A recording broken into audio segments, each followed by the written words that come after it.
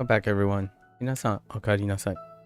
今日は、209日目です。It is day 209. Today is lesson day, our second lesson day of level 20. I have a few, three from yesterday. Itoteki, right? Itoteki.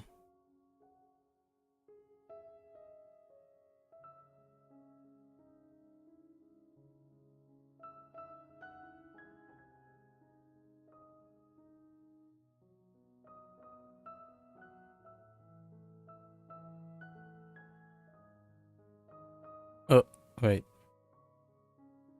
Actually, whoops. And my hand is shaky. Shaky hands. Oh no. Doesn't help. That kind of looks gross. Let's try again.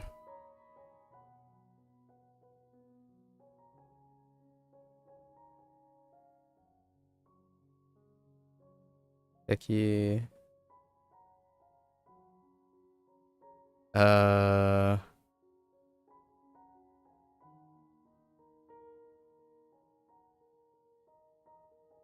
So eagle. Right. Eagle, toe, and tech.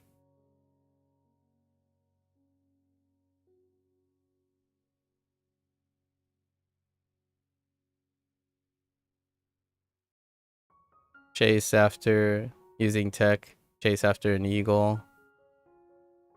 Chase after an eagle while running. Stubs your toe. Intentionally chasing, right?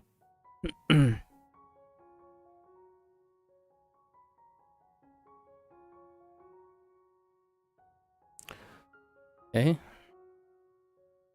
And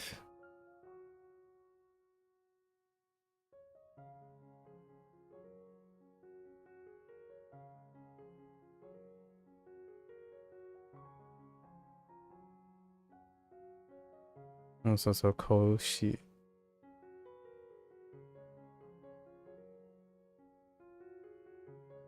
Oh, Koichi. Koichi. Koichi? Koichi. Anyways, this one is up to rote memory. More or less. And then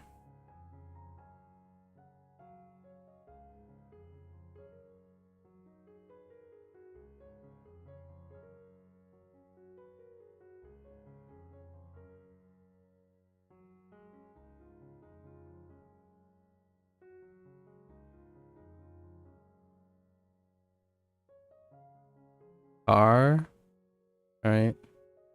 R, kids, kakomu around an eagle, right? Okay.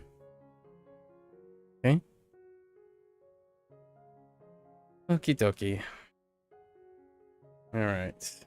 Lesson day. Get to learn some new things. Let's see what they are. Once we complete our reviews today.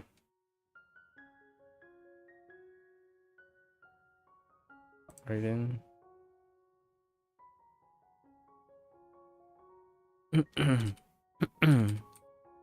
Hoang-kun.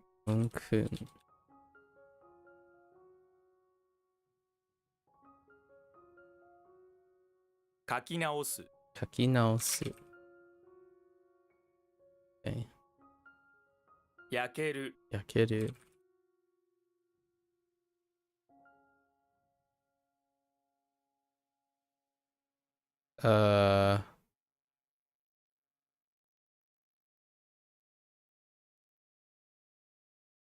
改まる。改まる。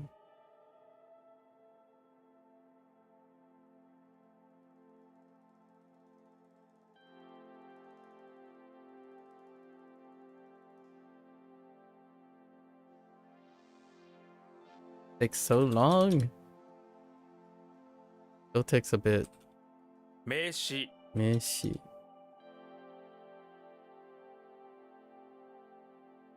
中 Shoot.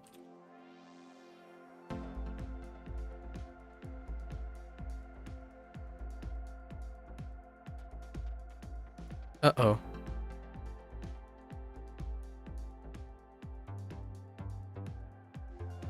Oh boy. A blank. Uh,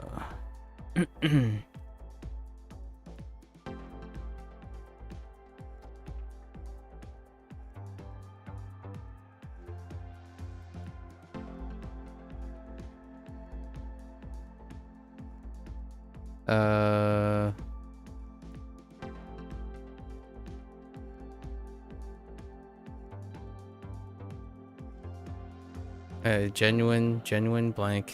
I'll come back.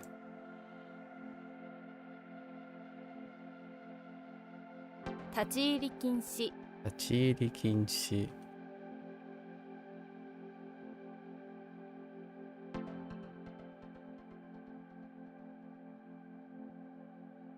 That's not it. 自覚 Yukaku.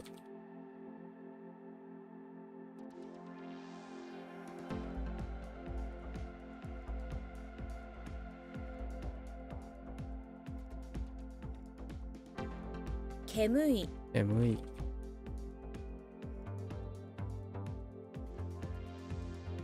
人類学 Jinruikaku.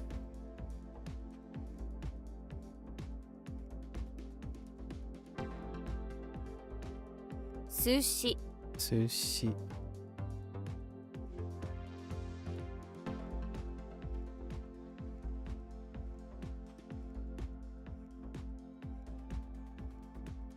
無名 Ume. Ume.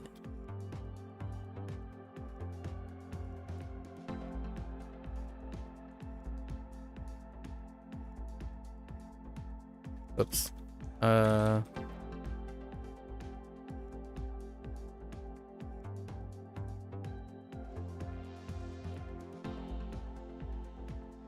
Oops.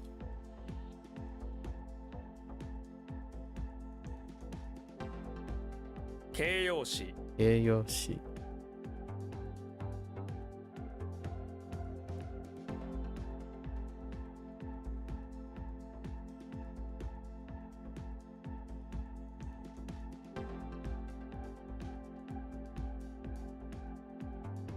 Hmm.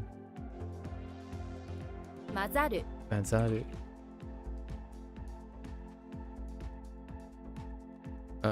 Actually, both. I think. No. Intran.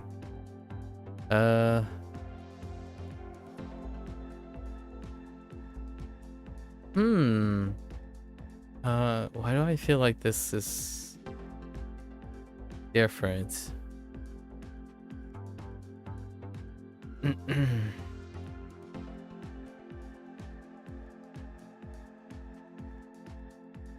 No, maybe not.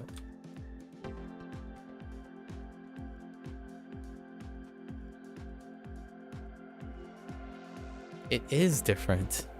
And why do I think this is different?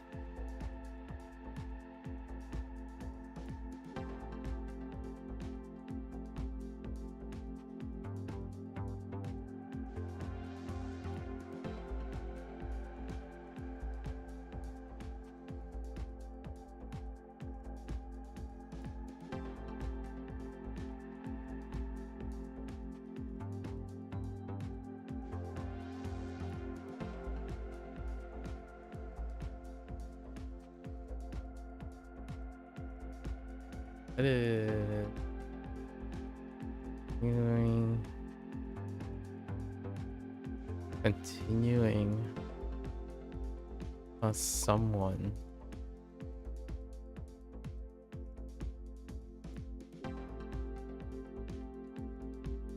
Oh no, it's not continuing. That's why I stopped. It's not really different. It's just I keep reading the left side differently. 読者 Bookshop. Speaking of reading.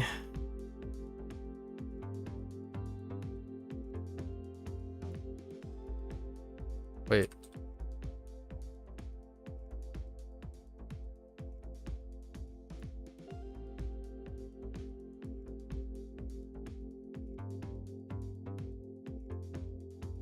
Hmm.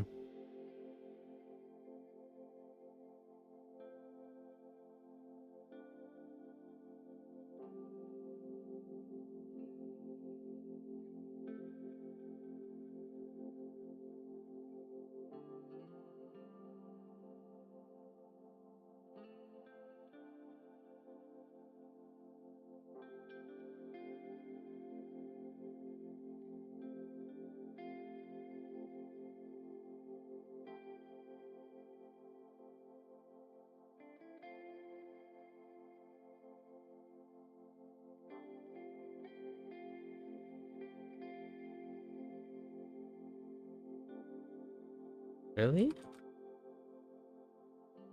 Interesting.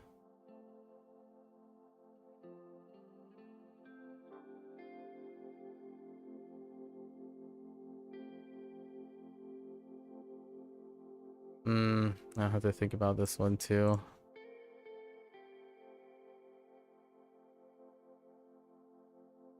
留学生、留学。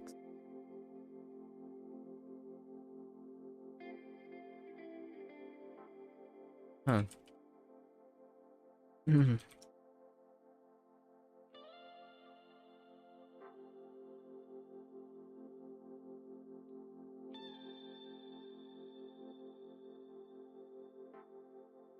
若々しい、若しい。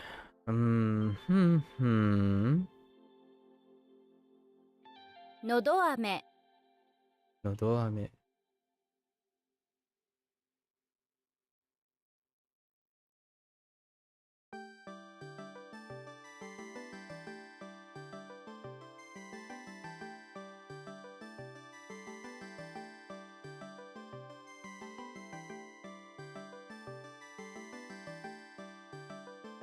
若い、若い。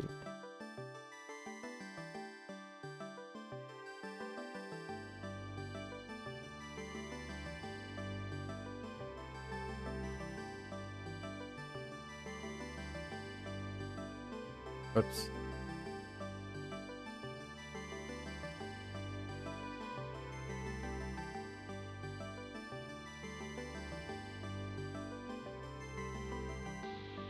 留守番電話、留守番電話。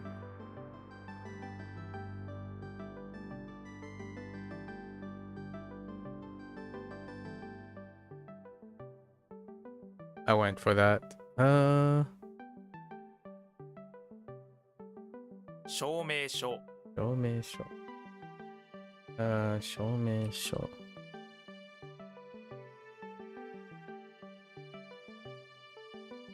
Oh. Wait.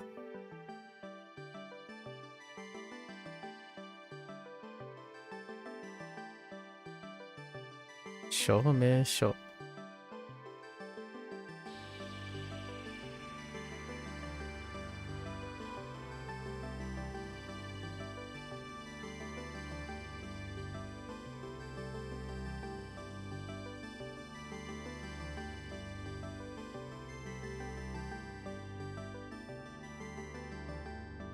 Huh.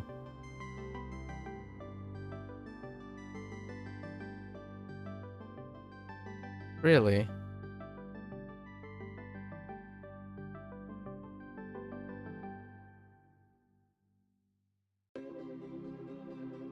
Might come to me later. Clear evidence. Evidence reading.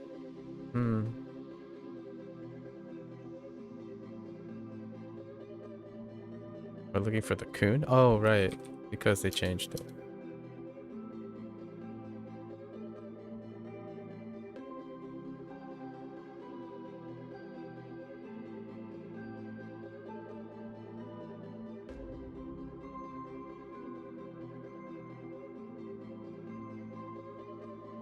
Shouldn't be a block on this. But I do move quickly.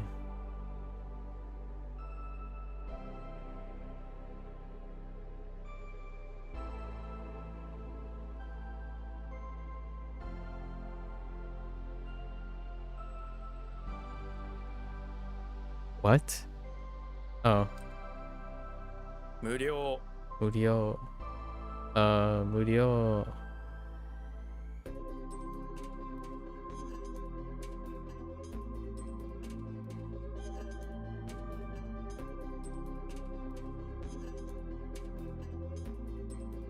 若者 아모노.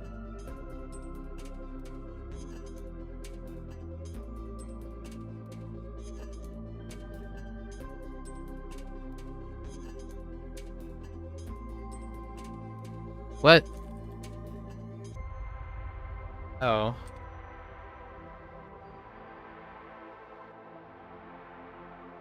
I don't think it's still a parrot. Oh, it is.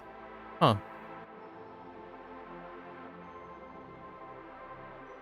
Huh. ,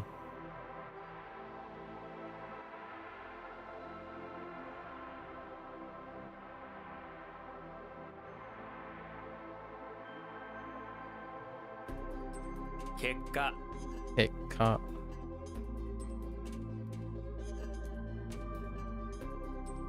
借りて Arite.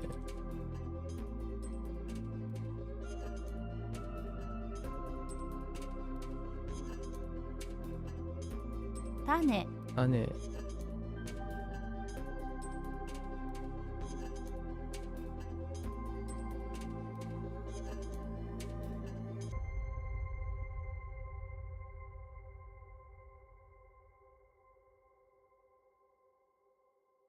알아요. 에네이로와. ,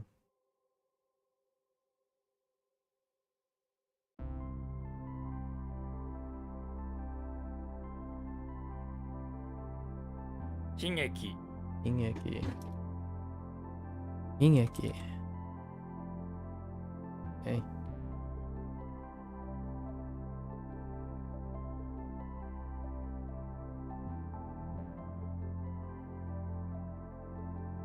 음.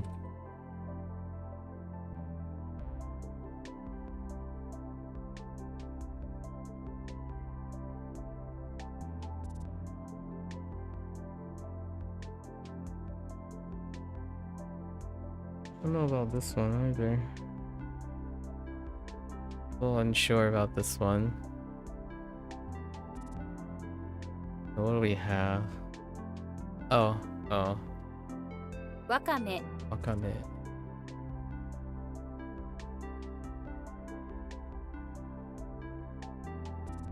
つなぐ Nagu.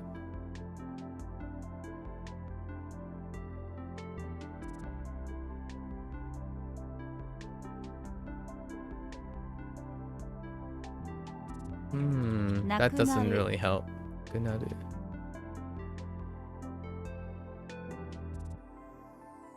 Trying to think about the ones that I skipped. 月曜日 Ethiopia.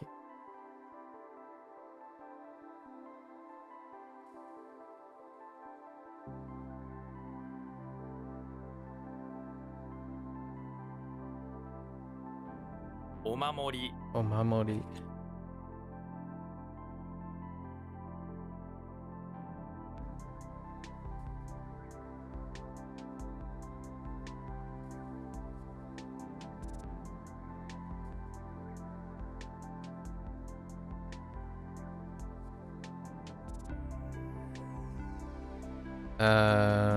Hmm.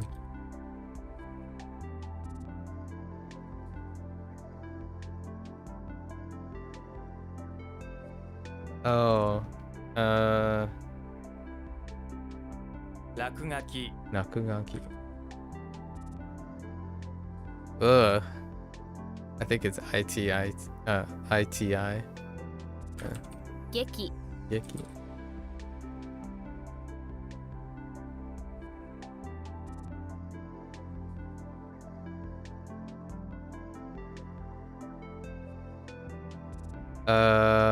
What is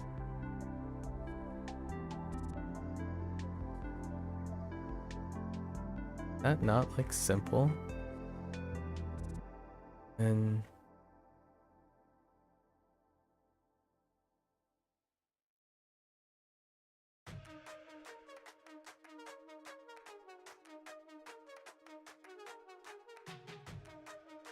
That was simple. Hmm.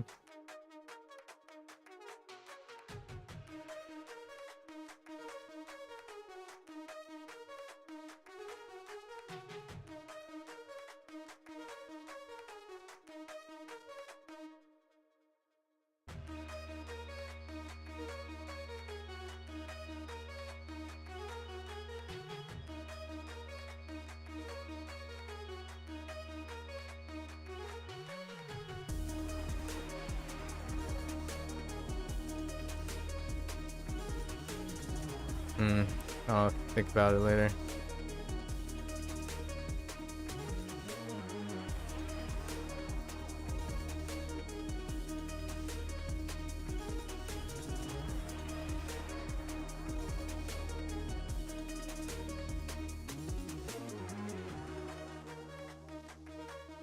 Naoru. Naoru.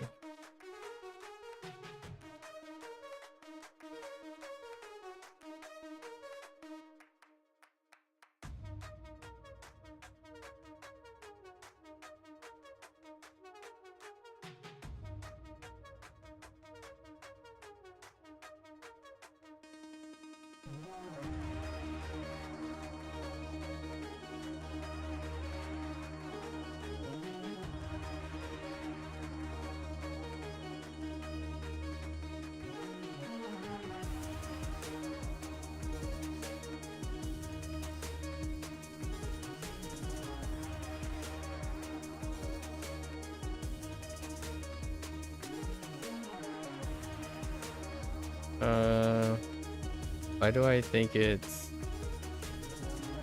no?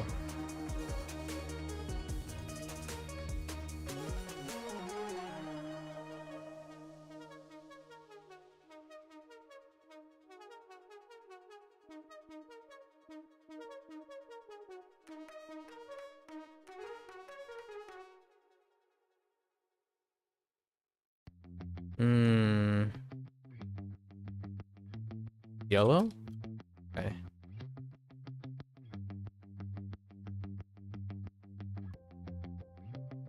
I'll wait on it. 上 Wait.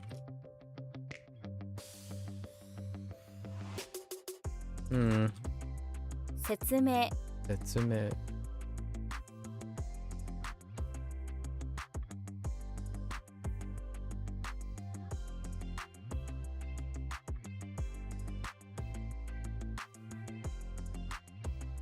Okay. Oh, 説明 is explanation.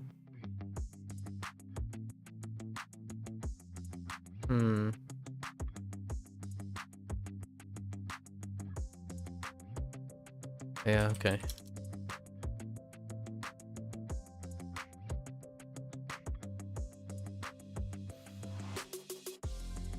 胸焼け 胸焼け。胸焼け。Oops.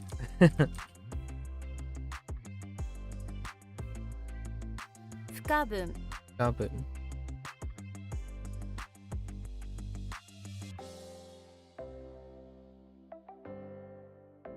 高等学校高等学校。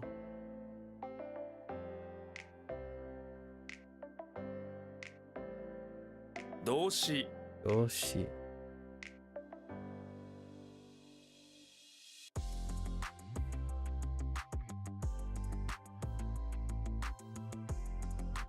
Huh, I'm surprised that's not a burn. Huh. 忘れ物。忘れ物。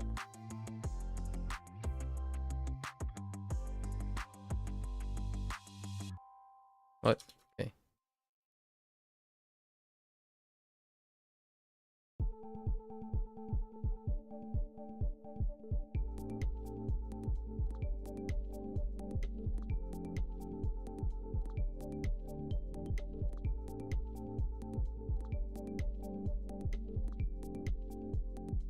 宇宙。宇宙。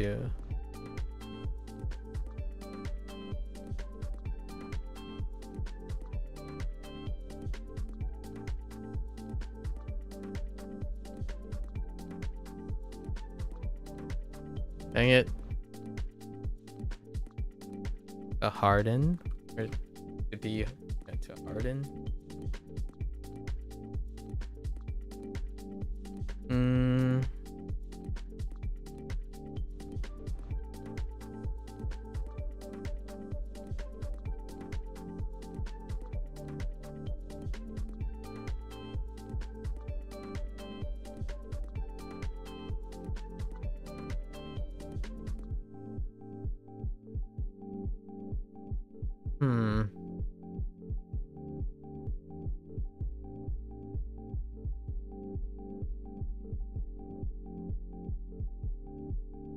Should have this.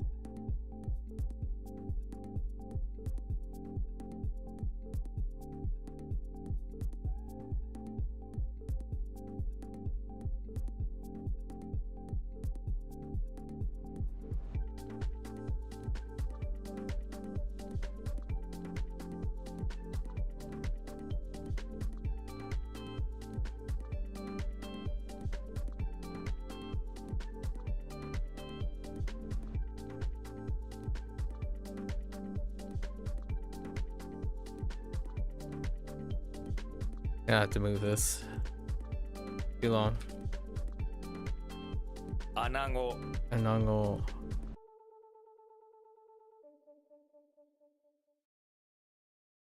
How does Anago?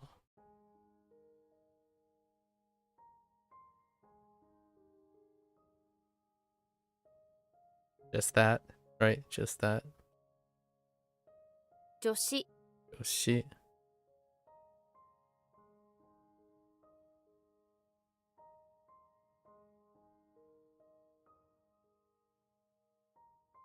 Kayobi Ayobi.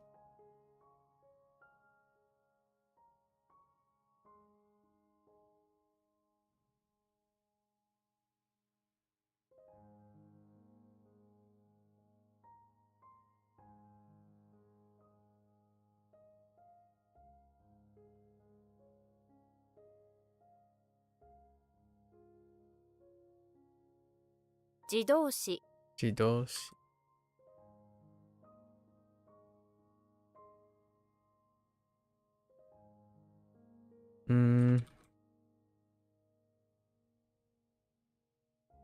Yumiya Yumiya.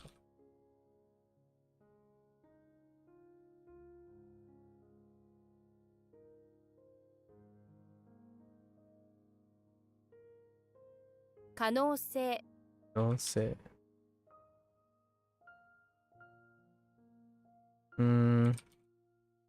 Oh, wait.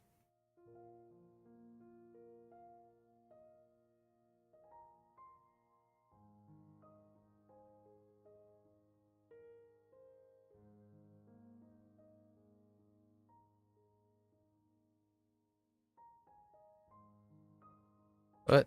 Oh, that's a typo.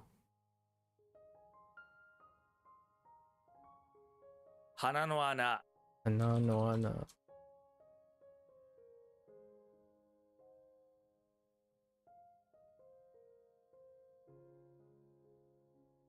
Oh, wait. 人たち Otachi.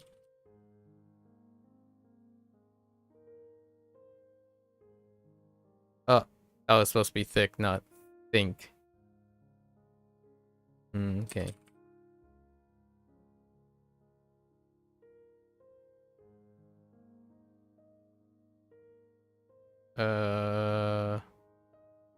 Kiteki Icky. Okay, does this help me? It kinda does, right? Yeah, it does. Oh, no. Haku Okay. It does help me with one of them. Okay.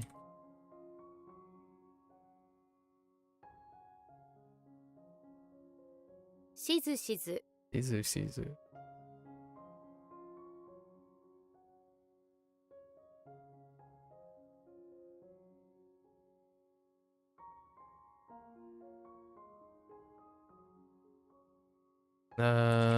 実る Minoru.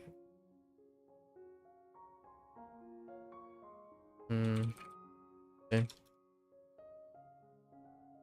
手洗い Earai.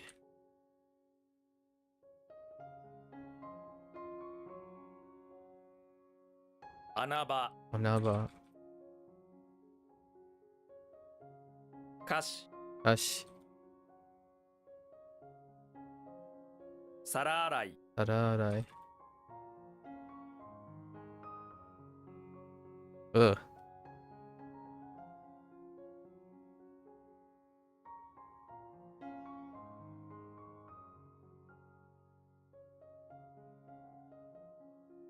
Hinshi Inshi.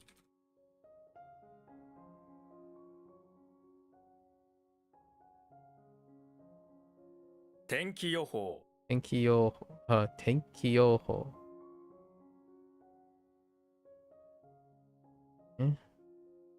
So this helps, right?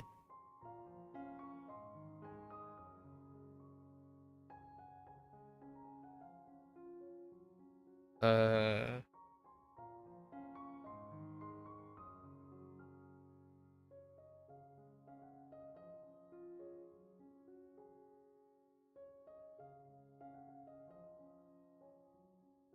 Direksho Direksho. Uh-huh.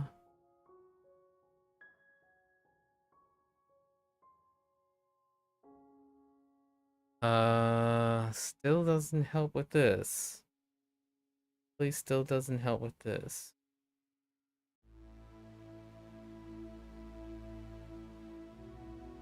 This is silent.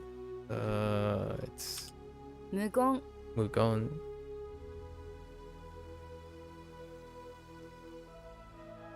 And then the meaning of this. It's clear meaning, so it's like proof or like certification. Like certification? Certified? Certificate. Okay. Credential. Yeah, yeah. Oh, alright. This came back. It's good. Huh. Suit. So the right is simple, and then you add a suit. Oh, it's just the same thing. And then clothes. Or, yeah, the clothes, right?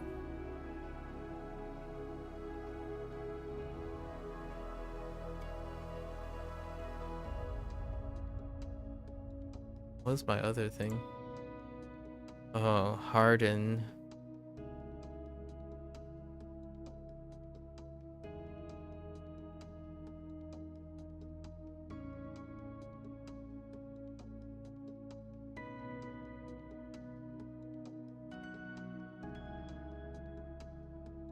Huh. Clothes.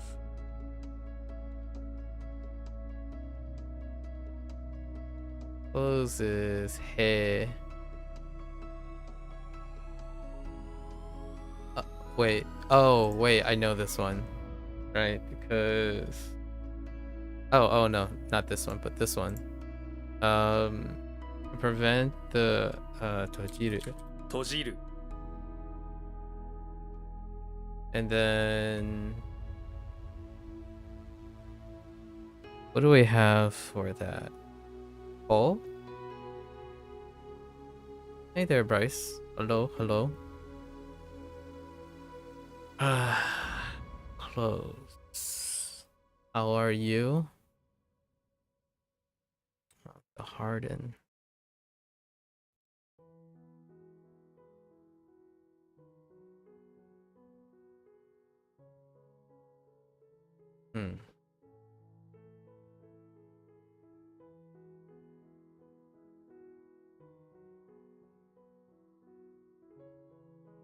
It's ko and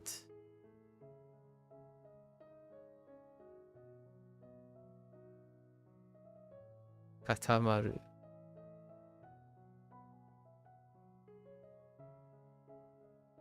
Why is it kata? Pretty sure it's kata. 固まる Amaru.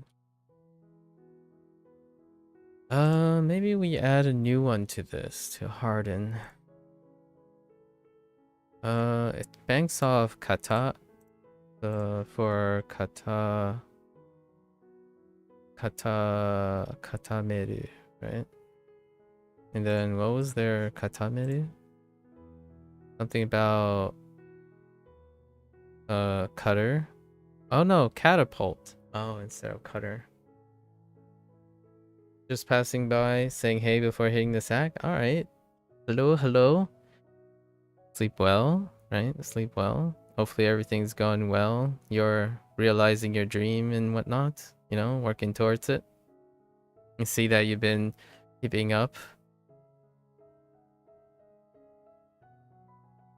Nice to see that other people are keeping up with their studies and whatnot, balancing out life obligations. They went with catapult instead of cutter or kata. I think this is the only catapult. Maybe we can weave in some catapult. Or I could use cutter. Kata. Use cutter instead. So let's see. To make something hard.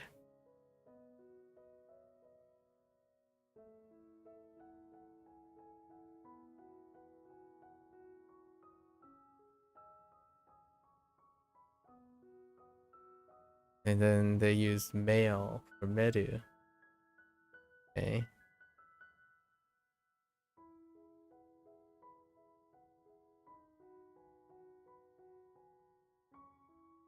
And ko is the other thing, right? Youth, which is ko.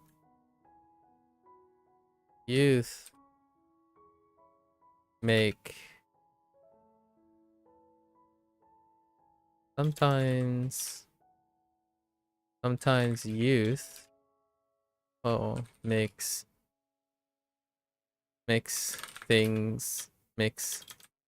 some things harder. Makes things hard.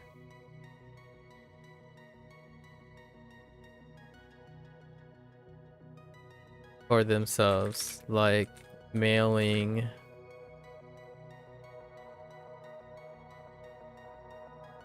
Like,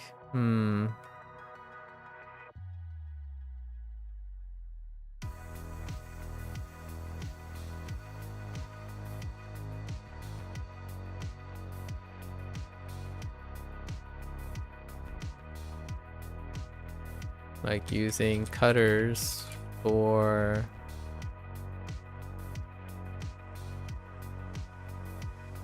trimming video mail.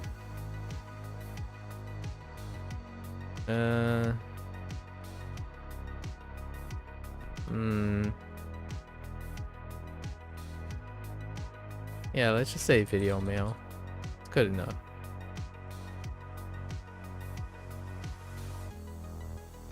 And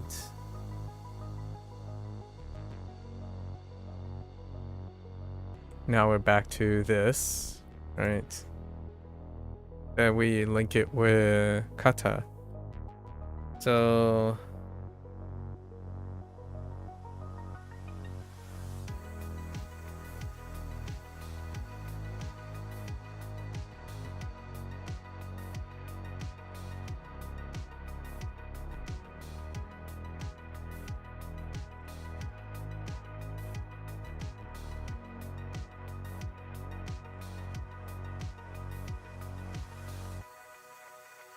sometimes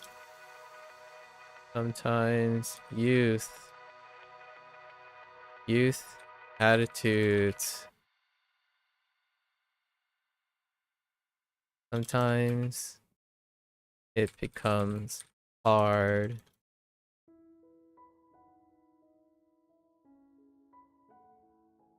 Sometimes youth Oh.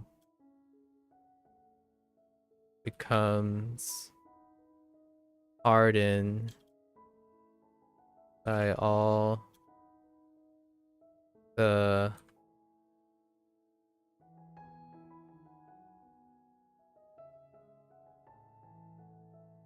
oh what is that? We have Maru. Can we incorporate Maru? Sometimes youth becomes hardened. Youth become hardened by all the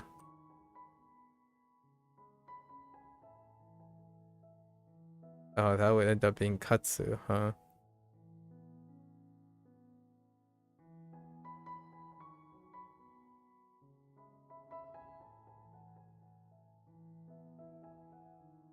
That's fine.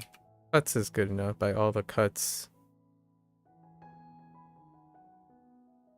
By all the deep cutters of life.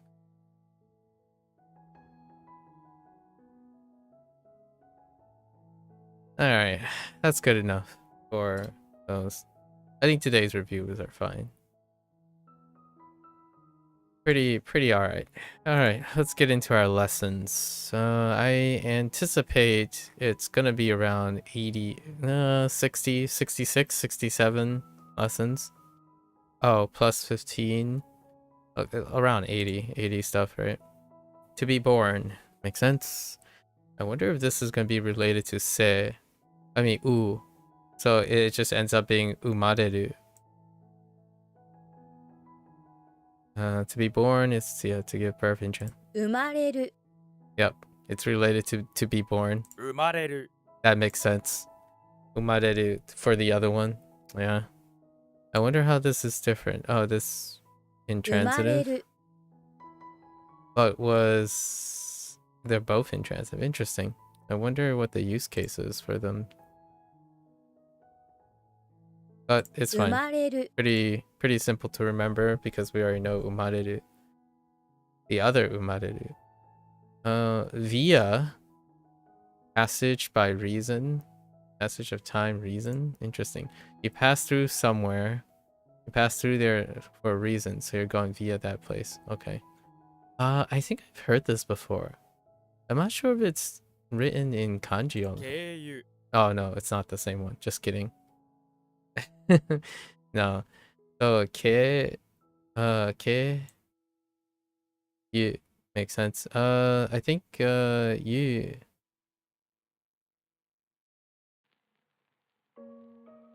this jukugo, right?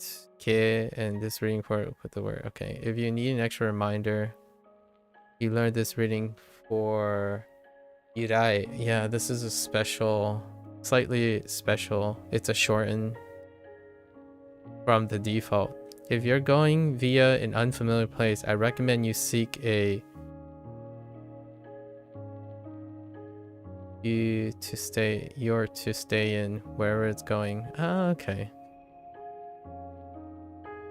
Going via an unknown place. We're gonna expand this. If you are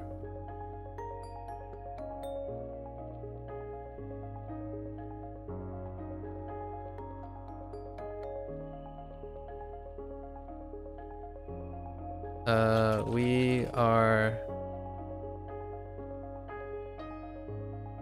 going via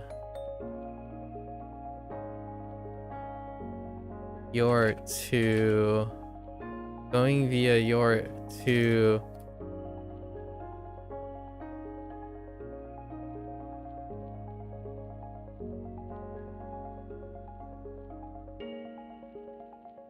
the cake shop.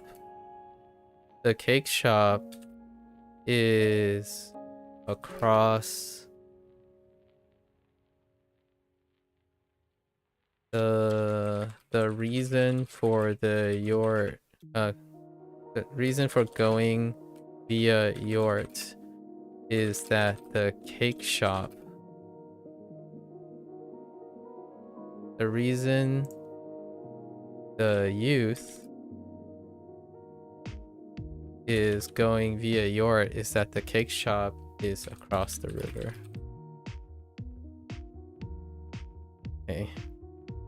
Right. You, Yort, you, you. Eh. That's it for now, right? Yes. And then we have via. Yes. Okay. Alright. So what is this? KU 経由 or KU? 経由 KU. I feel like KU is the other one, right? But there's KU. Alright. The disaster.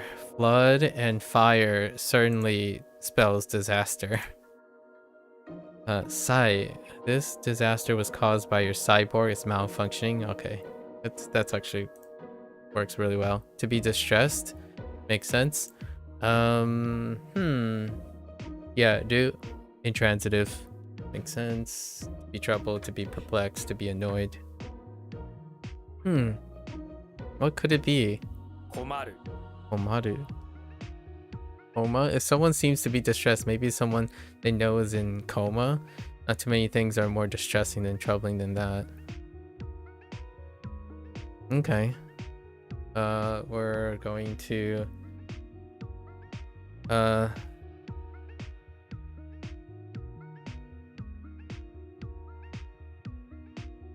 okay, what was coma? It was Kon. The person is distressed because of a condor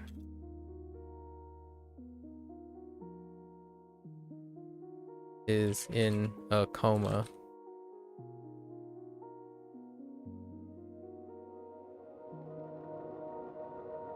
Okay. To be in surplus. Makes sense. Intransitive. Okay. 余る Amaru. Armor. Something you don't want to be in surplus is armor. Armor is heavy, takes a space. You maybe ama. Maybe one set is most if you have enough for it to remain left over when you go out battle. Interesting. Remain left over to be in 余 excess. る Ah, okay. Yeah. So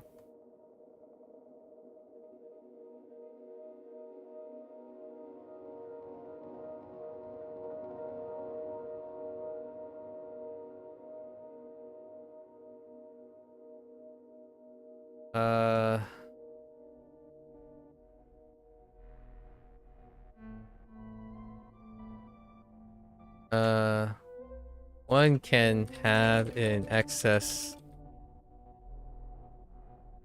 There is no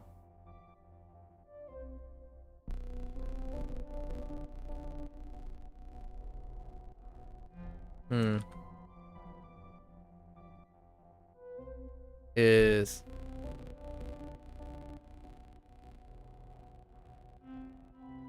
a hobby shop have a surplus of armor and yo-yos.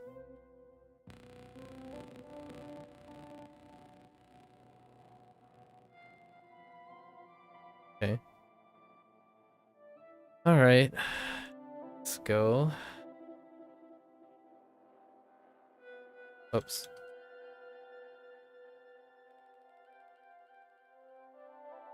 経由 AU.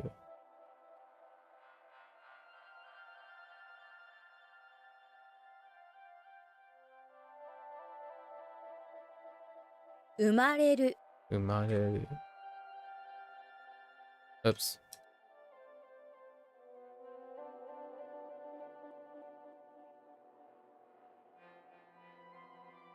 余る Amaru.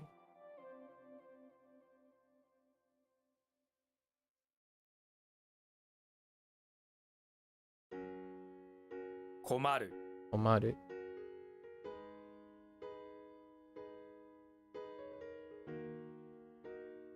Alright. Unneeded. Surplus measure. Right, surplus measure. The surplus is measured and it's all unneeded. Yeah, definitely more than needed. Yeah, okay. This is usually a negative connotation, meaning there's too much of something. Or it's not needed and could be left out. It could be too many. Fair enough. Too much. So Yoji? Yoki? 余計 Yoke. Oh, right. That's right. We're not thinking about record here. Yoke. 余計 余計 Yoke. Okay. That's fine. Individual. I feel like this might be different, but let's just go with it. So it's konin, 個人 kojin. Interesting. Konin sounds a little better than kojin, but 個人 kojin is fine. How do we, everyone has their genes, right? That's fine. Kojin. Percent. Oh, that's interesting. That's percent as opposed to rate. Is there no rate? Oh, that's... Huh. No rate, huh? Okay. Sitting on the lid. I think I'm just gonna add rate anyway. Just in case. Sitting on the lid of a toilet. Sure. You're praying your poop explosion will be flushed away. Oh, yeah, that is poop, huh? Poop explosion. Beseeching the cross decorating. Beseeching the cross decorating the bathroom wall. The poop needs to be 100% flushed away because you're on a date and you don't want... Fair enough. Ritsu. Onyomi. Ritsu and Sotsu. Sots. Sots. Ritsu. Sots and Ritsu. It was extra important that there was 0% poop left because you're not on a date just anywhere. You're at the Ritsu. Okay. Yeah, that's where the Ritsu comes from. Okay. That works. That's pretty good. That's all lined up. Not bad. Not bad. Kakuritsu, no? Kakuritsu. It's still rate. Percent is fine, but it's also rate. At that, yeah. It could still be rate here. Certain rate, probability. Yeah, and then it could be ratio. Yeah, hiritsu. Compare rates. That's a ratio. If you compare percentages, it also is a ratio. When you compare any two things that is a metric, it is a ratio. Like if you put a percent over a percent, it's a ratio. If you put a rate over a rate, like any form of rate. Efficiency is the same too. Yeah, koritsu. So we're gonna add that one small thing. Ipiki. Wait, did we not have ipiki before? 1個 Oh no, ikko. Oh no. That's the wrong counter. Sorry. Yeah, ikko. Ikko makes sense. I was looking at the wrong counter. Or I was thinking of the wrong counter. Private room. Makes sense? Shitsu. Koshitsu. 個室 Koshitsu. 個室 Koshitsu. Okay. Fair enough. Makes sense. Don't need to do anything there.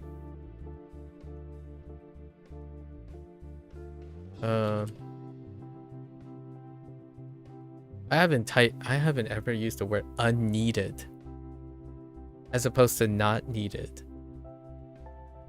Or excess. Excess is definitely my go-to. Maybe superfluous every once in a while. Alright, that captures this quite well.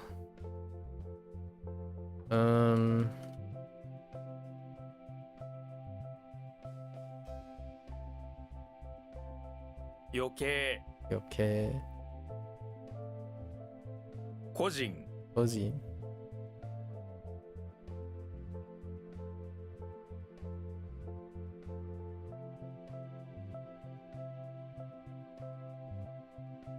Ikko Iko.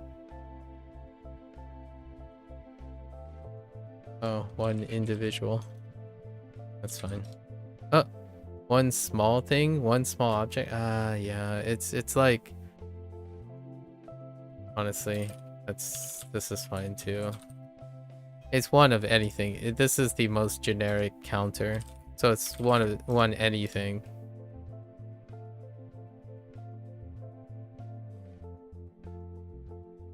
個室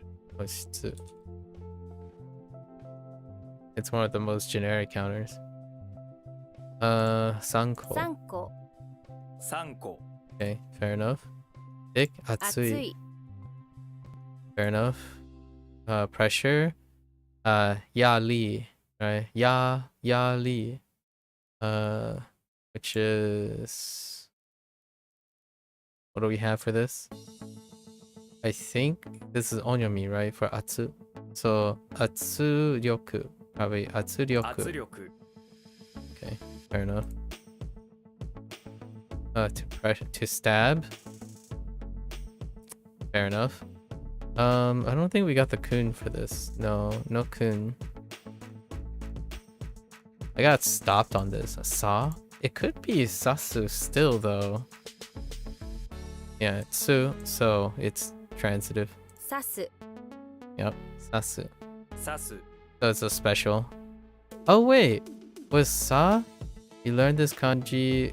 Oh, it is the kunyomi. Okay, so I have to be careful because it was the kunyomi. So I have to correct that.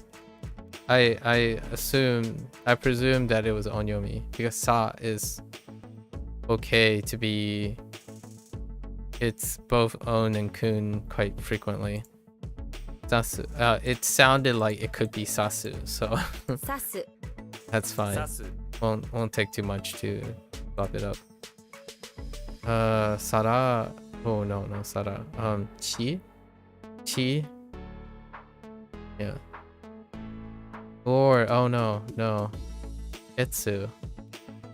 So ketsuatsu. Keatsu. 血圧 Ketsuatsu. Interesting. No shortening. I was gonna think maybe it's keatsu. Keatsu. Or keatsu. But interesting. Ketsuatsu. It sounds good. 血圧 Alright. We don't need any things for that. Chinese is holding down the fort for those. 熱い Let's see. 3個 Uncle.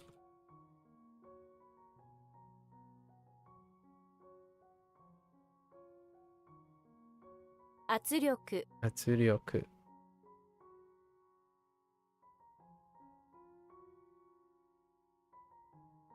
血圧 Ketsuatsu.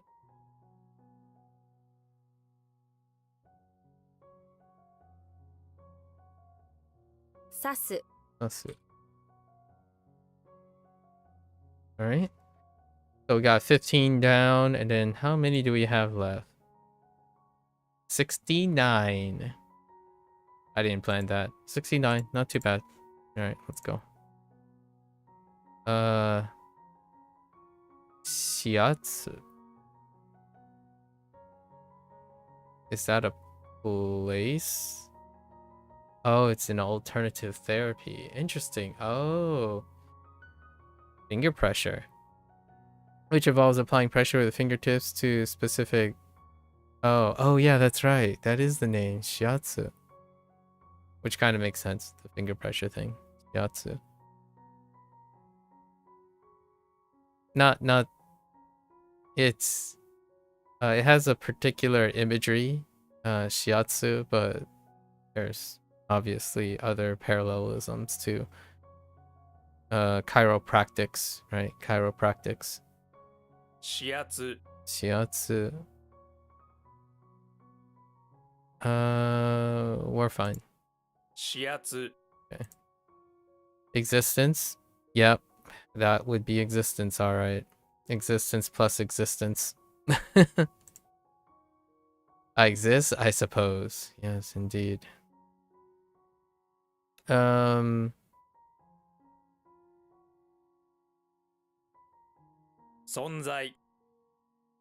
This was a 50-50, right? It could have been son or zone. All zones up to this point. This is the first son, I think. Sonzai. Yep, we're good. That's fine. Sonzai. Fly. Probably kun. Oh, I mean he. Whoops, he. Oh, wait. Oh, okay. Yeah, but to is the kun, so they went with onyomi. When you fly, oh right, because of like hikoki. Probably hikoki. Because you're flying so fast. Okay. He. Right. Yep. Hikoki. And then this is tobu. Yep. Fine. We're good. Obasu. To let something fly. Obasu. Okay. Alright. Fair. Reality. Jitsu. It could be jitsai.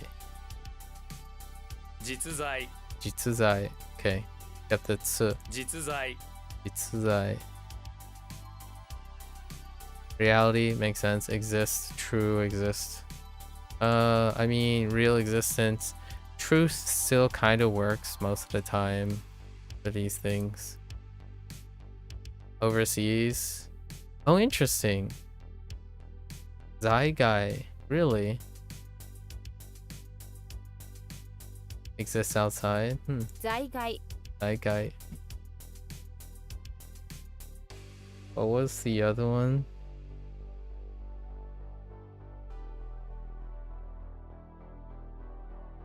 Kaigai? Yeah, Kaigai. Overseas.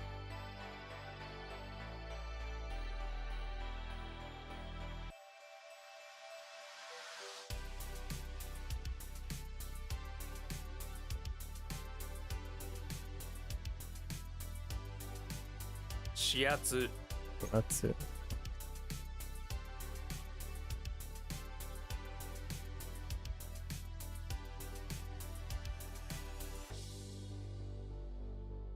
Sonzai. Sonzai.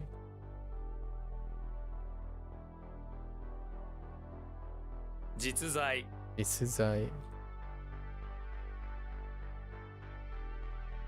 Zygai. Zygai. Okay, crazy about dream in the middle of dream. Maybe fantasize, frantic, absorption. Even the middle of your dream, you're thinking about your body pillows. Of course, they would make a reference to that. You're crazy about them, wrapped in absorption. Alternatively, this describes something frantically like running away from somebody or something. Interesting. This is kind of a pivot.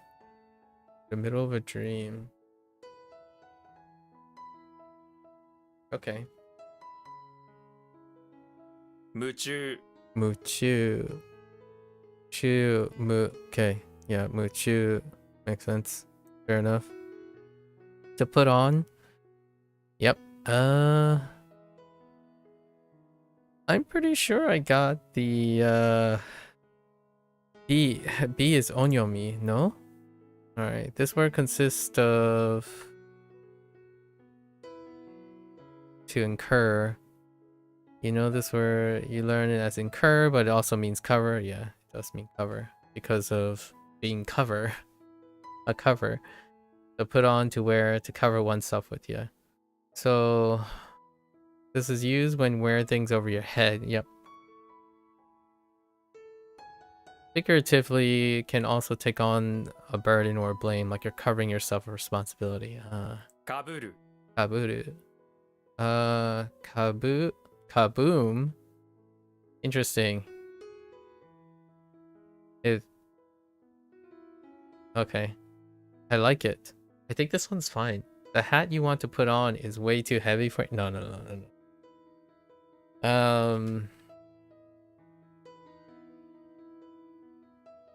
What was our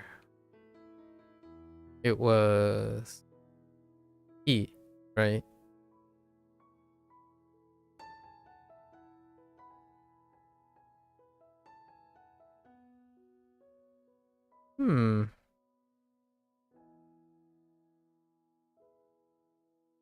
Kaboom.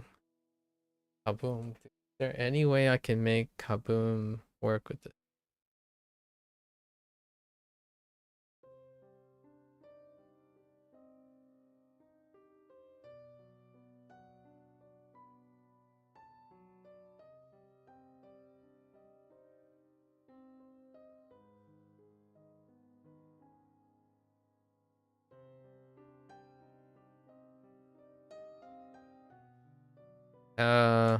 One should put on a helmet to protect. One should put on protective gear like a helmet to protect from the heat and from the heat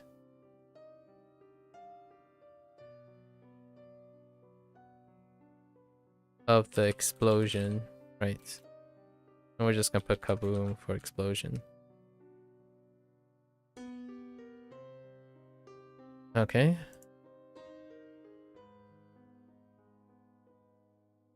Alright. Good enough. Oh, did I skip something? I skipped something. This doesn't look familiar. Let's see if I can guess. Women and Mona Lisa.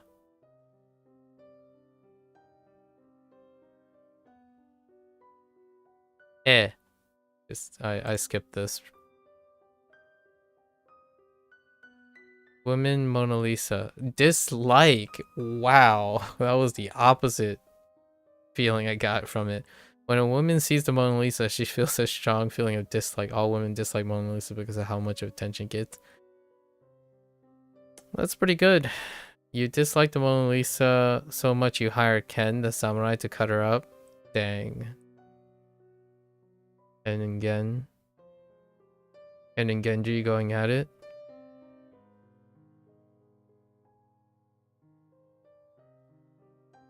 So we'll do something like women dislike the Mona Lisa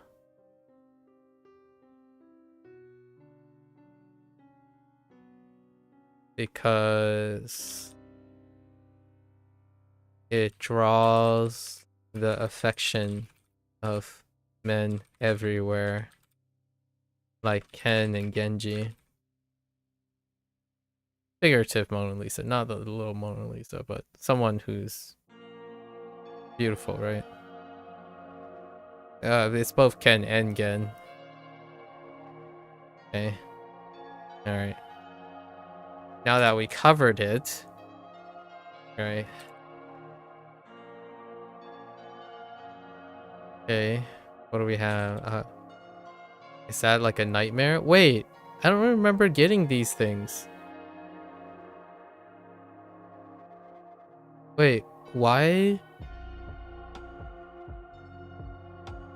I must have skipped everything. You know what? Let's guess on this one too. Aku, you know, guessing is kind of fun. Just going straight into the guessing instead of learning the lessons. And then learn afterwards. So let's Aku,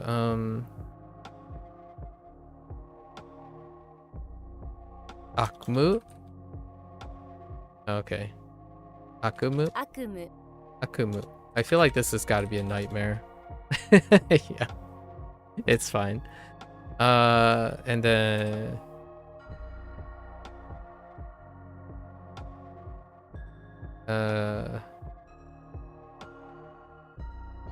Muchu. Muchu. What was this? Fantasize? Crazy about.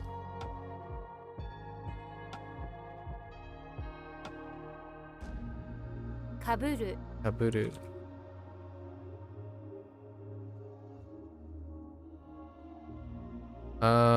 Did we get the kun?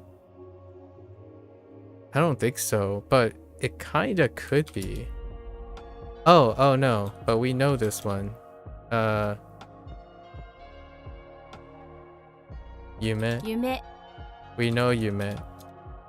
So it's fine. Wife.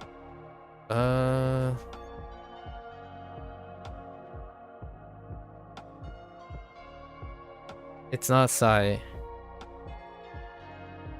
It's kind of like Otto. It's kind of weird. Tsuma. Yeah, Suma. Tsuma. Too much? Yeah? Tsuma. Or it could just be too ma.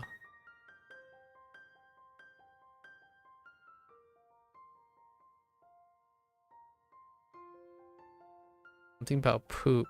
Wait, why are there about poop? Why are we talking about poop here? Tsuma.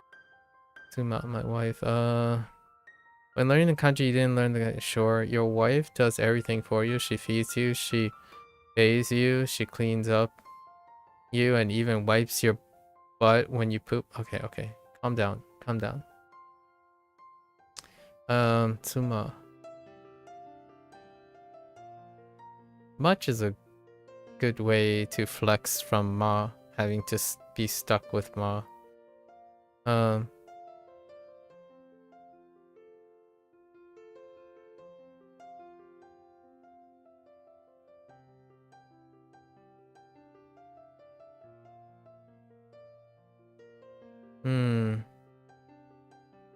What was it, Sai? I have a non-cyborg wife too, ma. I think that works. Tsuma. There's an inside joke there. Alright. Husband and wife, makes sense. What was this? Fuchi? Yeah, Fuchi. Married couple. Or husband and wife. Sai. Sai. Makes sense? Sai. Overthrow.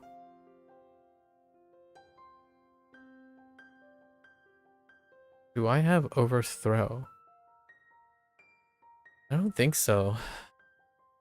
We have mole in many ways, but not this. Overthrow. Collapse. Oh, this is oh no, we do have this.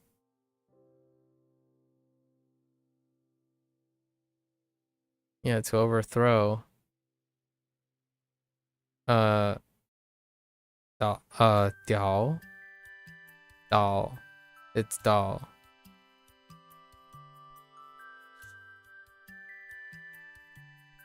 I think. Dao.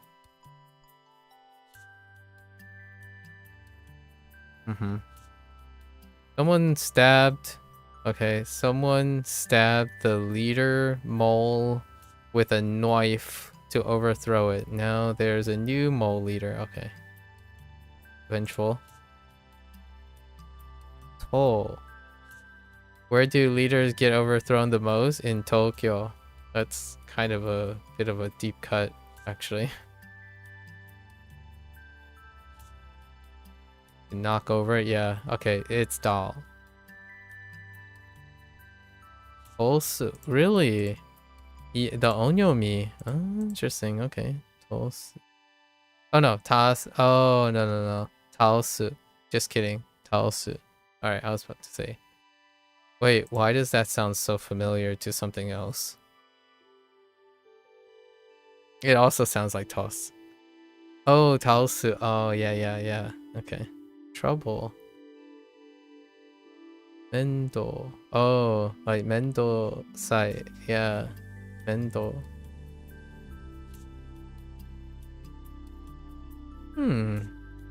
Bankrupt. Dao. Oh, is that? Oh, is that supposed to be Chang? Dao Chang? Wait. Yeah, Dao Chang. That might be the, because the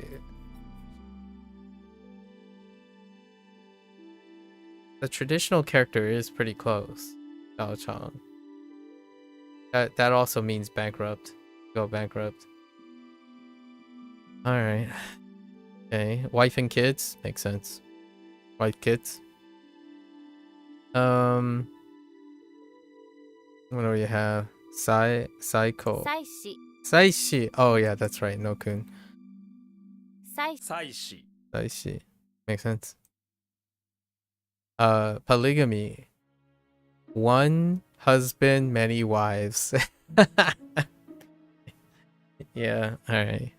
So do we go with ichi or i? Actually, yeah, that would be the onyomi, right? So maybe like ichi ifu. It could be ifu. Ifu. Oh.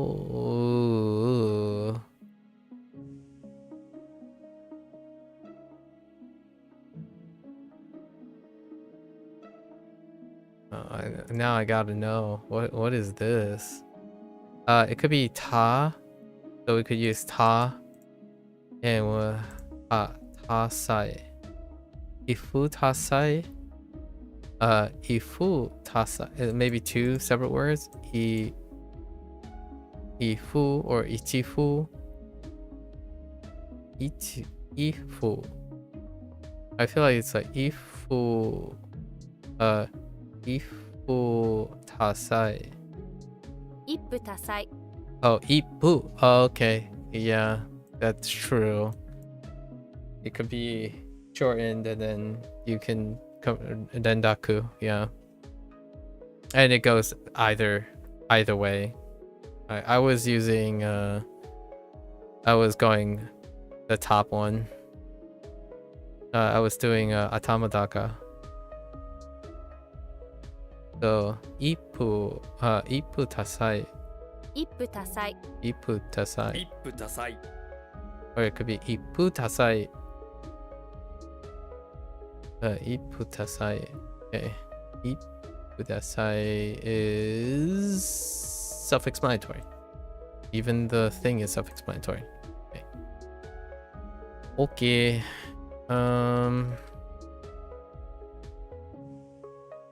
How do we overthrow? Lots of overthrowing. Okay. And then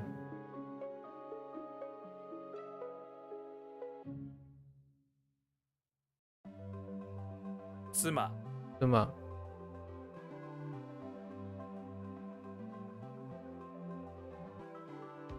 Fusai Sai.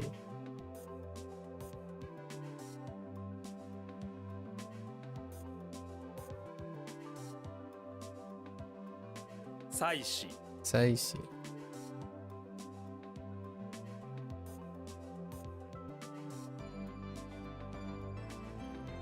一夫多妻 Ipu tasai.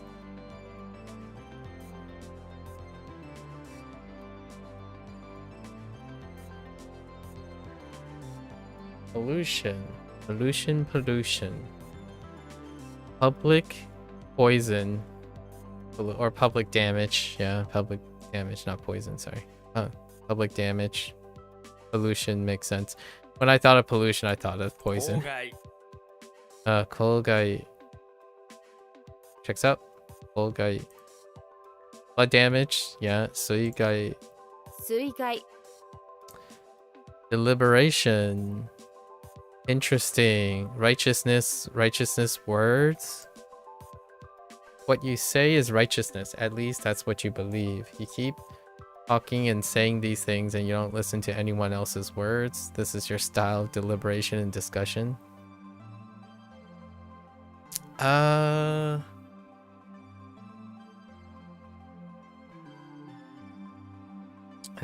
don't like that.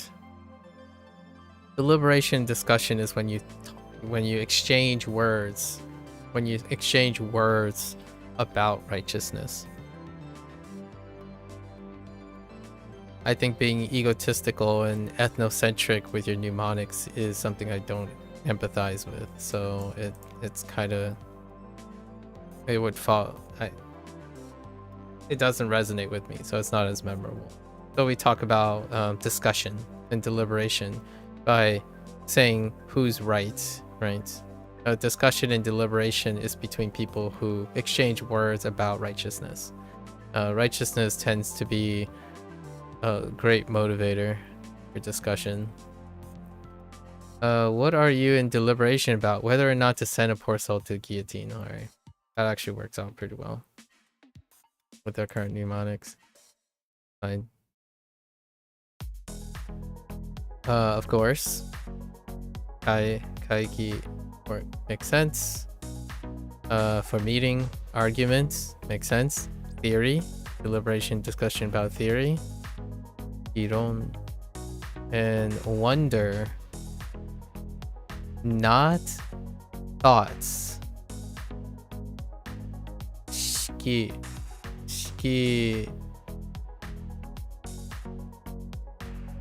wonder. Interesting. Harmless, yeah, nothing damaged. Harmless. That guy's damage is nothing. Damage. Harmless. I guess Mugai. 無害 Oh, Mugai. 無害 Mugai. Alright. A butt? Oh, give me butt. But there's an O in it. Is it still お Oshiri? 尻 Okay. I'm pretty sure Shiri is Goon. Okay. Shiri makes sense. Okay. 水害 Eigai. 公害 Ogai.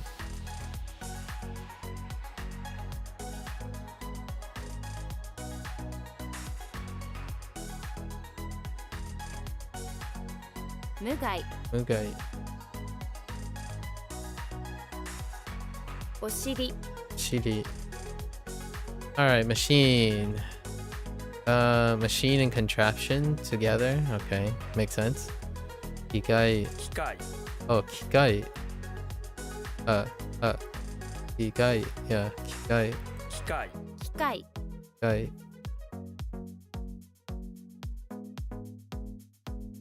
Crisis.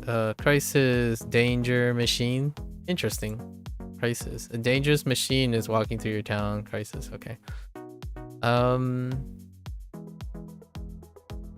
I feel like more machine can be system, like a system. So if there's a dangerous system, then it's a great crisis because it's everywhere. Like it's a systemic danger, a crisis, something bigger than the simple machine, but the whole system. 機器 Kiki. Kiki. Oh, wait. Did I knew this? Oh, yeah, it's Kiki. Yeah. Kiki or Kiki. Kiki. Alright. Fair enough. To commit a crime. Makes sense. That's crime. We don't have a kunomi. No kun. Although crime is pretty big, right? Hansu is, wow, that's pretty. 犯す Gasu. No. Okasu. Oka. Okay. They're using okay. To commit a crime, how did it go, you think? Well, I thought it went okay. Imagine yourself committing crime and it's just going not great, not bad. We're gonna say Han often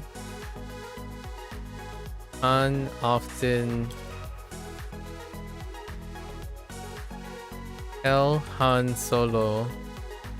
Let's just say Han believes committing crimes is not okay. Okay. Alright. There we go. I was gonna say Han Solo commits crimes, and that's not okay. Han Solo he commits crimes. He's a vigilante, or sort of. He's also a bounty hunter and he's a hustler. So a culprit, crime person. Okay, so let's go with. It's mostly used to talk about culprits of a specific Hanjin. 犯人 Dang it, Hannin. Alright, that's fine. Say like ninjas. Ninjas tend to commit crimes. That's kind of a stereotype. That's fine. Ninja can commit crimes.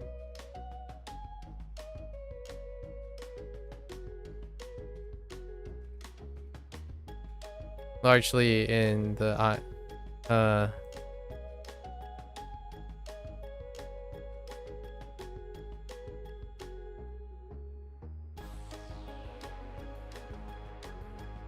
like Han.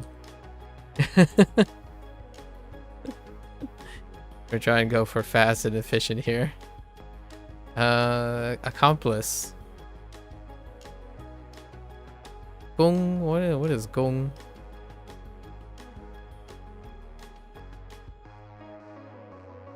I don't remember what Gong is. E? Oh, no. Kyo? Probably Kyo, right? So, Kyohanshu, maybe. 共犯者 Kyohansha. Oh, I meant to say sha, not shu. Shu is te. Kyohansha. Make sense? Does it make sense? Together, crime, accomplice, person. Yeah, that makes sense. Okay.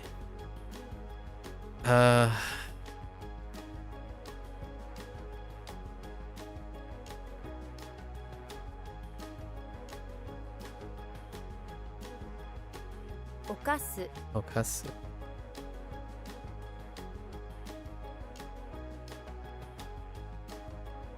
Kiki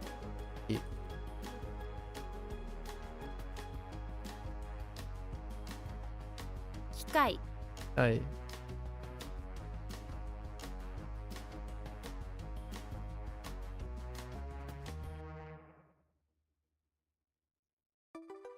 犯人 Hannin.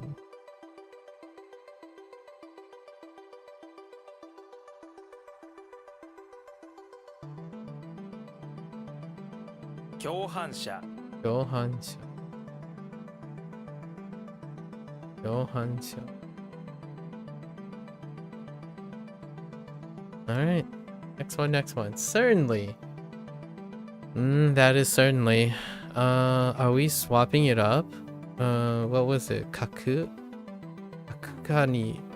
Kani sounds okay. Certain has that air of importance too, but it's probably something different. 確かに Tashkani.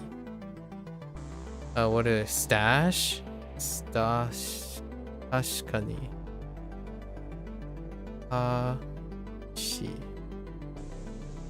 Can we do something else instead of stash?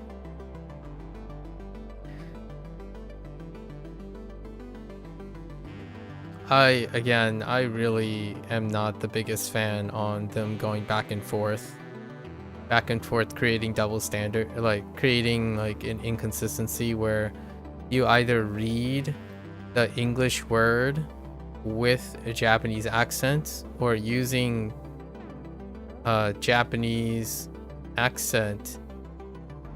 Like one like pronunciation. It's either using English pronunciation or a Japanese pronunciation of English words.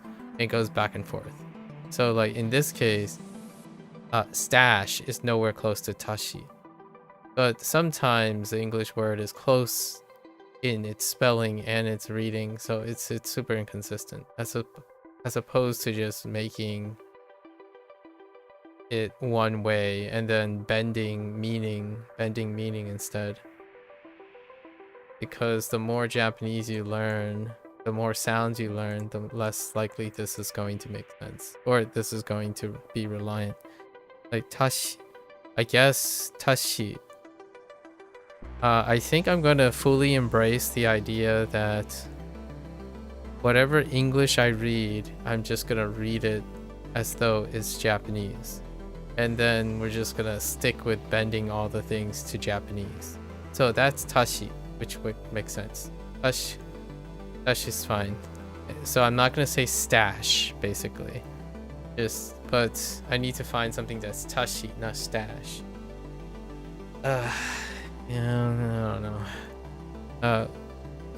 Stash is pretty useful though. Stash can be used.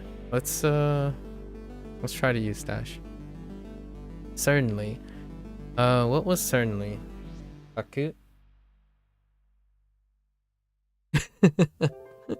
Where did you stash the kaku?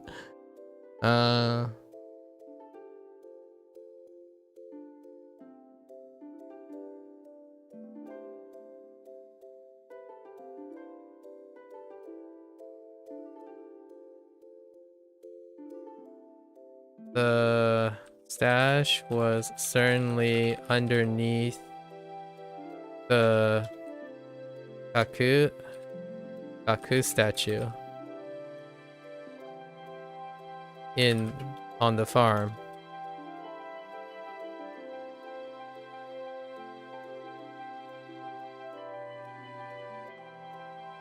I think we're just gonna write those out now from now on. Maybe something notation like this. The tashi, right? The satashi. So satashi was certainly underneath the kaku statue on the farm, right? We're just gonna do it that way from now on. Stashi.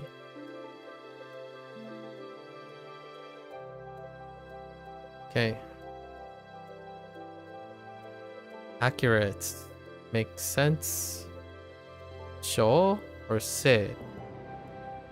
Seikaku sounds fine. 正確 Seikaku makes sense. Correct, certain, accurate, precise, exact. It's a shame. It's a shame that all these are typically linked together, but all three of these words don't mean the same thing. Accurate doesn't mean it's exact. That's not what it means. And then precise is definitely not the same as accurate. It's kind of humorous because 2 days ago, when I was reviewing HanziHero, I literally differentiate between what it's like to aim for accuracy instead of focusing on precision. When you're practicing, in my opinion, when someone's outputting and practicing, one must be precise, not necessarily accurate. Aiming for accuracy can lower precision. And I actually think aiming for accuracy promotes behavior that is less precise. And precision is what most people are looking for when they're talking about consistency, not accuracy. Accuracy, when you're learning, will always be spurious because you don't know the stuff yet. You're not that accurate when you're learning something. You're trying to be precise in the way you're learning things, not accurate in the way you're learning things. Accuracy is reviewed by output. Precision is also an output technically, but it's an output with a very different mindset. And exactness is also not the same as accuracy, but it's probably closer to accuracy than it is to precision. It's interesting. I don't know if this is because, so it's hard to know because I don't know enough Japanese, if this is truly being used as both accurate and precise, or because Japanese has context, right? So it's a context language. So when you're using this, I can definitely imagine based on context, it can be accurate or precise. But in English, accurate and precise are like worlds apart, which kind of makes me like I kind of like Japanese. Actually, I like Chinese a lot more in the sense that when you see this,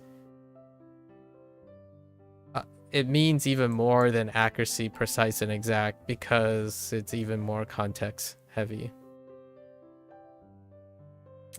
Kind of funny. You go from a descriptor language, whenever you go from a descriptor language to a context, like a heavier context language, you're trying to define things like, oh yeah, makes sense, accurate, precision, and exact are lumped into this. 正確 Seikaku. I think that's one of the things that I've come to realize, that either people don't like to, I think it's a symptom of using a descriptor language. When people want to be so precise, yes, they want to be maybe they want to be accurate with their translation. But if you go from a descriptor language, a more descriptive language, English, to Japanese or Chinese, it becomes less translation but more interpretation, right? And to me, that's probably a consequence of having to talk to my parents in a descriptor language. So there are many things you can wiggle around, and then when you say something, like for example in Chinese, it can be described like many more ways in a descriptor language than it is than saying it in like Japanese or Chinese. So it kind of often feels like an English learner or like a Japanese learner whose primary language is English, they will attempt to try to find one or two ways to translate something. And then they would argue about the translation of that singular phrase, right? When they're arguing about who's more accurate, but in my opinion, they're all accurate. Actually, like they're all parts of the nature of the language. So whenever someone's like worried, oh, does this mean accurate? It's like, well, yeah, it can mean accurate. It's like, but I thought it meant precise. It's like, well, yeah, it can mean precise. It's like, wait a minute, but it means exact. It's like, well, yes, all three of you are fine. It's context based. So like you have to come to the idea. It's like, but I only want to, then learning people would say, but I only want to learn one thing. Like, how am I going to remember three things? Daijoubu. It's going to become a place of convenience, actually, in the future. I actually, to me, I'm a little biased, obviously, because I speak Fuzhou, that this ends up becoming like a place of convenience. You end up appreciating that you can use a singular phrase to mean more than one thing. So instead of having to remember three separate descriptor words, you remember one, despite going in the other direction. At least that's how I see it. If you're going the other way around, I'm not sure when I'm not sure if anyone comes to realize that when they go from a descriptive language to a context language. I think Chinese often it feels like there are so many things that say so many things that ultimately it's kind of a feeling. You feel most of the stuff out. It's like, why do I use this here? Like, well, you could use the other thing, but the other thing, less people use it, so I guess you could use either. You just gotta feel it out. I think in English, it's very... I think the whole idea of being exact and accurate is projected onto a context-based language. 正確 Seikaku. I'll have to think about how that might be an interesting topic to talk about after another 100 days. The some of the fun little realizations of things where you get to a point where, oh yeah, I mean, you shouldn't be concerned with the idea of needing an exact meaning.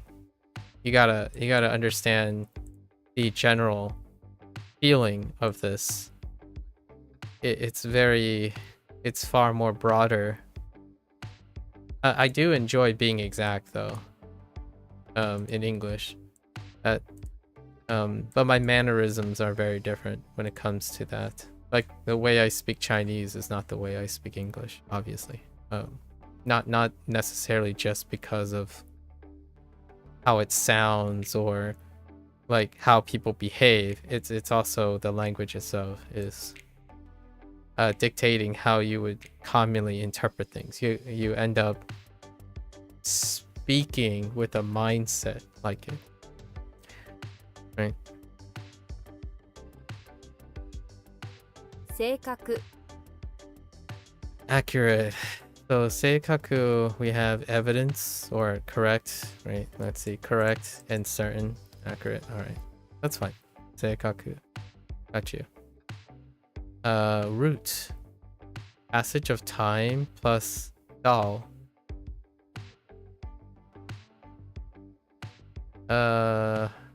What was this? Road. What is road?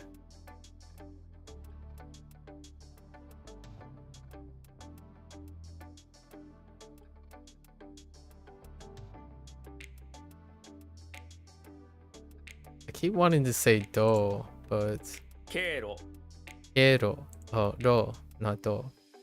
Do. That was do. Do. Ero. A course?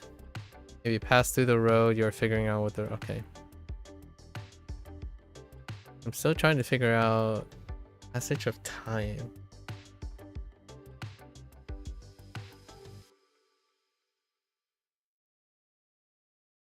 No. I don't know what the traditional character is yet. Which one comes to mind? A route? Pass through. Guo. It's probably Guo or something. Guo Dao. Guo Dao. Something like that. Guo Dao.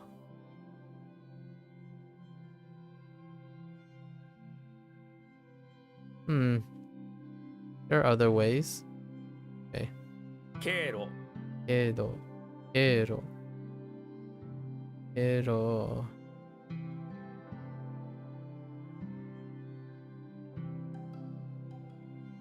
Okay. That's fine. Experience. Oh yeah. Pass through test. Yeah, experience. Yeah, this is Guo. Guo is the closest thing I can think of. Every time this character is being replaced by Guo, you can get the other meanings. Like, I don't know. What is experience? We have multiple experiences. But the literal one would be like Guo Kao. Guo Kao. Which I don't think that's what that means. Test passage. Yeah, passage of time. Getting experience. Can make sense? 経験 Moving right along. Sin instead of guilt. Guilt. It's still guilt, but that's fine. Sin and crime makes sense. I'm hearing confess to Father Koichi. We got the on, right? Zai. But Zai is kind of important. It could end up being Zai. No. We need a kun. 罪 Tsumi. Tsumi. Tsumi. Instead of just like Sumi.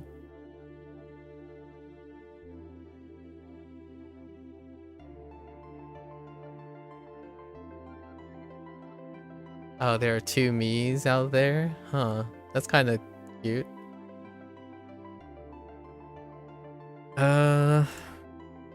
So what do we have? We have Zai, right?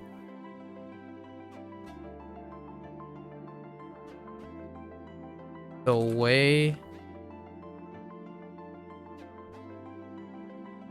apparently there are two me's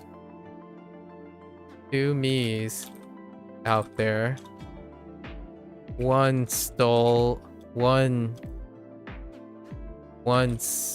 sinned and stole a xylophone.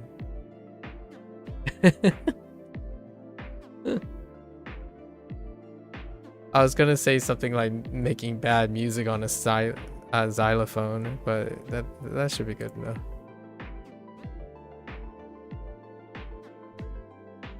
Seikaku. Seikaku.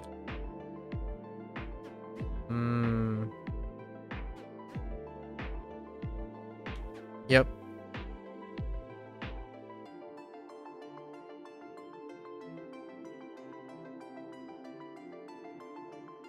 Oops. 経路 Pero.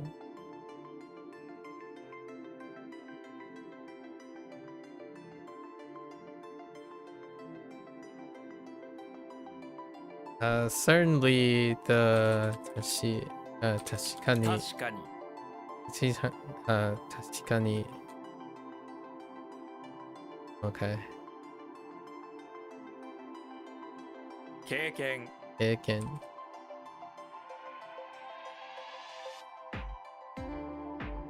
Oops, that's a typo. 罪 Me. All right. Guilty. Yup. Half guilt. Makes sense. You. So we'll say you. Net. Yuzai. 有罪 Crime plus guilt is still crime.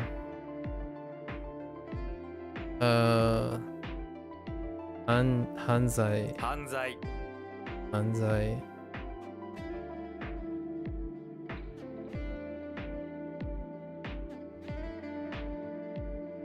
The site. 臭い Makes sense. Damage.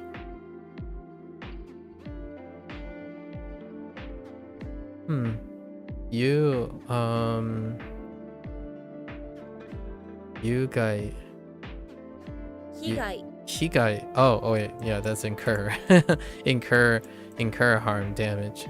Higai. 被害 It's fine. Leeway.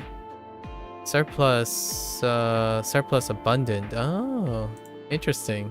When you have a surplus, when your surplus is abundant, you have leeway for a lot of things.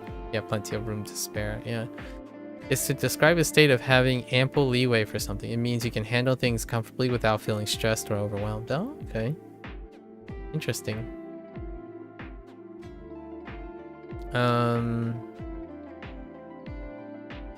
Yohi.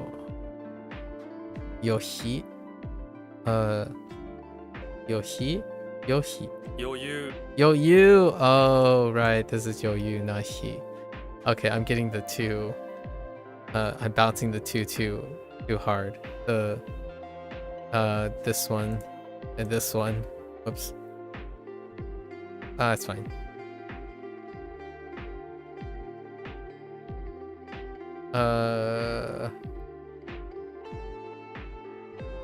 有罪 有罪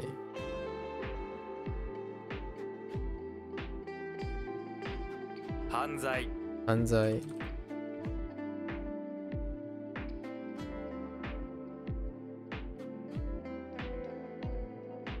臭い kusai. I've heard kusai a couple times.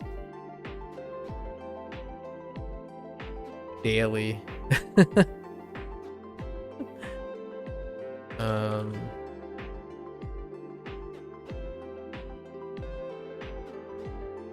余裕有you.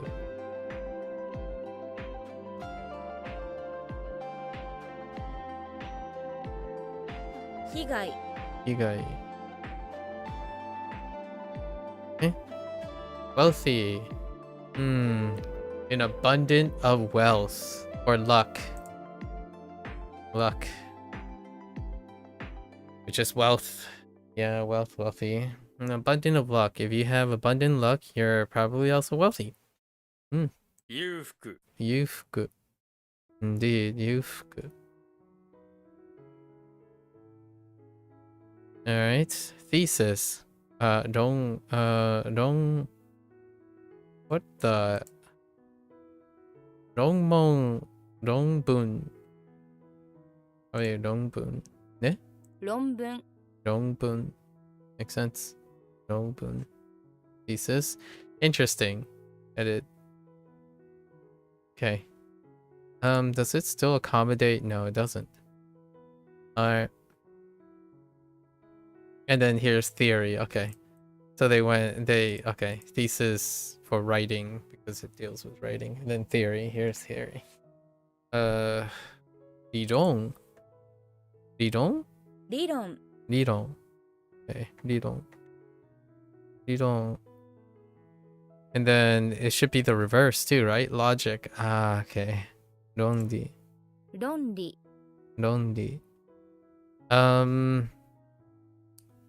That can be a problem sometimes. 理論 It's kind of interesting that the right hand often is stronger than the left hand in Japanese. And then the left hand side is a little stronger in Chinese.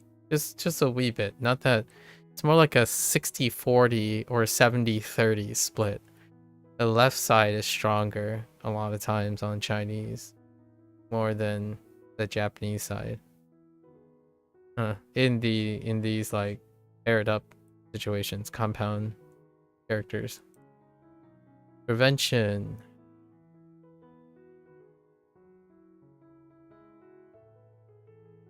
Oh, now this is a left side example.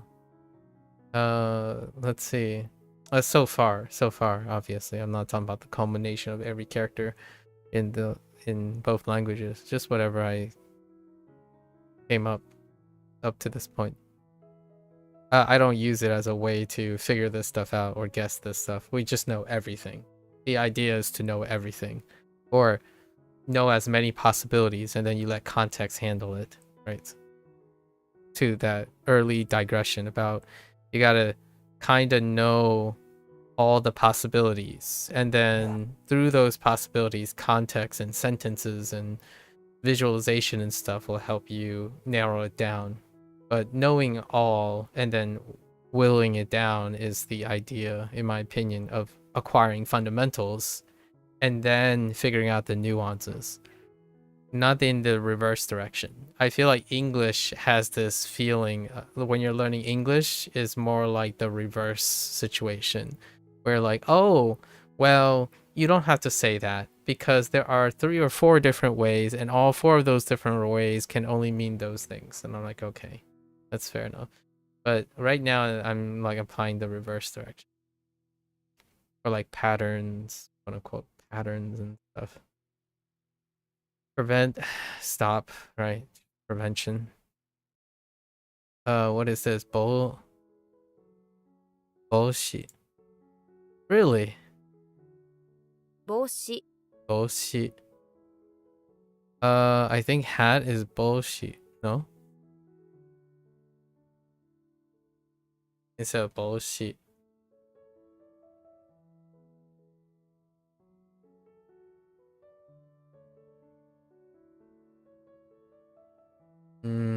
If only they just default show. No, it doesn't. Okay, that's fine. I think so. Bullshit versus. Wait. 帽子 Oh no, they might both be actually. Bullshit. It's fine. Prevention, we're good. 理論 Liron. Liron.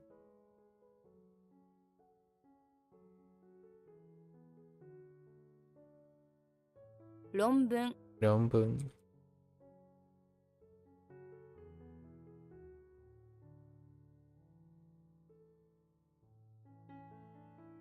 裕福 Yufuku.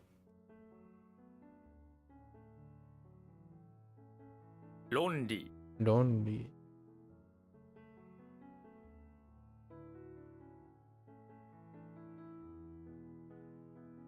帽子 Bullshit. Alright. To defend against. Prevent. Interesting. And transitive as well, because it's good. You're doing a prevention, so you're protecting against or to prevent. Okay, that's fair. We have ball. It's can't be 防 ball. ぐ Segu. Use. Set attached to it. Okay. So we have ball. In the bowling alley.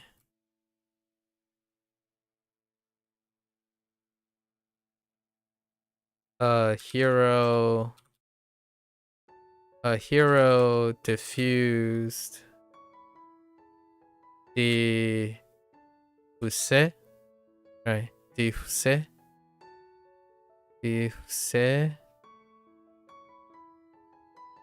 the bomb to prevent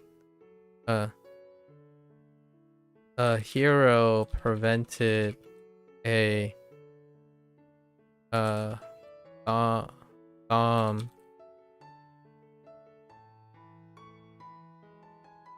defended against a hero defended against a bomb from exploding in the bowling alley by diffusing it. Okay, that's how we're gonna. This is, you know, it might also be okay if I were a little bit better at toggling between Japanese and English and input, so I can just put fuse in kana. We'll work on that in the future. I gotta learn how to like toggle back and forth, so I could say like, instead of saying diffusing, right, diffuse, it would be just diffuse in kana, and then ing it. Works to my advantage for shorthanding and like keying in on specific things. Prevention, yeah, that makes sense. Prevention to protect, to prevent beforehand, just prevention. So what is that? Yo ball. 予防 Yo ball. 予防 Okay. Hardship makes sense. Quinnan.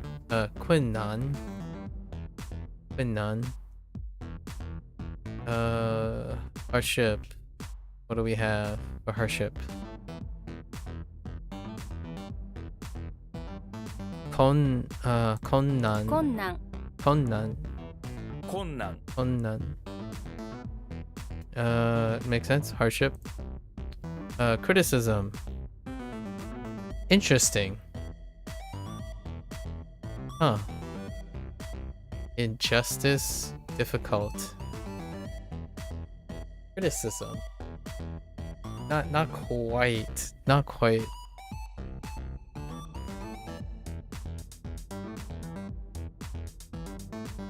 Instead, what was this? Extremely difficult? Or like excessive difficult? Extreme difficult? Very difficult? Criticism? Interesting. Okay. A difficult injustice to take from someone is a criticism. What a pain to be criticized, so difficult. Yeah, I mean, criticism, yeah, that works. Is it injustice? It kind of is, depending on what it is, right?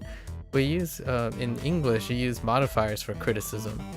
You can criticize someone. That doesn't necessarily mean it's constructive, right?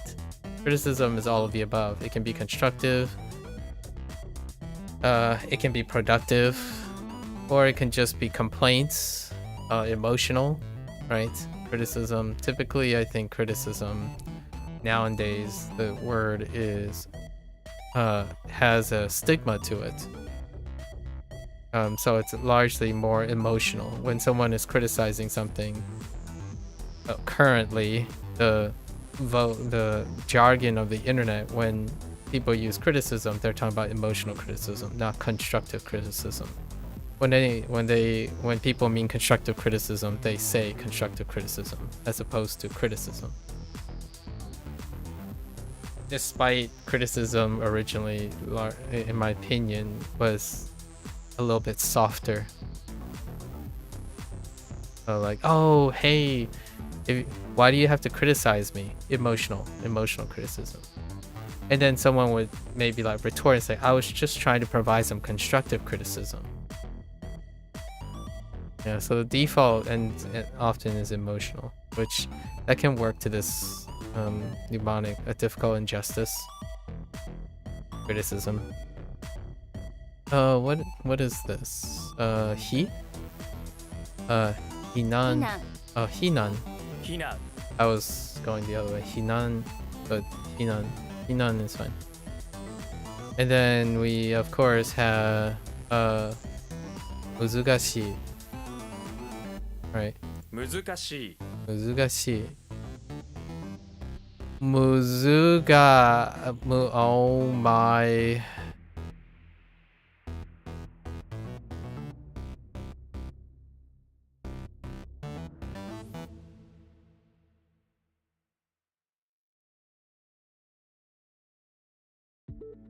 A muzuka. A cow with a bazooka? It's awfully difficult to load a cow into your muzuka. I kind of like it. I like it. I like it.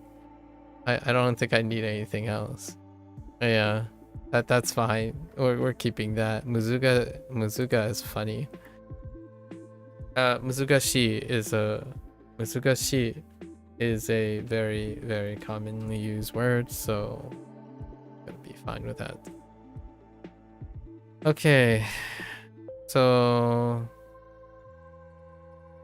防ぐ big.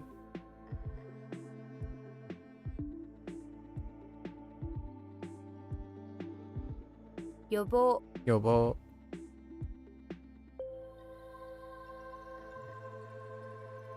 困難 Onnan.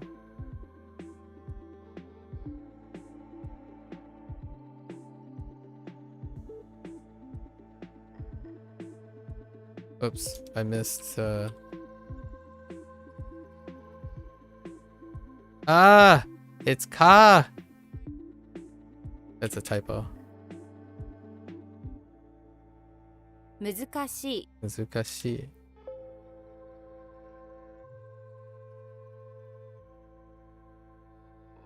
Hinan. Inan.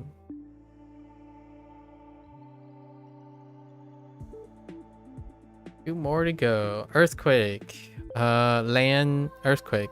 Yes.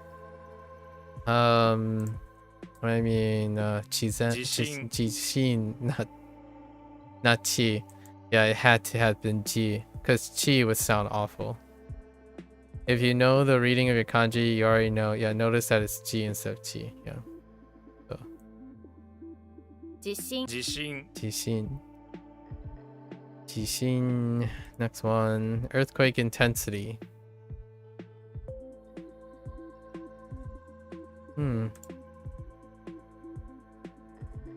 Shindo.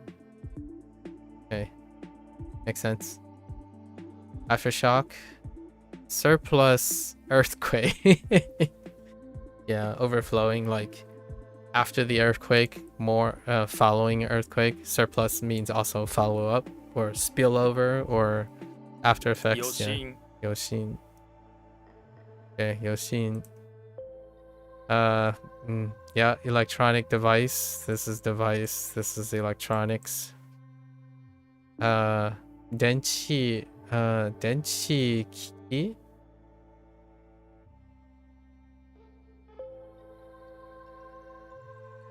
Wait. 電子機器 Yeah, denshikiki. Oh, okay. So it stays up. Okay. Kiki. Denshikiki. Alright, cool. Cool. Alright. Residence makes sense. Exist or dwell. I still think this can be dwell, but exist. Exist and stay. Or detain. I don't like detain as much as stay. Exist, stay, which is residence. When you exist in a place, you're detained. Yeah. Okay, residence. This is an official term used for people residing in a foreign country. Oh, that kind of makes sense with the overseas aspect. You'll find it in phrases like residence card. Oh. So what is this? This is. Oh there, Bree. I'm doing pretty well today. How are you? What are you doing? How was your morning / afternoon? Yeah, there's the Gaikokujin. Yeah. Okay. So do you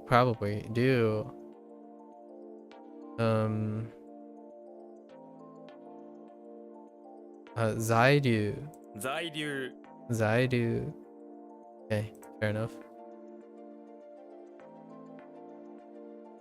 Doing alright, still working your way through Mario Kart, trying to 100% it? How's that going for you? How's your leg? Everything going alright there? You said it was healing pretty well yesterday. I imagine it's closed up by now. Should be fine. Your knees doing alright as well?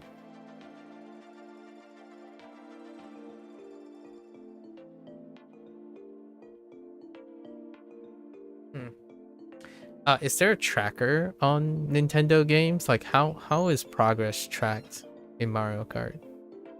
I imagine there's like an in-game checklist or something like that. Is there like a Nintendo Plus social account where you do like profile stuff? And does that carry over between Switches? I don't actually know how Nintendo accounts work. I'm guessing that you just carry the same account for the life of whenever you use a Nintendo device, no?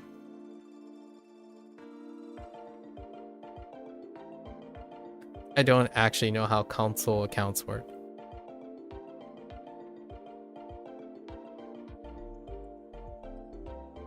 震度 Indo.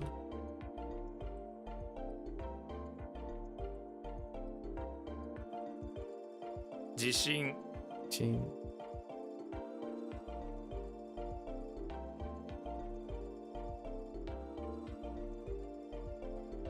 余震 Yoshin.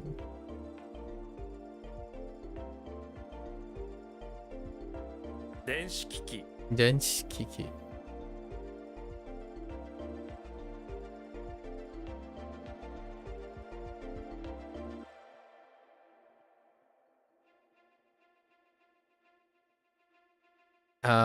Yep. 在留 Zairyu. One last one. We have Ki. I think this changes. 木 No? Okay. 木 Thought there might be an exception. Full control. Self-existence? Interesting. Self-exist. Full control, huh? Intriguing. Yeah, your foot is doing much better. It's still a bit painful if putting direct pressure, but you can walk much better without much of a limp. Very nice. Yes, you can carry the same account, and when going to the Switch 2, you can choose to transfer your save files over from your Switch to Switch 2 as well. Okay. As for tracking in Mario Kart, it tracks on the screen how many of the collectibles you've gotten. And guess you just gotta know how many of each collectible there are. Plus all of the races and get first place gold. I see. They don't have multiplayer related completion stuff, right? That's kind of one of the things that kind of leave to me can often leave a slightly sour mark when it comes to 100% completion stuff. When somehow the developers in their infinite wisdom feel like it would be great to pigeonhole something that requires a factor you can't control, which is often like, is your matchmaking all right?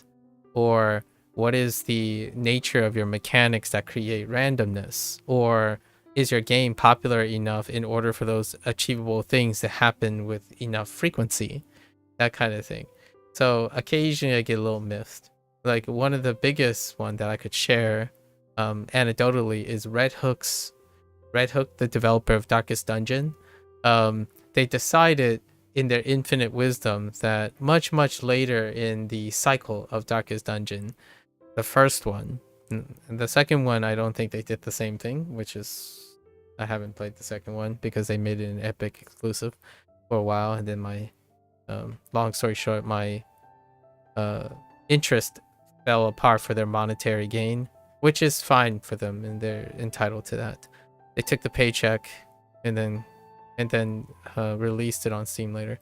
But Darkest Dungeon 1, they released a PvP expansion, like I guess it was a free PvP expansion, and they decide to attach completion achievements, like achievements attached to them. And my thought was, wow, that is not favorable. Not that you're aware of, you don't think there's any 100% goals tied to the multiplayer function, although you can play multiplayer up to 4 players. I see. Yeah. I think those are my like contrary stuff. Like a game that is, the reason why I asked for Mario Kart is because I don't think that's a sour point for Mario Kart, because Mario Kart is a multiplayer game. The example that I used was something of which it was originally a single player game, and they're in their infinite wisdom to create more replayability was to introduce a PvP system to it.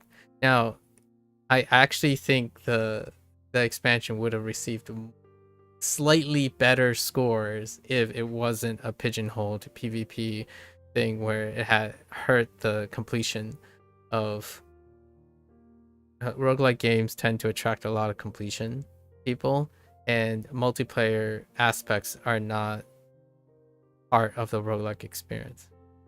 You can do all the necessary races against CPU, so that's nice since you have no friends with a Switch 2. That's fair.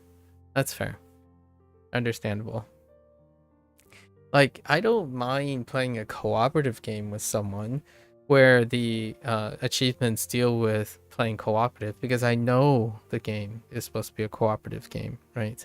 And then there's PvP and multiplayer games that have achievements. But man, boy howdy, when you start mixing the two, it kind of leaves a sour note. This is where less is more speaks volumes. And that's something that I still have some lingering sourness from, which is Red Hook,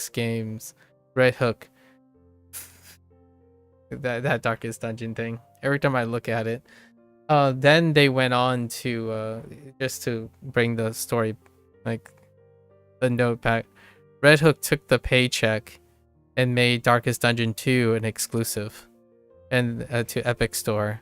And I don't use the Epic Store platform too often, so because of that gestation, when it was finally released on Steam, that paycheck created backlash, right? But ultimately,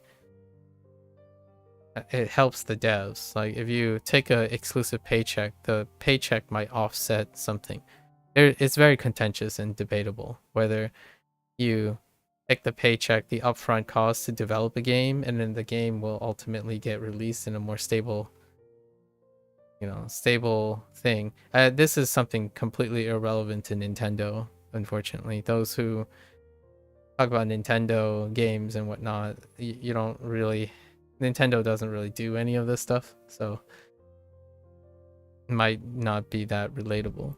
But generally speaking, there's a lot of politics going around when it comes to those things, even like completion goals and stuff, because each platform also has their own social profile. However, on Nintendo, my often assumption, I'm asking about your profile because I'm making the assumption that Nintendo keeps the same account. Meanwhile, when you're on a PC, you have different profiles and different social upkeep. So despite having like 300 exclusively free games on Epic that I've collected over the many years, I don't have a working Epic social profile. I do have a Steam working social profile, and that's where all my game time is. I also have like 150 or 200 exclusively also free GOG games, and GOG has their own platform for that type of thing as well. It's interesting. This seems to be in Nintendo's line of thought. Now, all of this stuff breeds competition. Nintendo does not have competition, so whatever you do is whatever Nintendo goes, or more or less. So, despite my grievances with the example that I shared about Red Hook's decision, that creates competition. So, wherever there is, I suppose. I'm not entirely sure if Steam is particularly challenged anytime soon. Alright, self-exists. You probably have full control. You can do whatever you want. That's fine. It's commonly used with the particle ni to form the adverb. Okay. Does it stay the same though? Yeah. Ji. Right. Ji and Ji and Zai. Ji Zai ni. Eh? This describes how someone can handle something effortlessly as if they have full control, I think. Freely at will. Jizai. Jizai. Oh, it's just Jizai. Oh, yeah, and then Jizai ni. Maybe. Tail. We do not have a kunyomi for this. But is it still B? Oh. Oh! You went from B to O! Oh, man. Okay. You look down, you sprouted a tail, and you're so shocked that all you said was, oh, okay. This is your life now. A life with a tail. Alright. That sounds like a synopsis for an anime. Let's see. I gotta type it to B.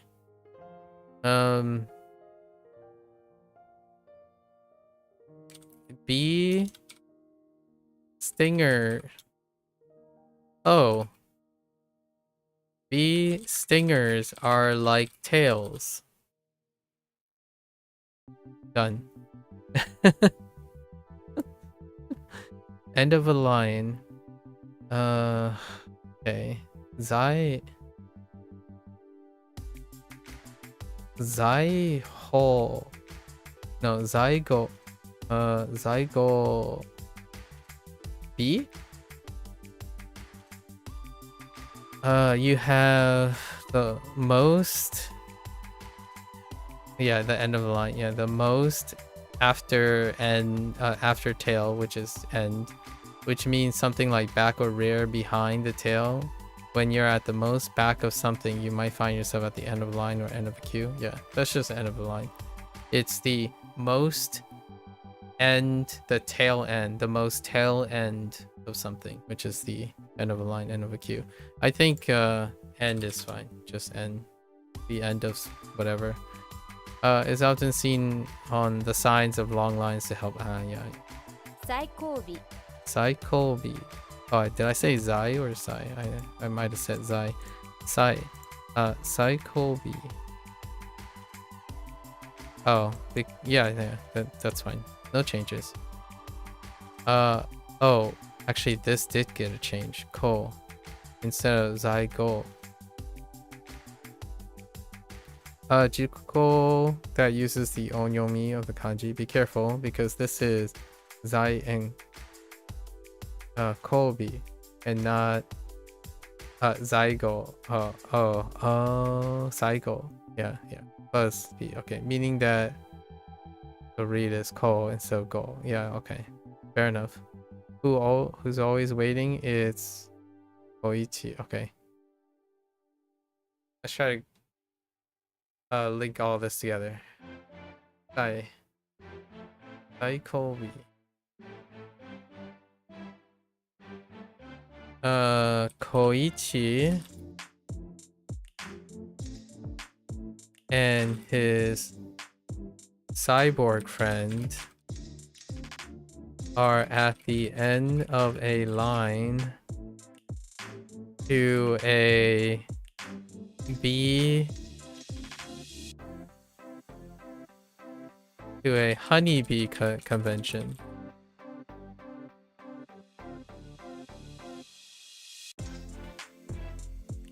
Here we go. All right.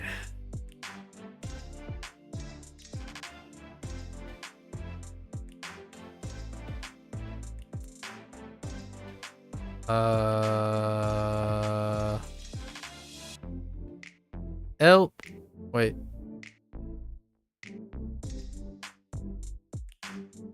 Jizai. Jizai.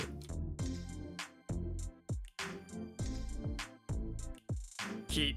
He.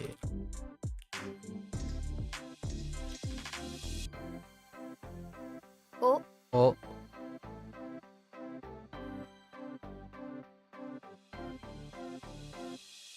Sai Kobi. Sai Colby. All right. What the? How do we have 43 reviews? Wait, where did the 43? Oh, right. I took longer than 2 hours, right? Or I took longer than I took longer than 6 or 5. Oh man, I really thought I was gonna finish beforehand. I was like booking it before. All right. What could these be? Guess we're going in. Today was pretty good.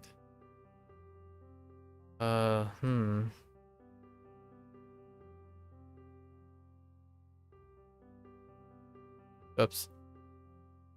小説 Shosetsu. A little theory? What the heck's a little theory?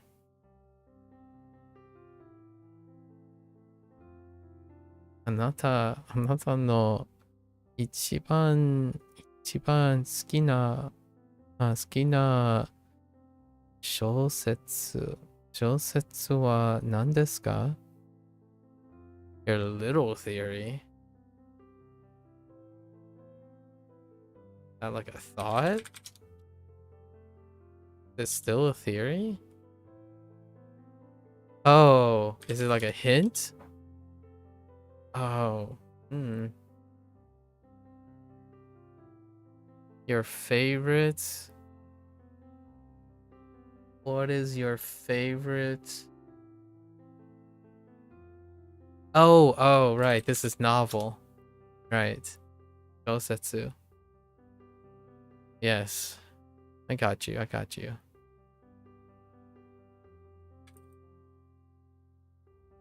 関西弁 I've been.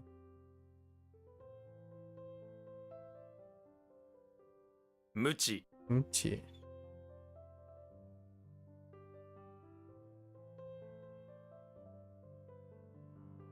What?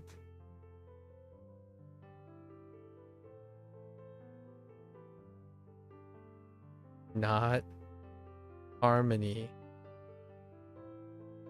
Nothing harmony. Nothing peaceful. The heck?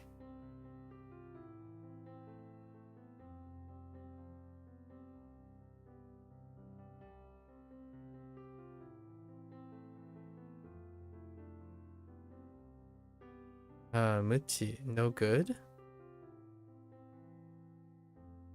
Okay, guess we're just gonna go and work on that later.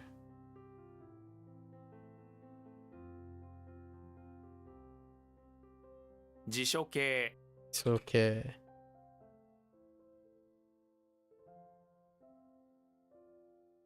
Rusuban. Isuban.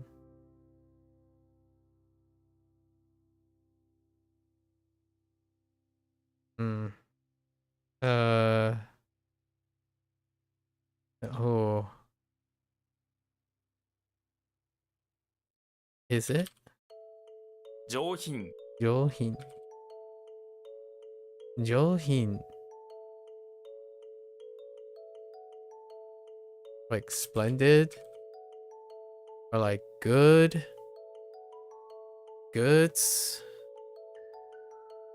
Elegant? It's something like good. Like something that is good. Like elegant. Yeah.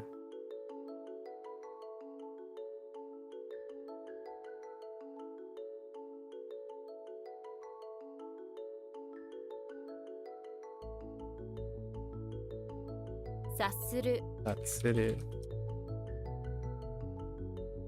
日曜日 Yobi.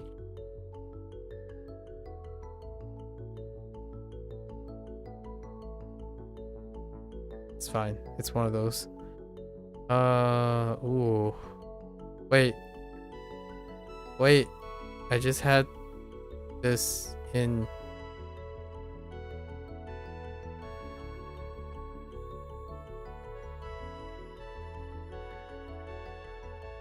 What? Oh, 閉まる。 Shimaru. What? Oh no. What is that? I want to say luck or good luck. Oh no. Or long ago. Okay. 水曜日。 Ryobi. Okay. 書き入れる Irieru.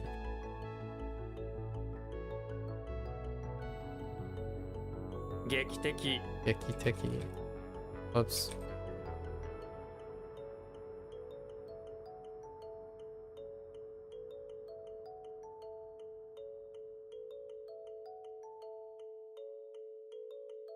Uh-huh.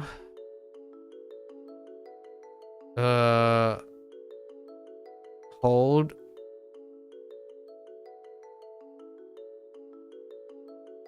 What? Is that not it? Oh no. Oh no. 完結 Kanketsu. I was misreading the right thing. Kanketsu. Kanketsu. Oh, wait.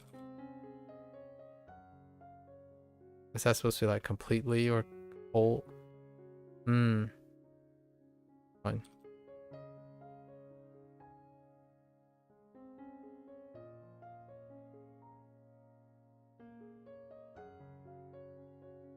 書き方 Kikata. Okay.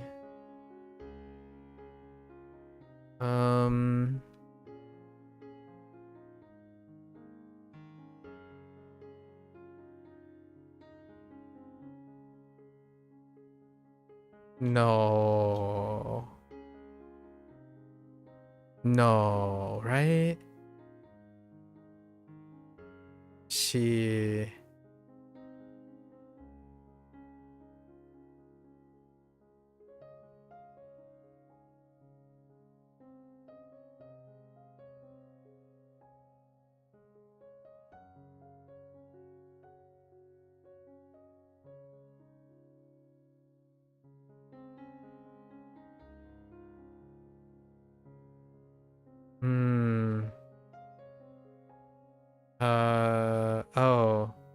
Maybe like Shimori.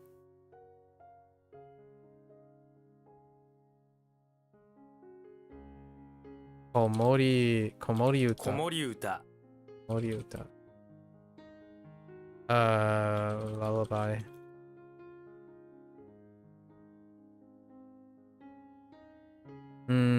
Easy.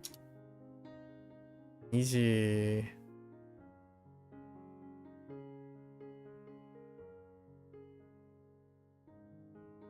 Or frustrate. 喜劇 Higeki.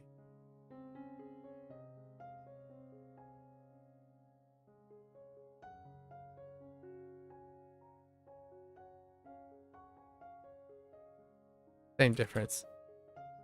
無給 Ukyu.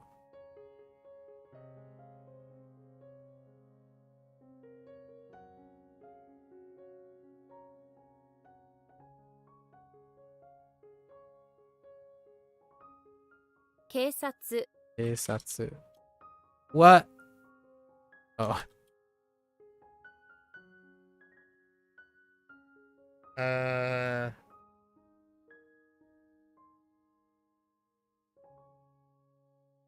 Hmm. 関わる Akawaru.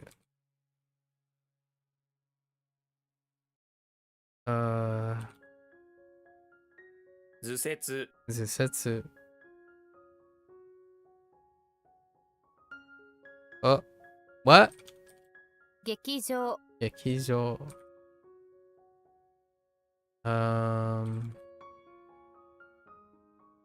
Eh. 結局 Kyoku. Tied up. Or how do you tie something up?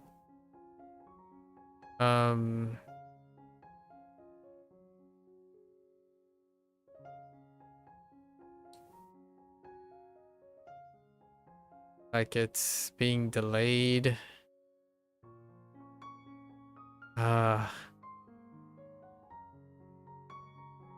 Maybe like as expected. Or how do you tie something up? Like, oh no, wait. No. It's something else. Oh no. Yeah, tie up the barrow so it's like taking. Oh no, how does this work?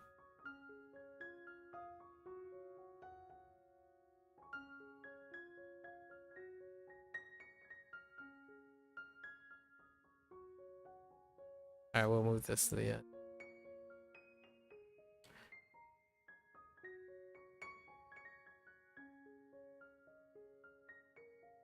Mucha Mucha.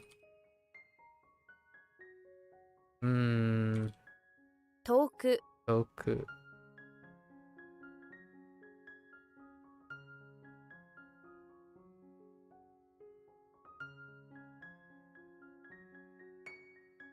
What?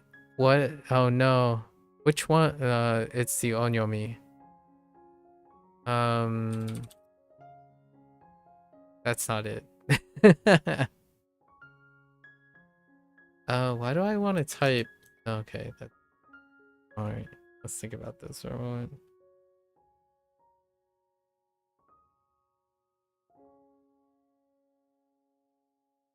Za.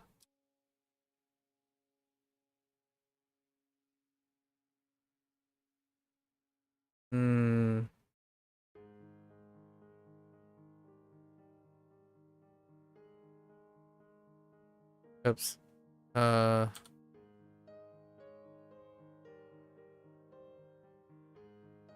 笑い Warai.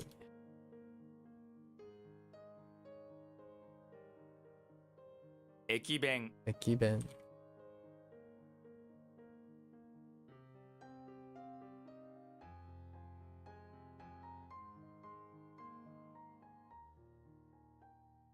大阪弁 Osaka ben.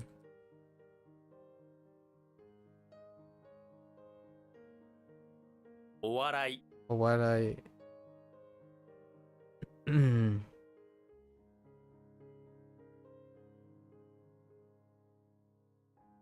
What? Oh, wait.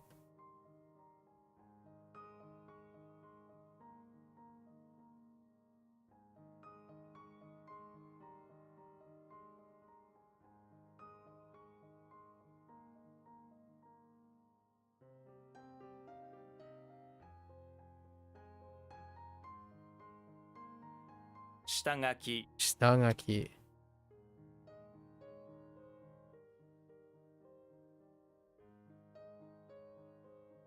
Kageki. Kageki.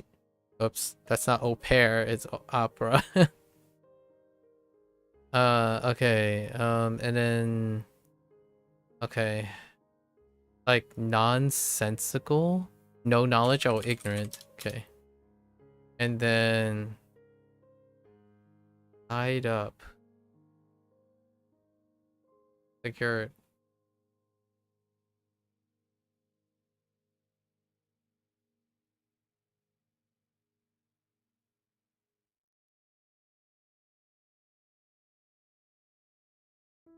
What time is it?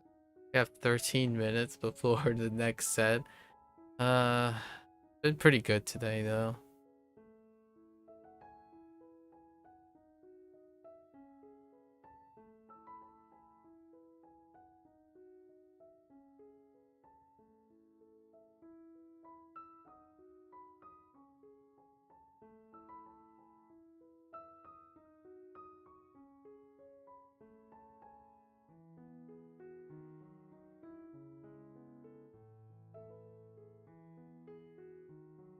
I swear.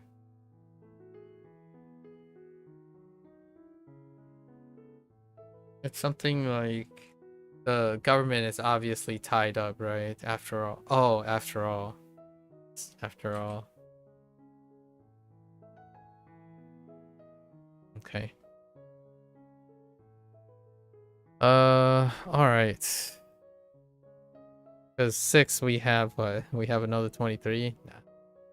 Fine.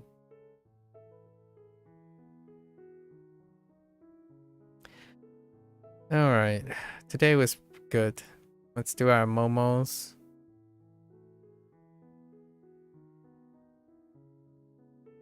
Fly. Mona Lisa, Flood, Mole, Righteousness, and Explosion. Let's do our Riris. And then I need to make an adjustment, right? I need to make a Kun adjustment. Okay, so.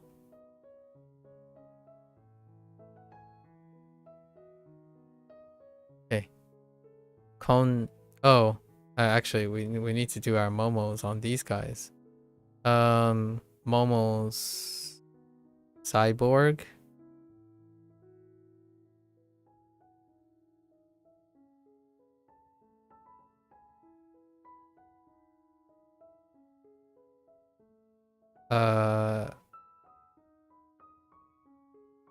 Ritz.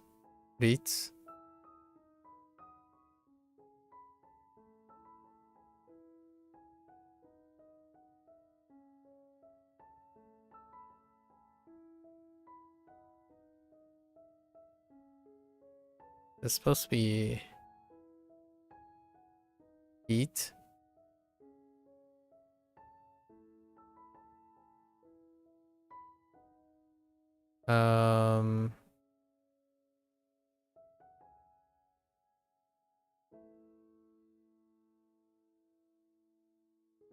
Ken or Genji.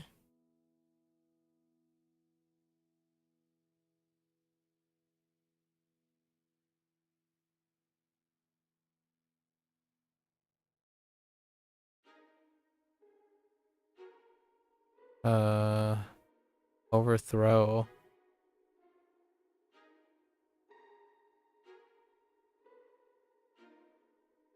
Tokyo.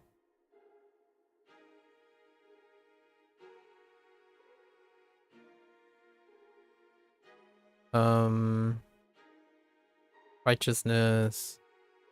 Discussion with words. Guillotine. Alright. Now we can do this. So, kon, sai, i, ritsu, i, gai, yo, nan, you, no wait, i, you, shiri, arana shiri, shin, shiri. I was looking too far ahead. B. B is onyomi, right? Yes, okay. Gotta double check. B. Kai. Kaku. Oh, it's this one, right? Sa. Ken, yen. Ko. Atsu.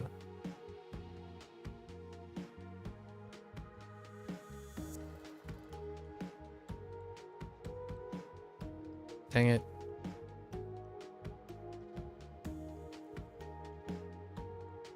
Zai. That took too long. Zai. Mu. Was Mu? Yeah.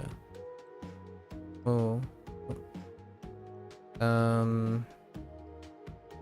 Sun. Oh. Oh, this one needs to be corrected too. No, this one's fine. Never mind. This one's fine. Kusa. Tsu.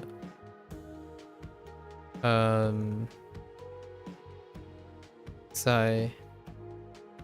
Yi. Han.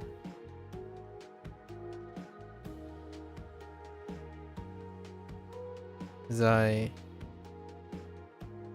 Ball. I don't think it was ball, was it? No. Ball. Don't. And. Yeah. I'm still missing the thing, right? That I thought. Oh, I think it's this. It was Sa. Sa was kunyomi and not onyomi. Alright. Oh, today was pretty good. Lesson day is pretty alright, actually. Okay, that's a wrap for WaniKani today. Almost 3 hours. I still need to reduce it. The other day, level 20 went pretty fast. I think we can pick up the speed, possibly. Anyways, that's a wrap for WaniKani today. If you're gonna watch this later, arigatou gozaimasu. Yeah, feel free to follow along, pick up WaniKani for yourself, give it a try. Feel free, you're always welcome to stop on by, share some stories, exchange some ideas, right? Brainstorm new strategies. So for those who are only interested in WaniKani in Japanese, minasan mata ne. Ite kurete arigato. Right. Thanks for watching. See you guys next time. I'm gonna get up, stretch, walk around a little bit, and I'll be back for my HanziHero session. Thank you.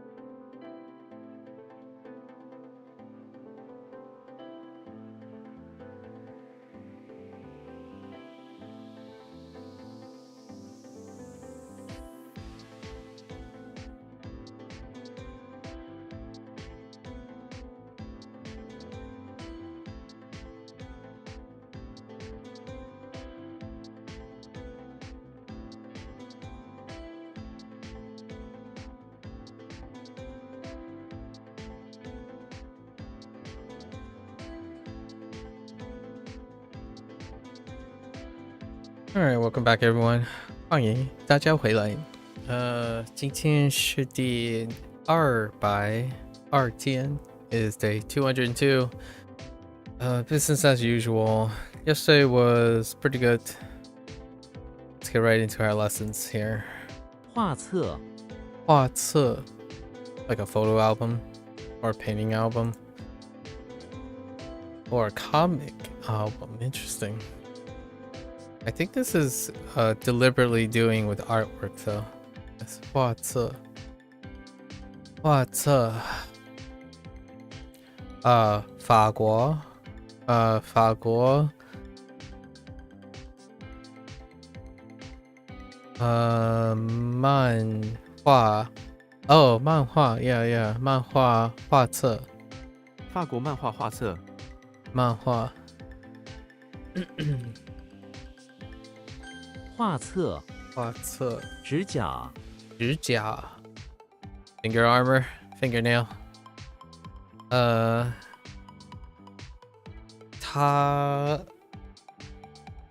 他什么 sword 他跟 something 了 指甲他刚剪的指甲剪了 yeah oh 剪了 is 剪 is much more cut than what was it 切 right 切了 different cut. Interesting. Dian, yeah. Dian is something I'm more used to because I'm always thinking about cutting fingernails. It's really just cutting fingernails. Dian. 指甲. Interesting. 指甲. 指甲指甲. 指甲. 委员节哀.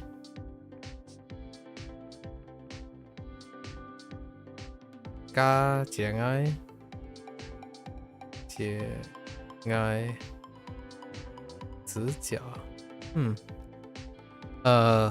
委员 no 委员 委员 is okay. Committee. Oh, I had trouble spelling committee yesterday. I kept typing community. Committee member. Yeah. Okay. 委员 委员 委员 委员被 snowflake brush finger what wait finger and trellis I don't know 逮捕了 wow 逮捕了委员被逮捕了逮捕了逮捕Boo? Is that really the same thing as patch?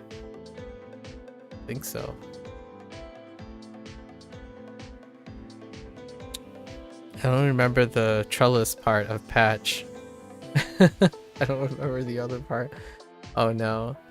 Okay, we'll have to review that. Hang on. Is that actually Boo?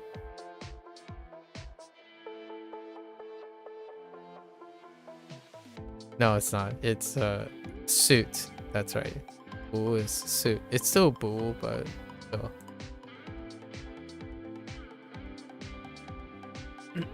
Oops.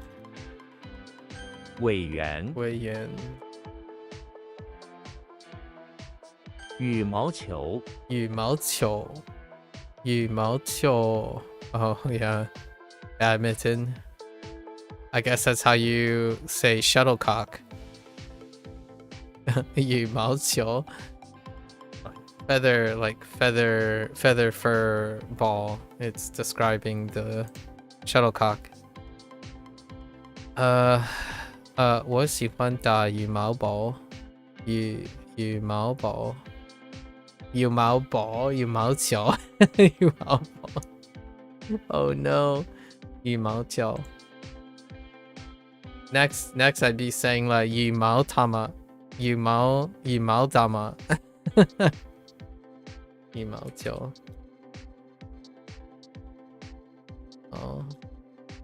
有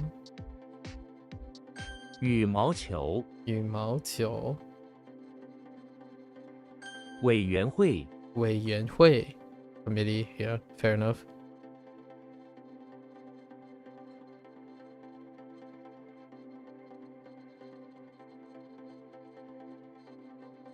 It's interesting this isn't committee meeting, just committee. 委员会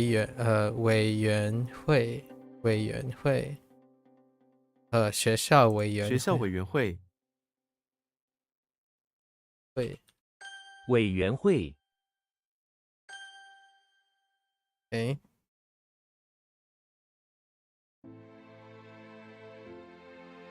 画册画册羽毛球羽毛球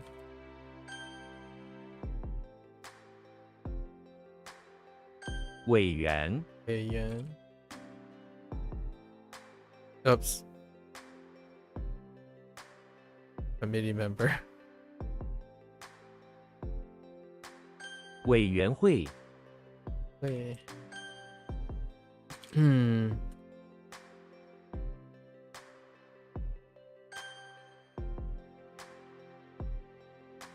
指甲指甲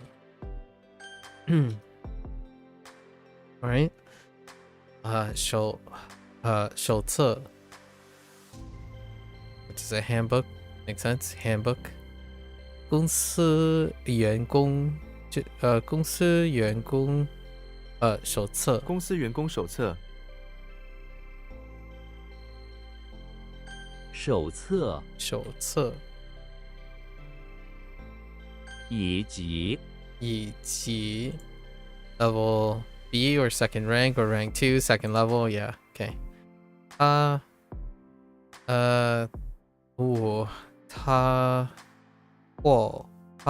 获得了以及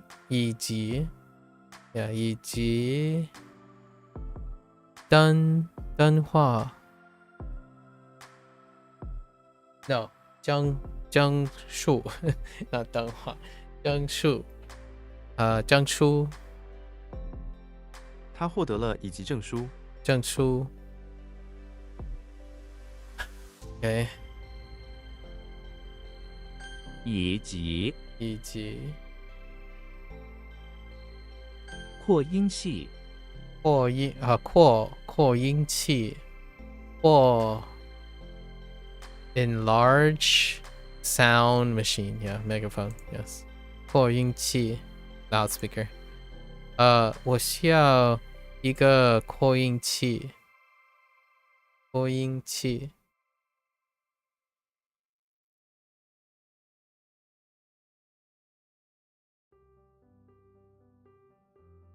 Oops 扩音器译本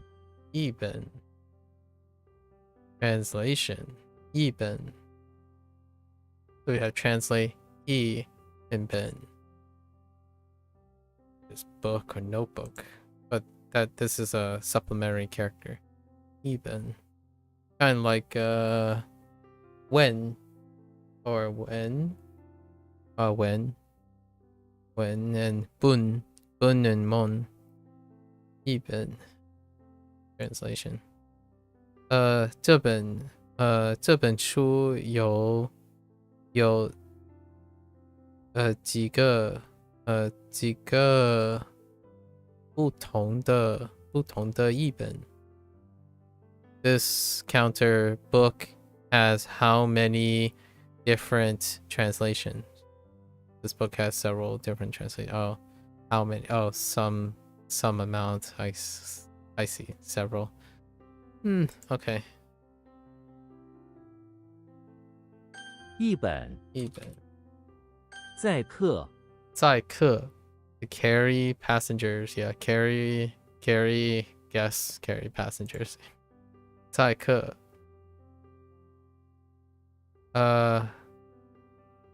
这架飞机不能不能载客，这架飞机不能载客。不能载客。载客。诶手册。手册。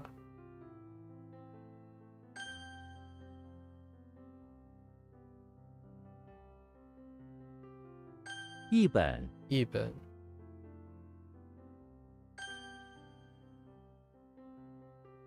载客。载客。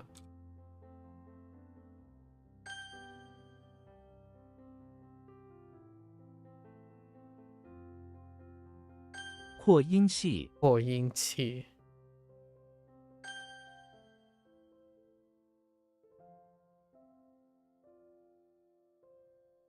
以及。以及。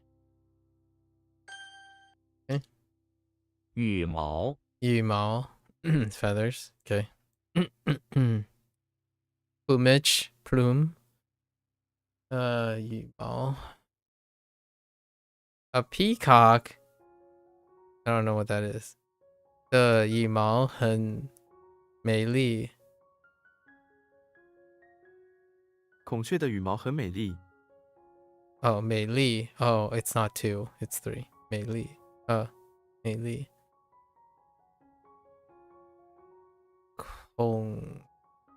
孔雀。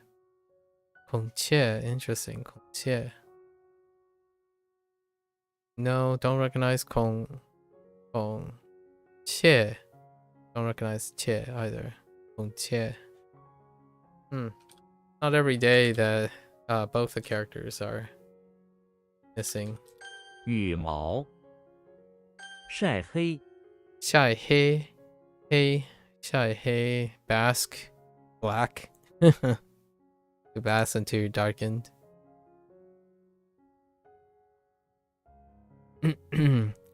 他的脸冒黑了。no 晒黑了。冒黑了。晒黑了。他的脸晒黑了。晒黑。晒黑。晒黑。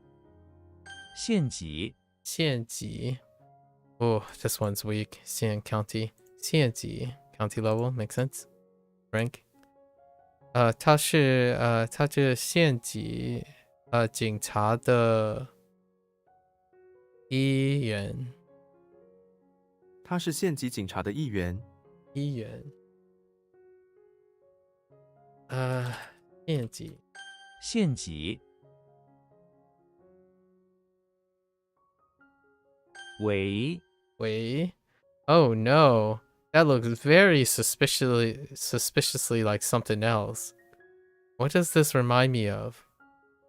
Duh? Was duh like...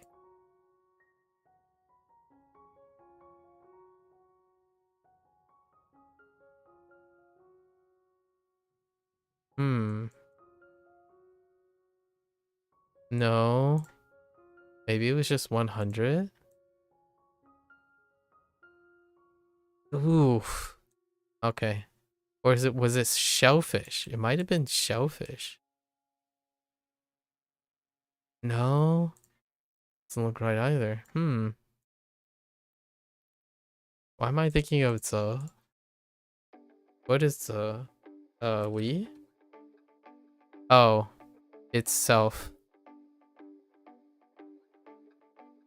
Or nose. Sorry, it's nose. Okay. Way. Only. Oh, you know what? It also reminds me of Way, which also dealt with the turkey.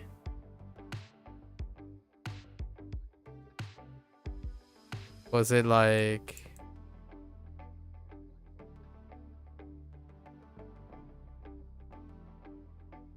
Like that? Pretty sure it was this. Hold up. What is that? maintain. Yeah. I'm pretty sure this is way. Yep. Okay, only turkey this time. Walter White is inside the beach house, laying on the wicker chair, completely naked, of course. He thinks he is the only one in the house, which is why he does this. But suddenly a turkey comes in from the beach, still wearing sunshades, and sees Walter. He can only open his mouth and gape in disbelief as Walter runs to find his only pair of clothes he has to get dressed once more, blushing. Okay. Well, that... I thought maybe he'd just go and, you know, eat a turkey at the beach house. Right. He only had turkey left in the fridge. I think we're just gonna go with that instead. So Walter White is inside the beach house, you know, laying on the wicker chair. He's trying to take a vacation from it all. He's the only one in the house because he's on a vacation, and he's way too chill and vibing hard enough to go find anything else, to go out to get some food, right? There's only turkey in the fridge, so he sighed and took the turkey and munched on it, you know, putting some turkey in his mouth and munching on it, right? That's kind of how we're gonna go with that one. Wei only, okay. Wei du. Du is alone, only alone. Fair enough. 为子 Meticulous. Why do I... Wasn't there another meticulous? There was another meticulous. Don't recall what it is. It deals with fine though. Xian. No, C. It does have C in it. It's a combination with C for fine details. Fine. C. And what was it? Yeah. 精细. 精细. So 精 is essence, fine essence. Yeah. The meticulous. Essence of being detailed. Meticulous. Okay. Ji. I wonder if 细记 or 几细. 几细 is a thing where you combine meticulous with fine or detailed. So 几细 as a word, as a example that's coming up. Zelda, alright. Zelda is in the basement of the house. Okay, Zelda. Alright. Meticulously taking care of Slender Man's children, where he is out traveling. Each of the children are meticulously dressed, each wearing a black suit like their father. They are likewise all strangely tall and skinny. Zelda goes around and in a meticulous manner, clipboard in hand, to check off each child, make sure all of them are okay as they sit there in the basement. Zelda. I guess she's kind of fancy, but in the basement of all places. Maybe the children are just chilling in the basement because that's what Underman's children be doing. But Zelda. If at all, it could be a little bit confused with James Bond. Maybe in the princessly way. You know, meticulously in a princessly way. Carefully. Oh no, it didn't. Oh yeah, carefully. That's a she. She. It means a little different, but carefully works. Yeah, see? There it is. The combination. I'm surprised it didn't stay. Oh, meticulous plus fine makes sense. Carefully. Carefully in the fine details, right? Meticulous in the details. Carefully. A meticulous is still carefully. DC. Makes sense, and that's our only example. 子 Oh no, no, I keep saying ji. 子 she. The meticulous. No G's, just Z's. Actually, there are G's, but not these G's, just Z's. Meticulous. Okay, we're good. 羽毛、羽毛、子、 Gillis, 为、 Wei. Okay.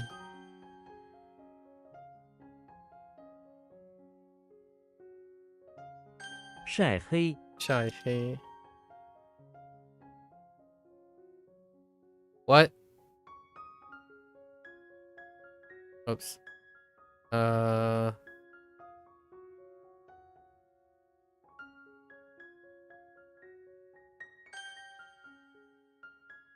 腺 电体.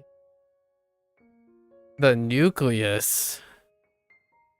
A bore in a tree for nucleus.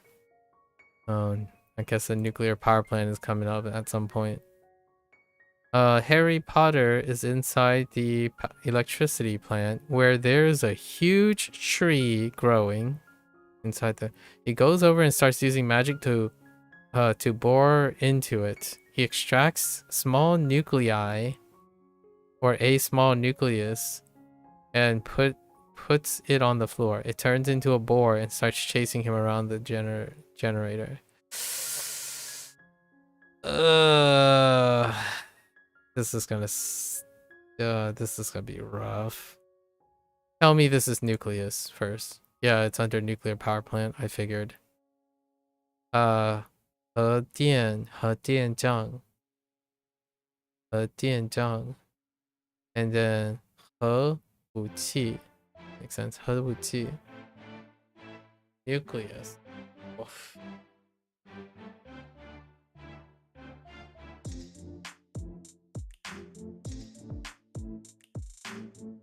I guess I can't think of a way around this other than magic. A magic electricity plant, right? That works really wonky. It works by harvesting, let's just say it works by harvesting nuclei from trees, which they have a propensity to turn into boars. And then you check the boars in the generator. Use boars to power the electricity plant, I suppose. It's as whimsical as it can be. 和 This one's gonna be tough in the future. 西 See to analyze with an axe and a tree or a hoe. Okay. Alright, Xena is in front of the house where she is cutting down trees with a hoe or an axe. Each one cut down. She carefully analyzes its rings to see how old the tree is. She is also analyzing the fastest way to cut down trees with each. That's fine. This one's good. 分析 analysis intriguing 解析 I can see that too. Okay. 西灰 Hui for ashes. We have, what is that, armpit? Armpit fire? Oh no. The Hulk is in front of the beach house making a bonfire. He stands too close to it and his armpit hair catches on fire. He screams and grabs some sand and rubs it on the fire, putting it out. All that is left of his green armpit is a bunch of ashes. Honestly, that checks out. It's fine. Hui 灰色 gray. Interesting. 灰色 ash colored. Makes sense. 石灰 lime. Oh. Wait. Like limestone, right? This is probably lime as in limestone. And 灰长. Oh wait. Is that not a deer? That's not a deer. Oh dear. Wait. It's dust. Interesting. Okay. 灰 Okay. Alright. I got you. 法 Fa. Alright, Fa. I see Zoro. Second time Zoro has ever come up. Okay. with a slide. Okay.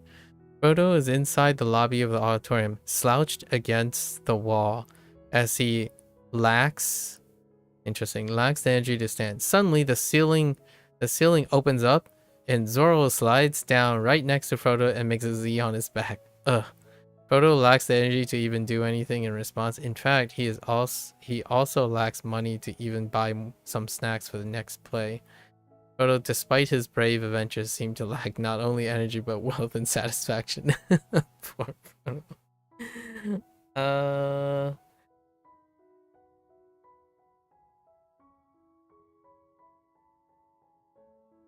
Okay, that's fine.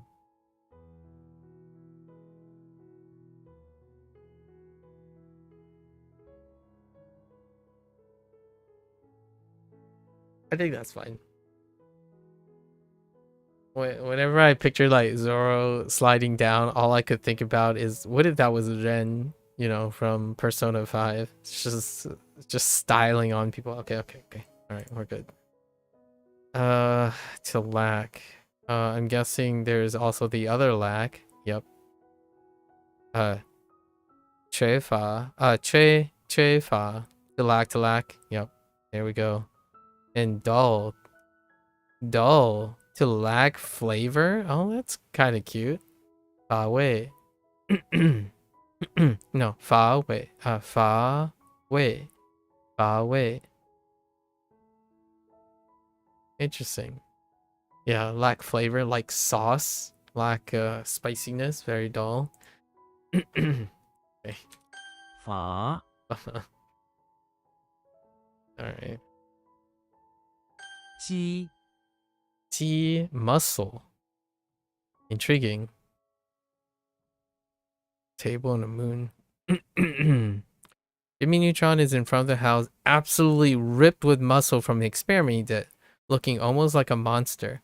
To test his strength, he grabs a huge boulder shaped like the moon and starts pounding away at it with his bare hands. Slowly but surely carves a table out of the moon-shaped rock with his muscles. And then the table is in the shape of a crescent moon too. Okay. I'll take it. Although there is a chance I might mix this up with Shi or Shrek. We'll see. Ji. Alright. Ji roll. Oh my goodness. Ji roll is muscle.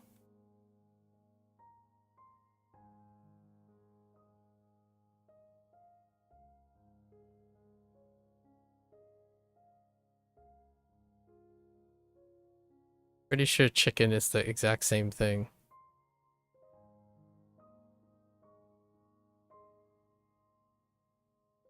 Oh, they didn't even add chicken on here. Jiro for chicken. Interesting. All right. Heart muscle. Yeah. Xing ji. 鸡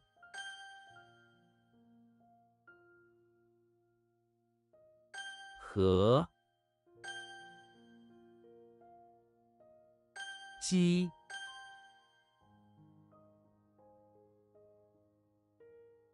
西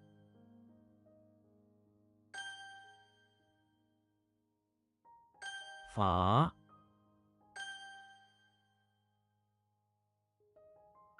灰 All right. Pretty okay. All right. Let's try to lock in. Lock in.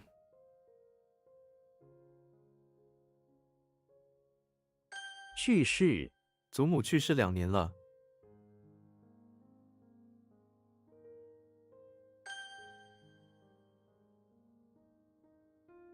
诚实 诚实的人不说谎，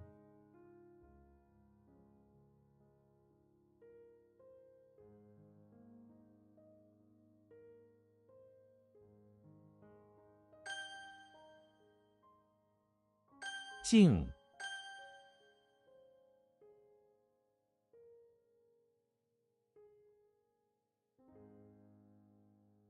俗话俗话说，万事起头难。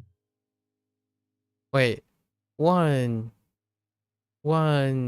题万事体头难。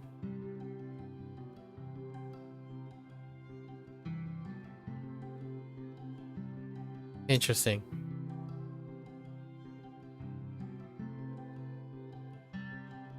日趋他的演技日趋成熟。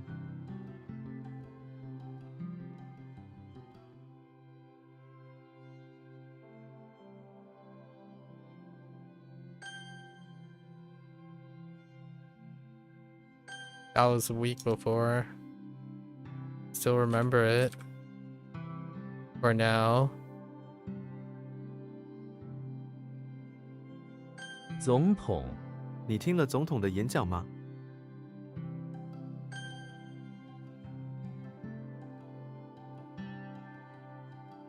What? Oh. 归还我需要归还我的图书馆书籍。统计统计看起来不太好。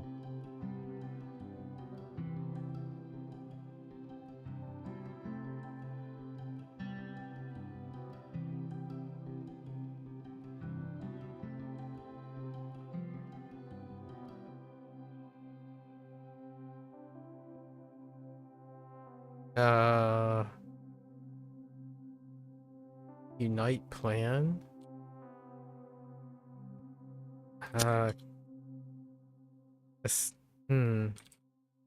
公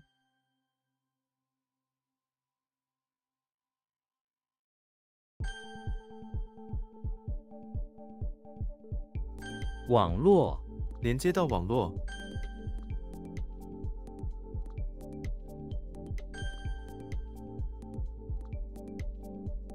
纯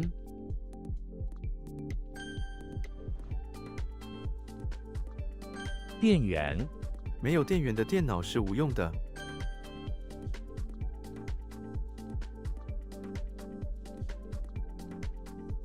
默读在图书馆里要默读。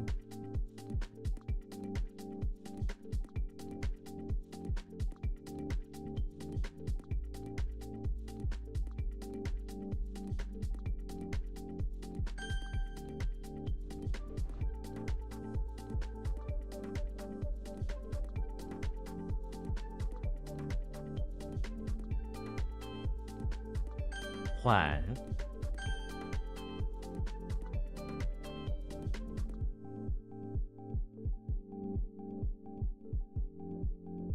无家可归他的家被毁了，现在无家可归。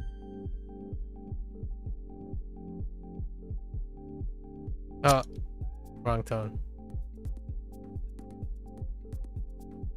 静默静默是金。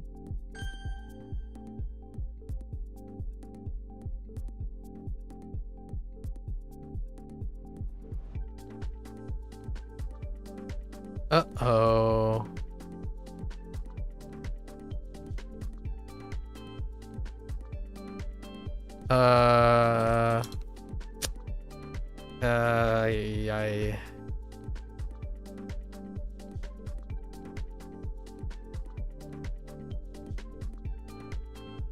Yay. Yay. Wait.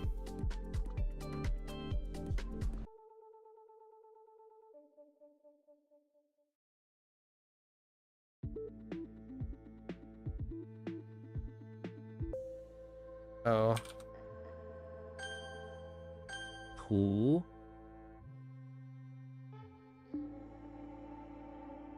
穷困这个家庭十分穷困。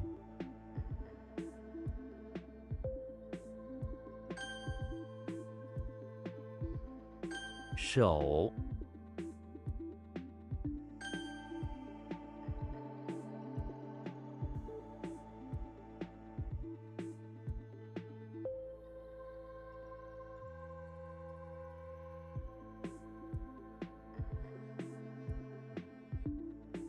Supposed to be a cicada? What is that? Uh, those blanks. Hmm.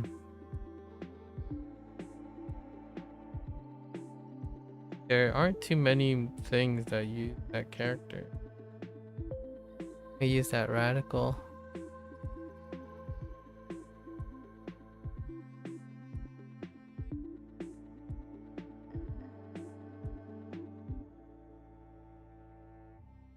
Yeah, I just don't. Oh, 待遇、这家餐厅对客人的待遇很好。 or treat, or welcome, or host. I thought receive would be good enough, but maybe not. 伙伴、他是一位商业伙伴。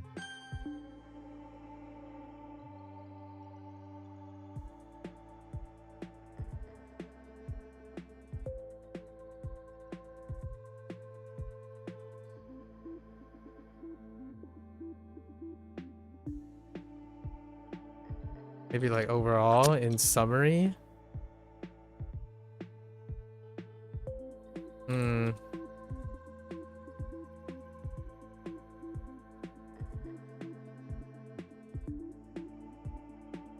眼泪、他用手帕擦眼泪。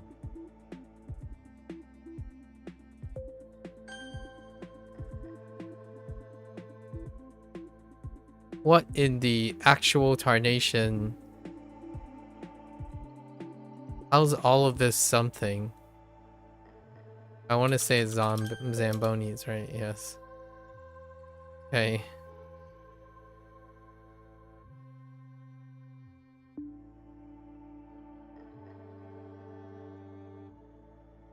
素、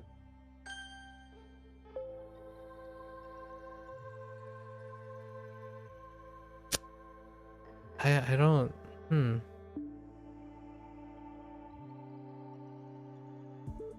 Encounter. It's encounter plus treat, so maybe like treat. Yeah. Okay. Treatment.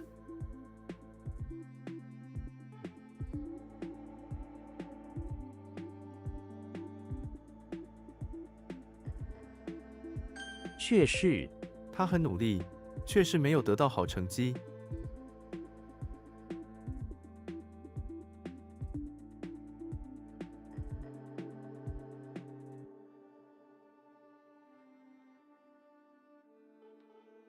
Like to the extent of. Like even. Oh no, this is nevertheless. Nevertheless, yeah, that's fine. Nevertheless still works too. Like all of them still have very similar meanings when it comes like all this, but you still they still end up doing this anyways, to the extent of doing this. Like actually, after all,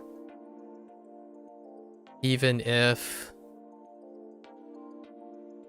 so many of them, I was gonna have to consolidate in the future. Hmm.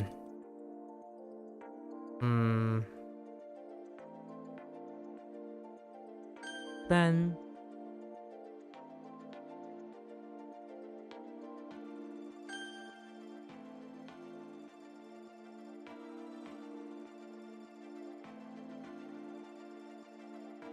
压缩、轮胎充满了压缩空气。 湿、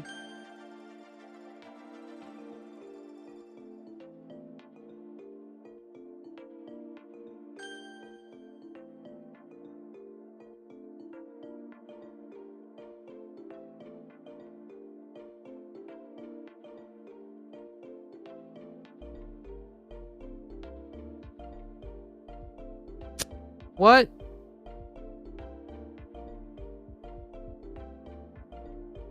Wait, hold.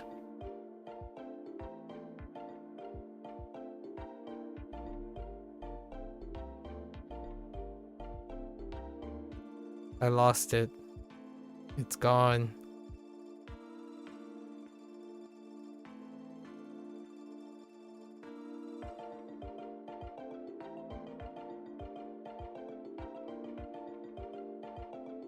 Oh.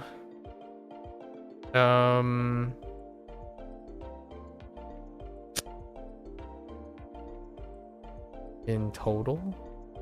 To sum up? In summary? Hmm.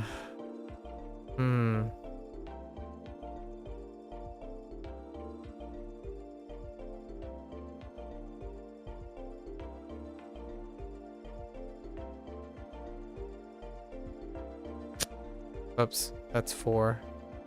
Oh, that kind of threw me off.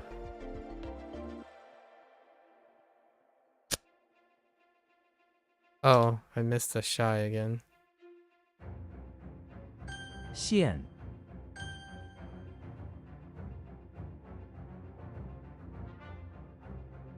设置请帮我设置一个提醒。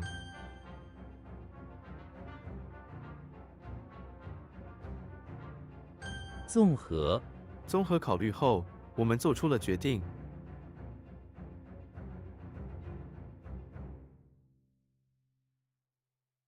Like to fit together in summary. Comprehensive. I hate comprehensive. It's like in total.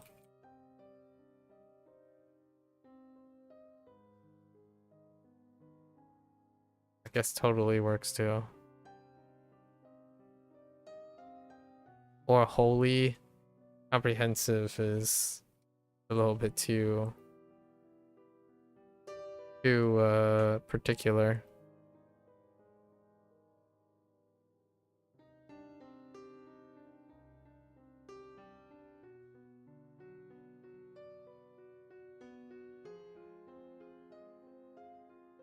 缩小你能把这张图片的尺寸缩小吗？ Or reduce. Still fine. 弯腰你可以弯腰拿那个吗？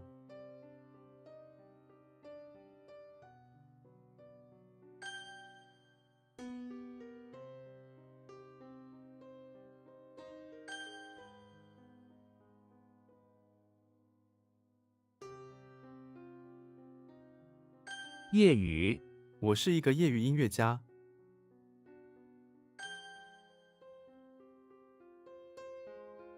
多余别再做多余的工作了。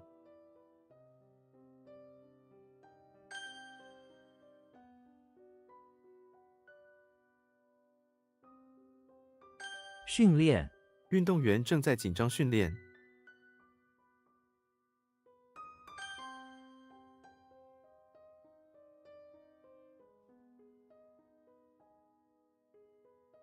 杯细雨雾渐渐变成了细雨。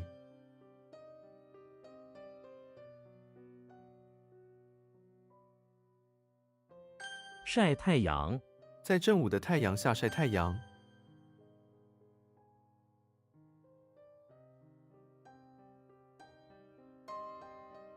转弯不要急转弯。写读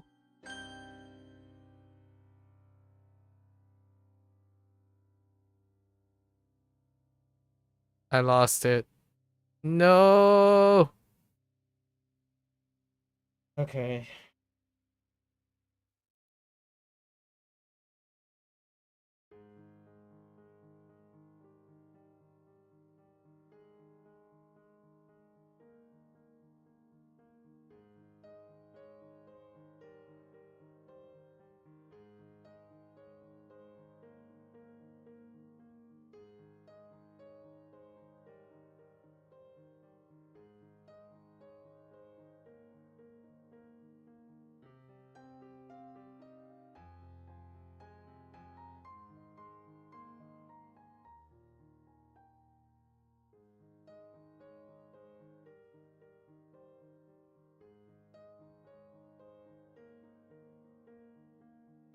Just don't remember anymore. I don't see how the foot is related to the moon.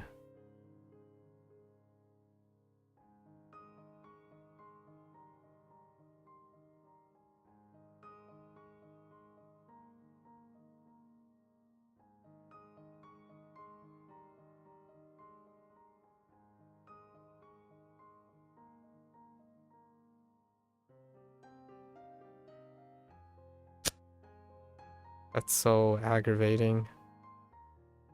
辣 Hmm. 竹椅这把竹椅很轻便。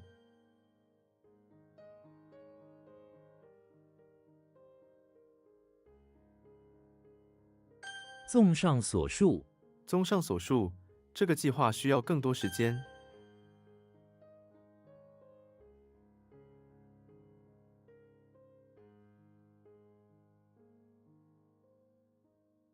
Unite plan.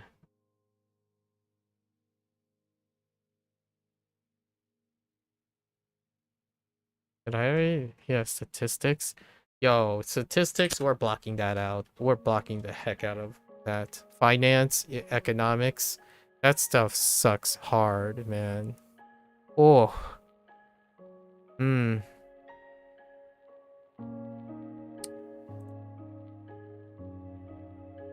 Okay. So calculate things that unite patterns together, like unite numbers together, statistics. That stuff sucks. Like finance, economics, statistics, like subject matters like that suck really hard. They go beyond, they go like 2 or 3 layers beyond the fundamental things, which kind of makes sense because they're advanced disciplines, but it's like measure words. You just kind of end up using some rote memory. I might end up using the components, like the components to explain them as opposed to using the words, the characters themselves. The alternative is they're going to be used, statistics is going to be used in a manner that uses that combination really often. Yeah. It's like economics before it. You just have to get used to economics. And also, what was the other one? Things like politics, governance. Oh, this one was fine, right? Yeah. 咸 I still don't know what this one is still.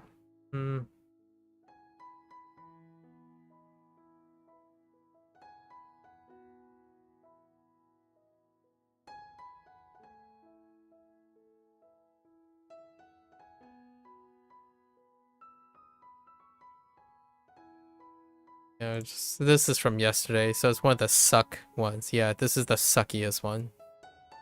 Yeah, it's Kermit the Frog again because it doesn't tie with anything. Moon-shaped trays. Yeah, so the foot has no attachment to the moon-shaped trays. He has to kick it. So we have to make sure to keep in mind that he kicks it.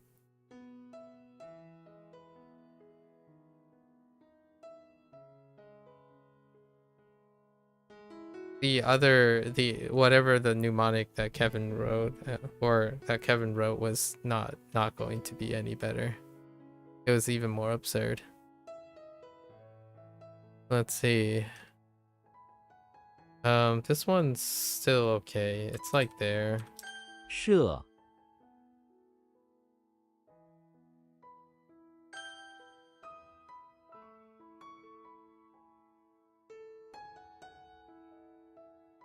I'm not gonna bother reviewing this stuff. That stuff's gonna have to come with rote memory and exposure. It's far too removed. Rote memory. Committed to rote memory.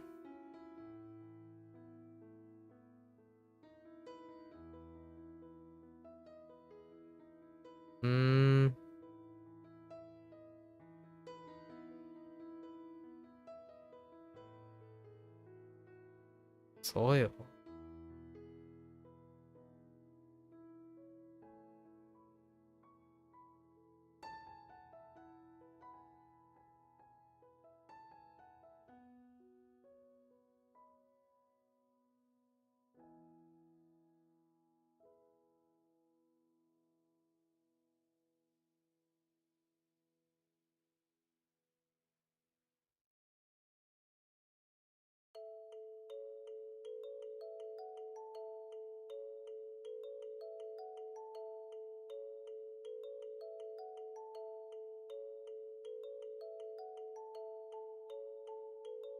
dirt. Hmm.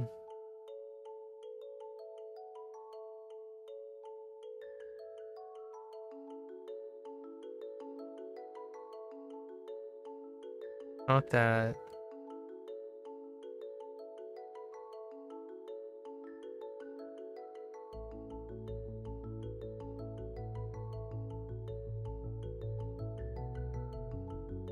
Yeah, this is a block from yesterday too, right? Oh no, this isn't. This is a previous block. It's fine. Tian. No, Tian. Should have thought about it. The true there is a relation between them already. And this has to be kicking the tray. You have to kick the tray. The moon-shaped tray. Or your foot.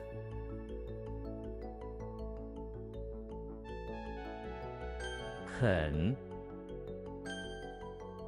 This has to be the dirty truth. The dirty truth is what's gonna carry us here. 甜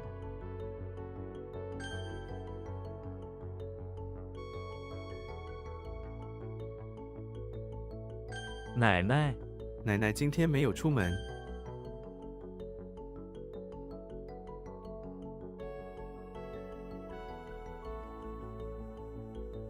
竹叶 熊猫喜欢吃竹叶。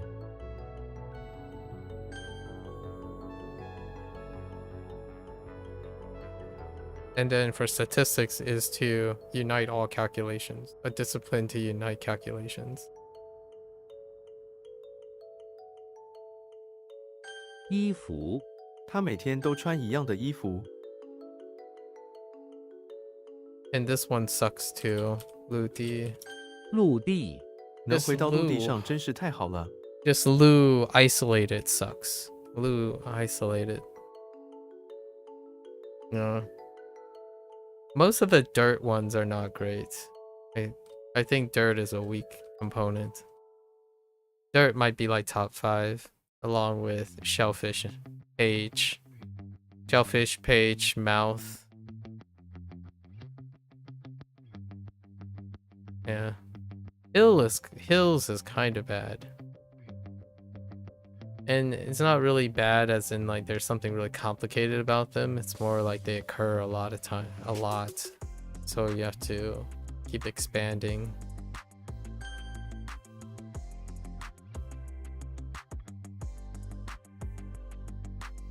诗句 那是我最喜欢的诗句。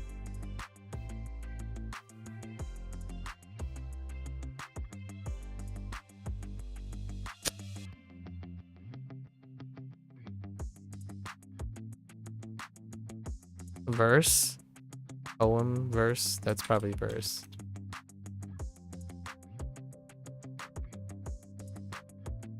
维他命 水果是天然的维他命来。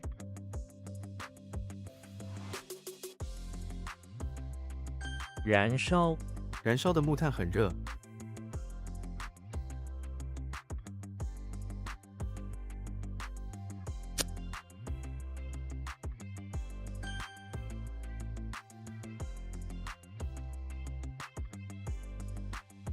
静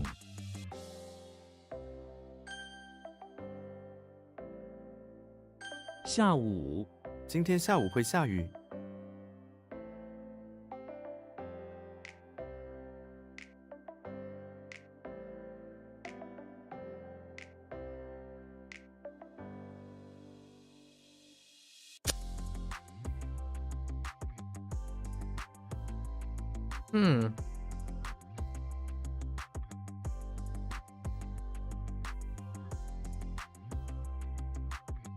Huh.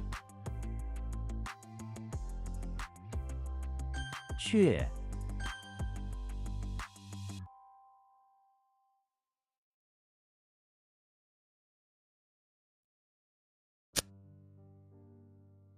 I think I typed the wrong tone there.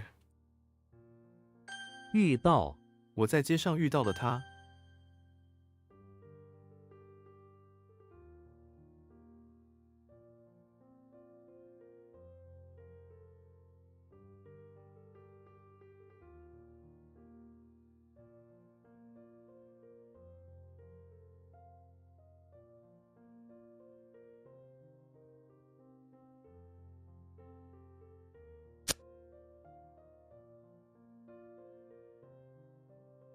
Oh, I typed the wrong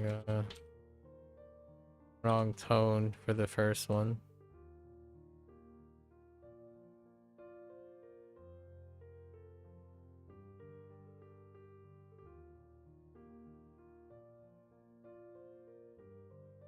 基础一家新公司的基础。东西东西贵了。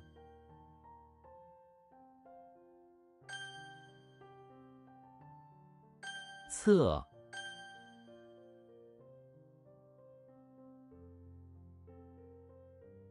Oops.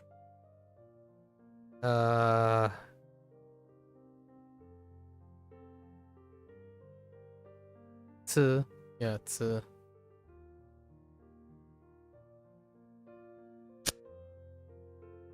I gotta think about that. Okay. 丝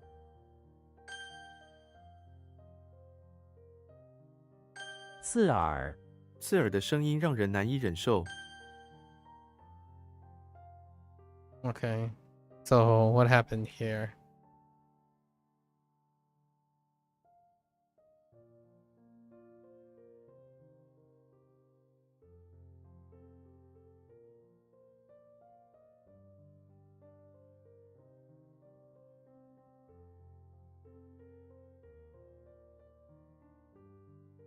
I thought it was... Oh. Wait. Oh.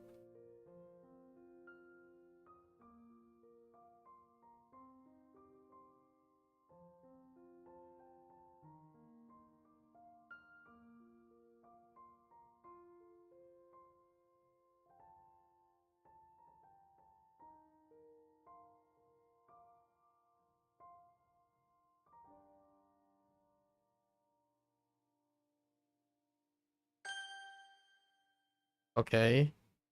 So...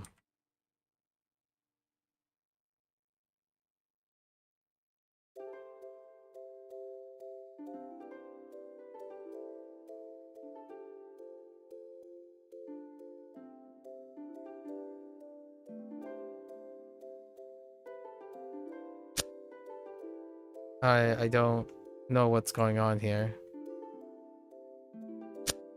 Did I not type that the second time? Huh. It's what I think it is. I don't know why. I thought I typed ang or ung.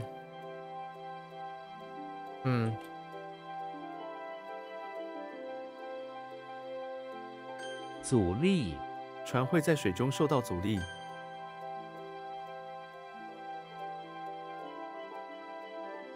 呼救如果你被困住了，就呼救。 For help, yeah, that's fine. Oops, that's tone 1.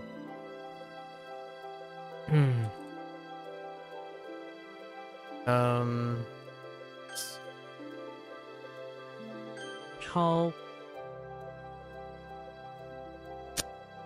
Jesus. Oh, wait, Chao. Oh, that's copy. “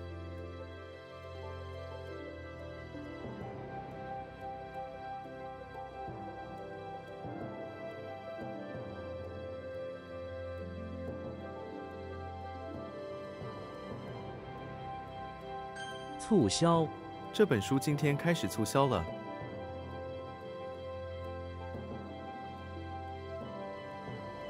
Ushala.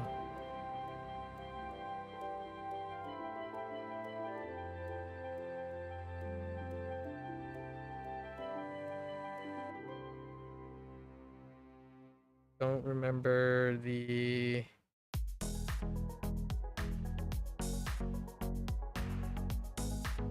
Remember the spark in the metal thing? For Xena.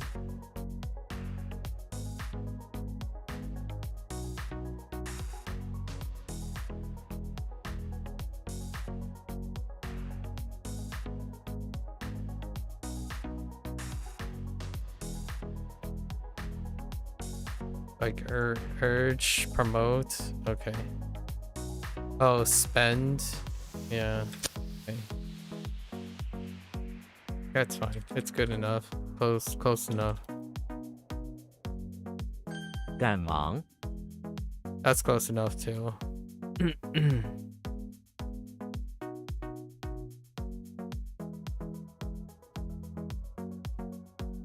严，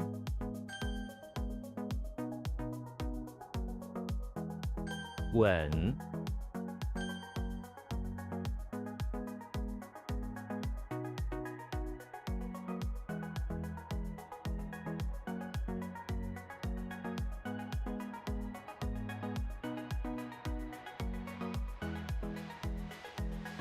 ，uh,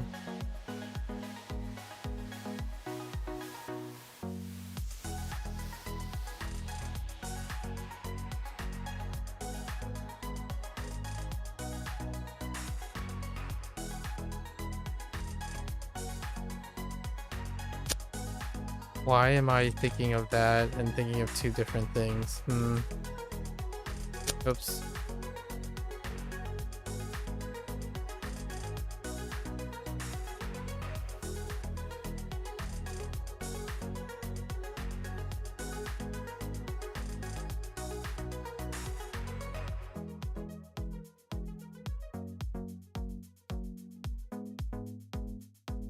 "数据，我们需要更多数据。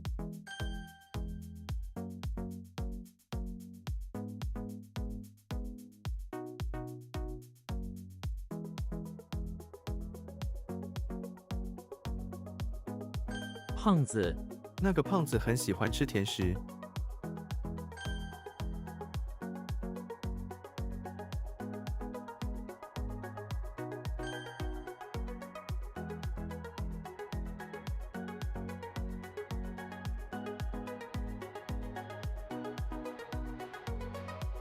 盖子，这个盖子很重。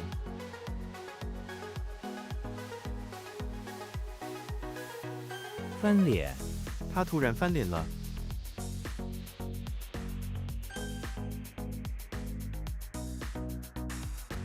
禁止，公园禁止吸烟。 Stop is fine. 外汇，他在外汇交易方面有丰富经验。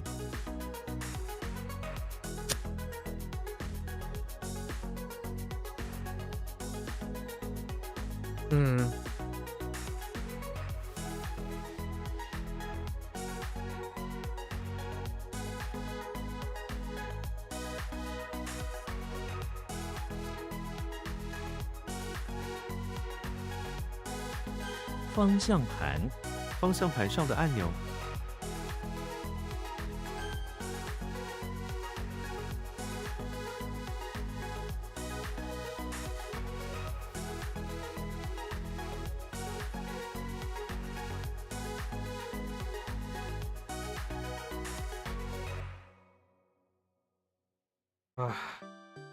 Such an annoying block too.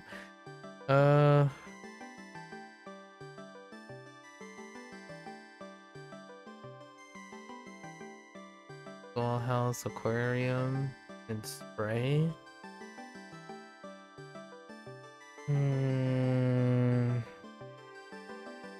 Why do I think it's...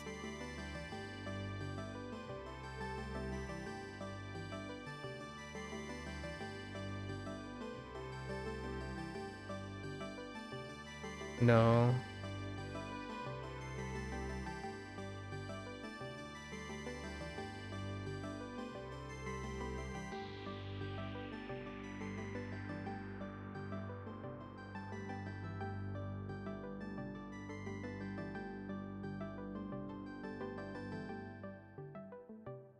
It's not that.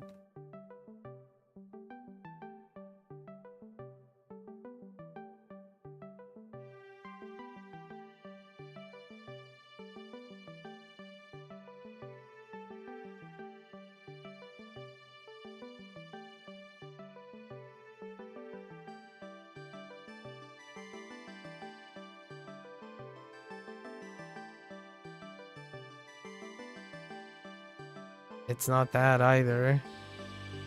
This is a hiccup.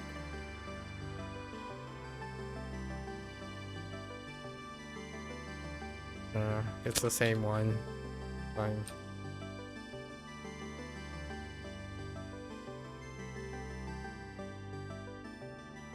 It sucks standalone. It doesn't suck with another vocabulary word. In a vocabulary word.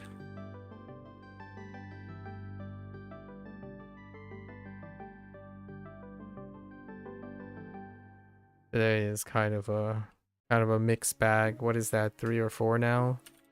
That's just a hiccup.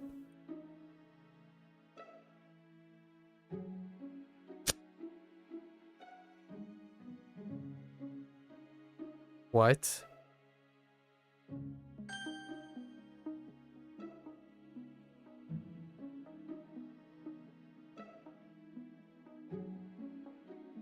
Okay. Yeah, like that's fine. 导演，他导演了那部电影。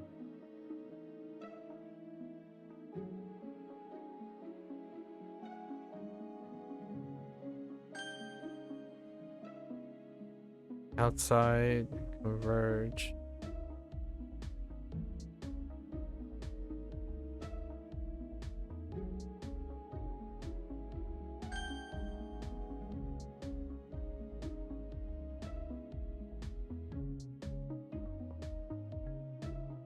“使劲，他使劲地拉着绳子。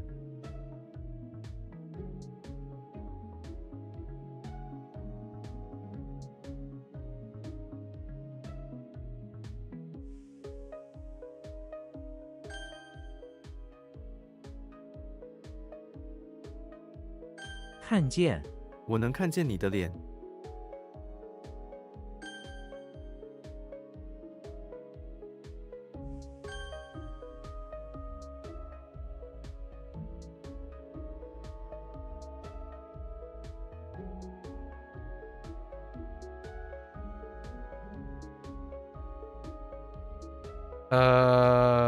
What?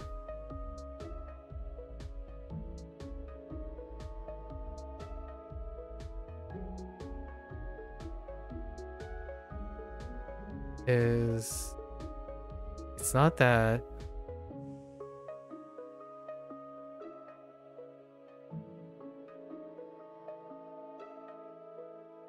It's war, right? It's Cold War. I lost where the boombox comes in. Albert.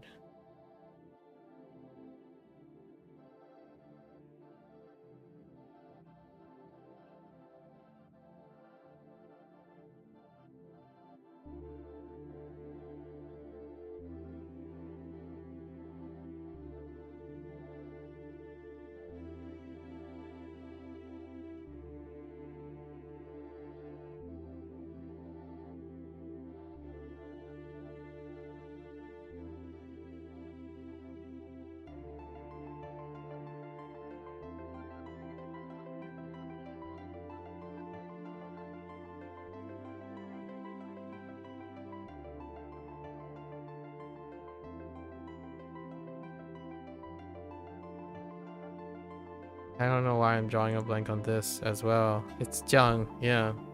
It is exactly what I think it is, but I don't know where the boombox comes in. What does the boombox have to do with anything?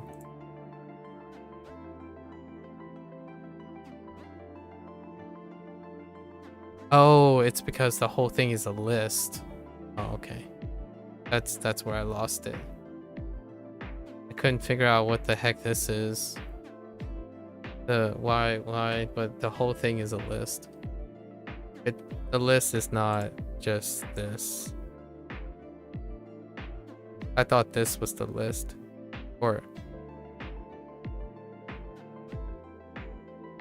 But it's the two things in the top two.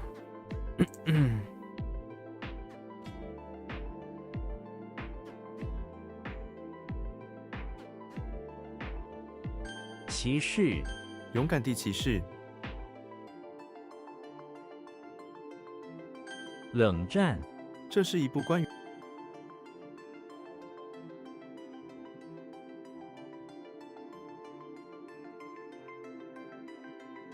退休，他2年前退休了。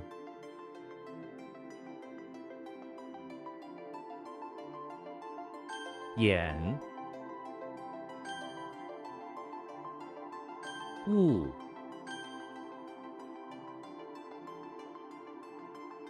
支流，黄河的一条支流，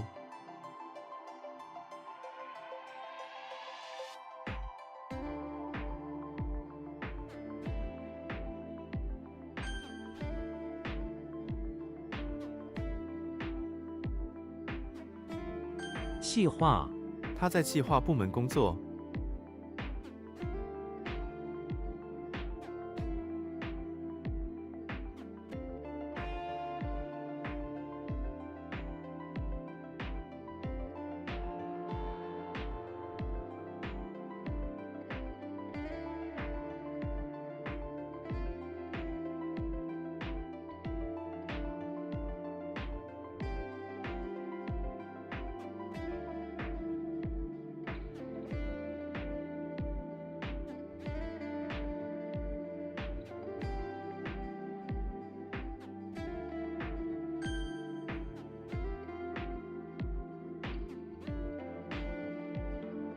月，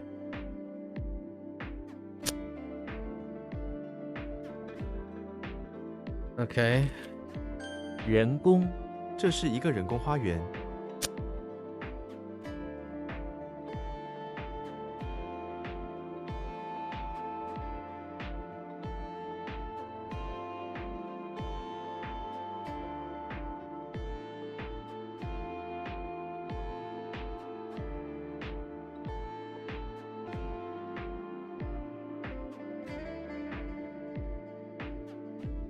浅显，这个问题很浅显。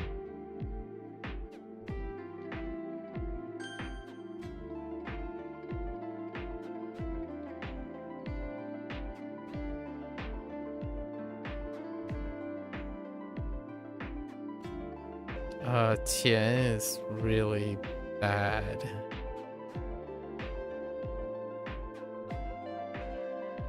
Tian is fine. Tian is pretty bad. That was a really loose guess. The flailing with the water, spraying it everywhere. But it's curvy. Go.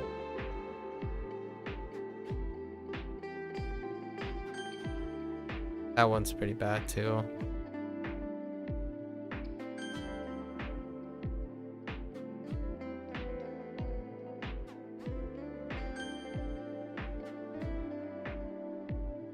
"机票，一张飞往台北的机票。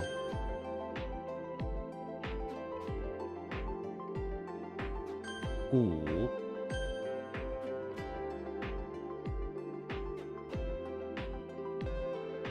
多少？这个要多少钱？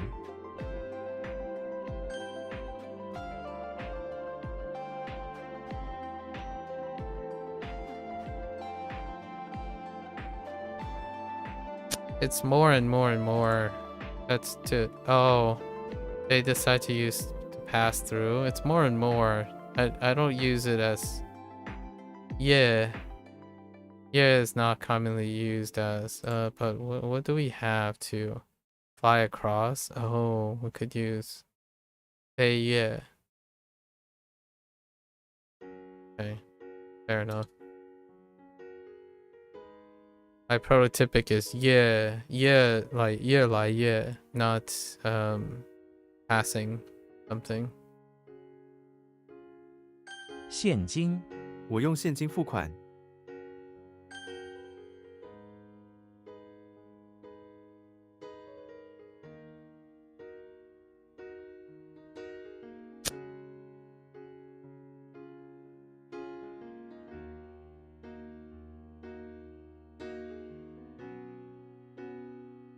Okay.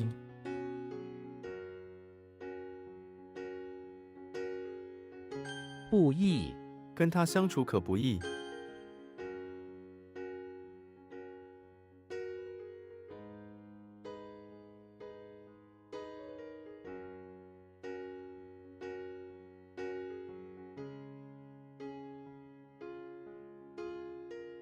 奋力，他奋力学习，考取了第1名。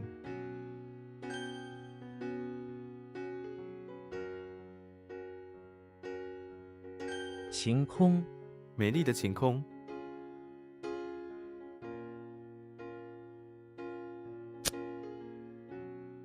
Sunny sky, which is still sunny. Sky is implied.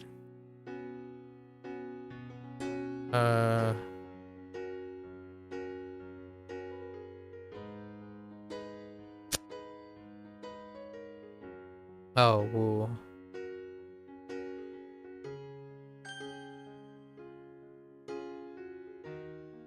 Just pictured a mnemonic. No. 看法，你的看法不一定对。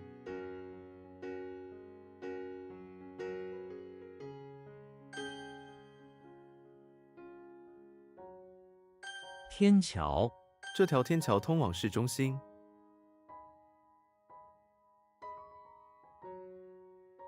岭，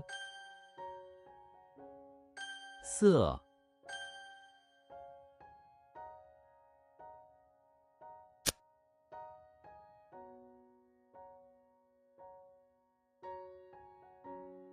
Oh, man-made? That's man-made. "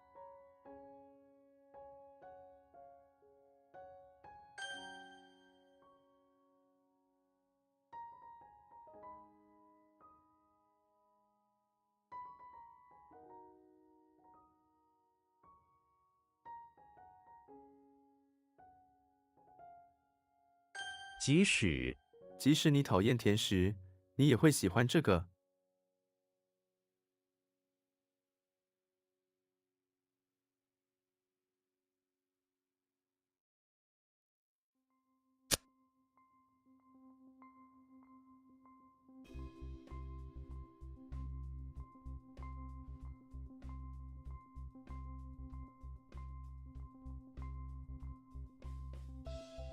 Okay. 诗人， It's even if, provided you even do that, right? Provided you do that, I'm still going to do something. It's the same thing. Provided, even if. 即使.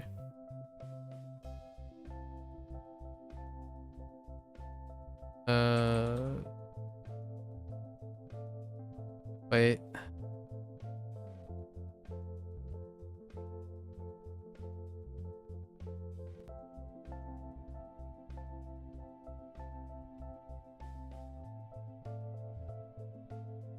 Uh, 定位，我今天打电话给餐厅定位。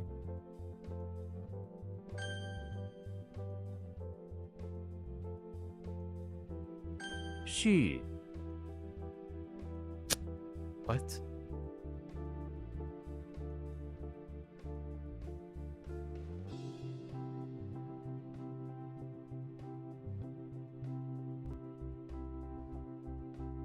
当兵，当兵是一种义务。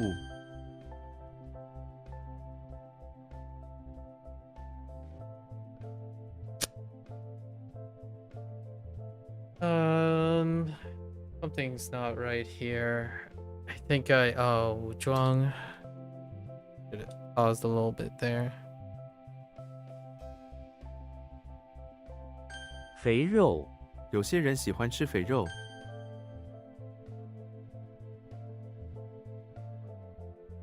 Oops. And then, of course, I fat finger 2 instead of 3. Instead of hitting 3. Hmm.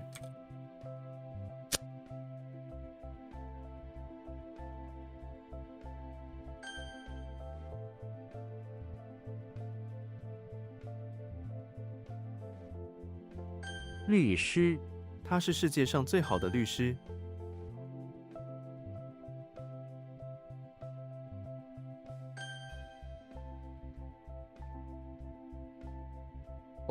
Or did I? No. 通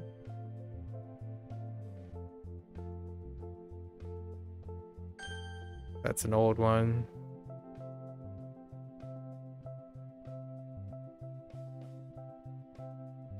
迷你迷你碗 And then what happened here?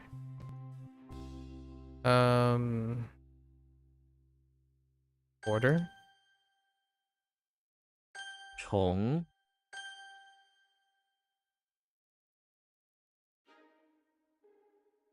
网址这是我们的新网址。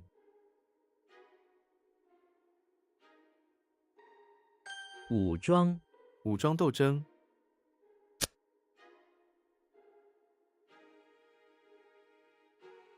Is it like arms instead of what? Uniform? Probably arms. 府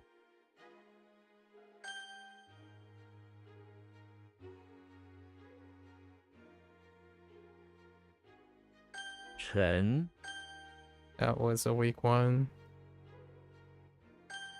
Armed. What? Excuse me? Oh, I typed 2 instead of 1.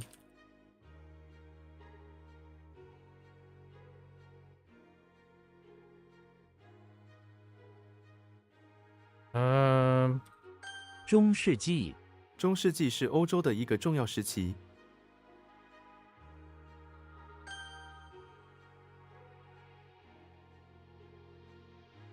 what the? Oh. Wait.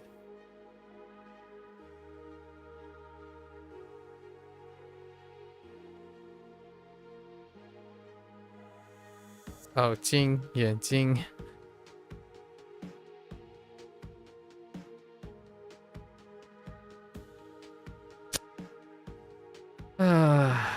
My gut feelings are so bad today. So bad. I do have that character. Oh. Now I don't know it. Oh no. I have no idea. Few eyes.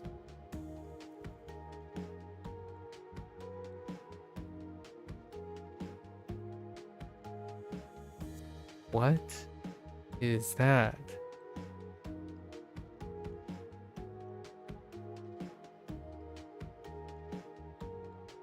What does that have anything to do with? It's not.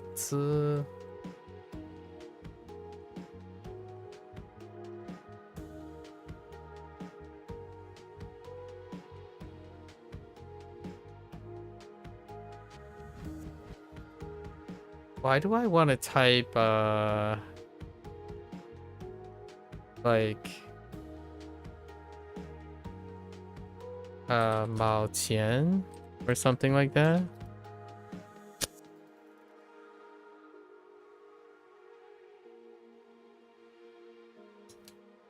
Or Miao Qian? 温度温度降到-20度。 That deserves that is no 眼睛 contest. 我的眼睛好痒。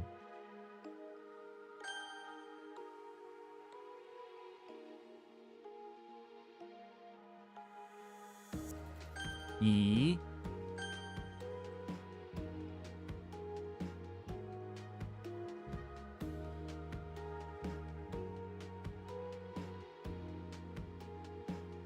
Like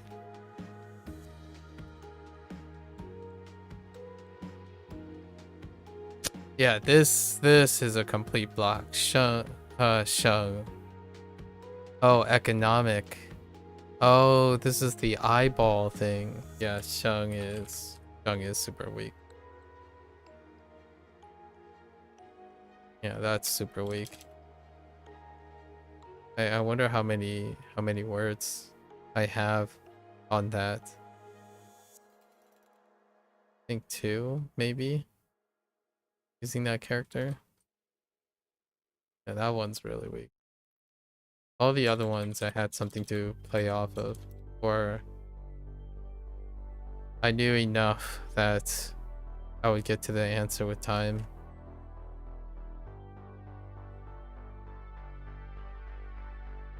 Guang.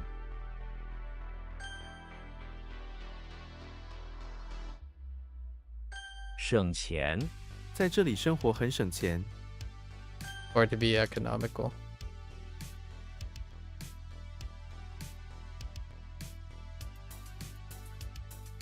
需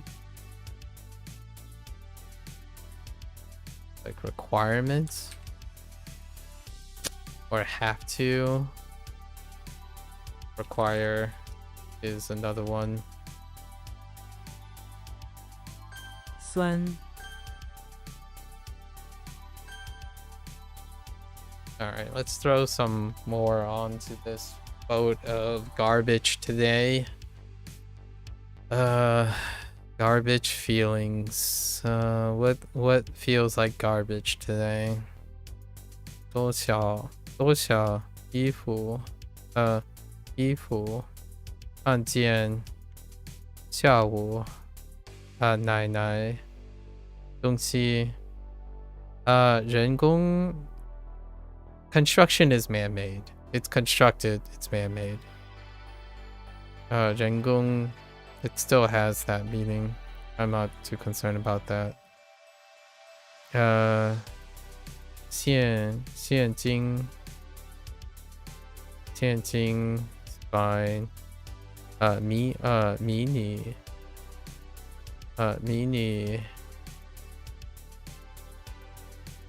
退休治疗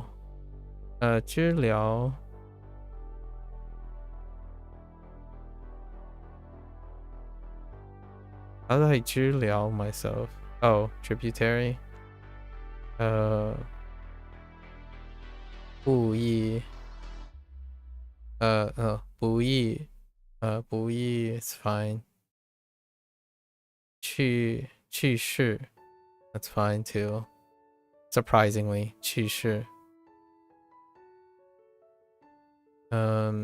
晴空 fair enough. And then there's 省钱 省 is the only problem. 看去 or 看法 perspective 看法 温度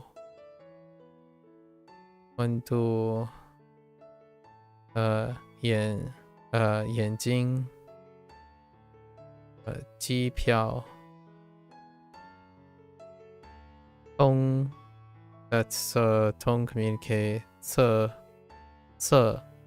补 to pass. I gotta make sure pass is pretty useful regardless if it comes up in the vocabulary in a different way. Yeah, right. And 需 which is have to but need and require is fine. Foreign exchange got lost a little bit. Why会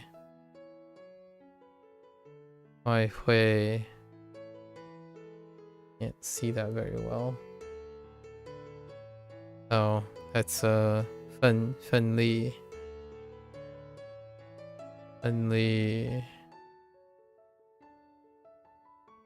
计时 can be a little lost even if, but I think it's just provided.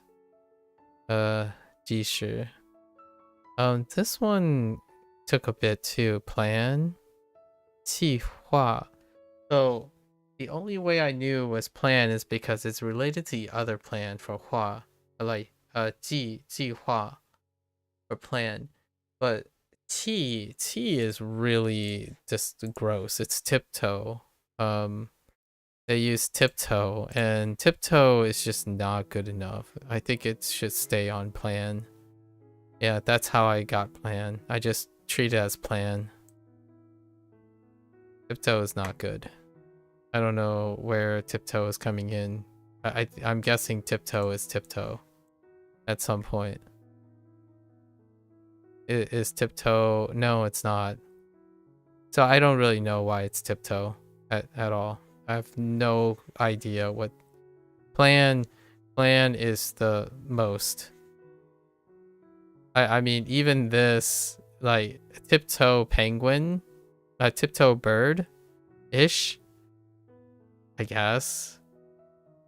I have no idea. Oh, it's because it's related to done. I don't know how I feel about that. Making one character related to another character. It's plan. This is just plan. That's how I got this answer, even though it was loose, because I had to change over. So whenever I heard tiptoe, I hear plan. That's the extra step. 律师中世纪 That's okay. 中世纪骑士天桥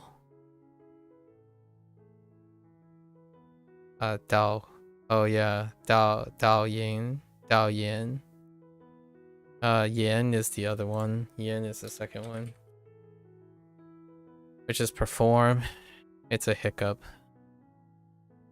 Sometimes yen works, sometimes it doesn't. In vocabulary, yen will always come out because the other thing creates that performance. Yen is it's a supplement. Yen tends to be a supplement. 基础 基础 That's fine. This one kinda got lost. Mung gets lost every once in a while. Why does it get lost?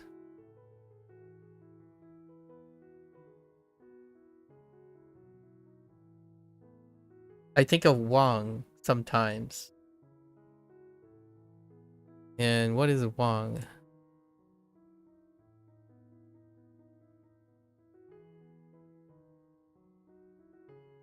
Yeah, I think of Wang sometimes. Which the only thing that connects them is actually death. That's the only thing. Oh, I know why they're connected. Because both of them are ball in Japanese, I think. Let me see.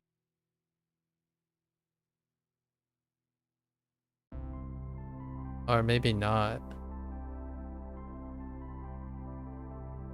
Yes, ball and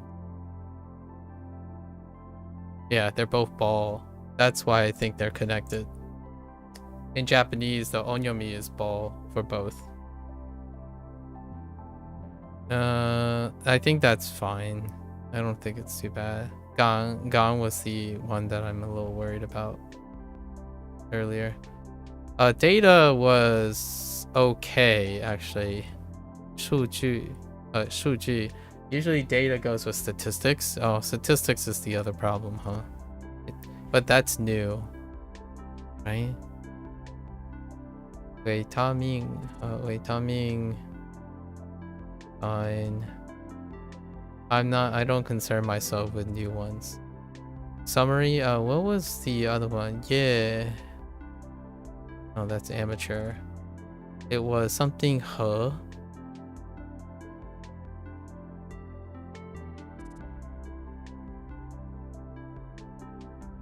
Silk.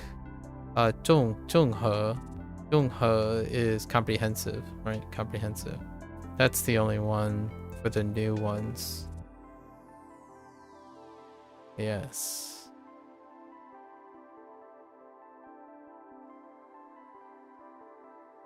I forgot not purchase. Something else.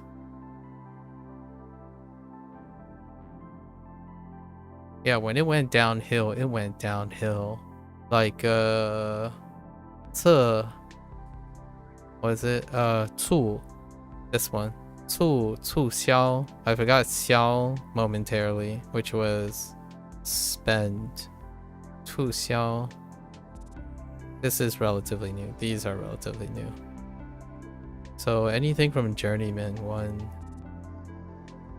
陆地, I'm always concerned about Lu.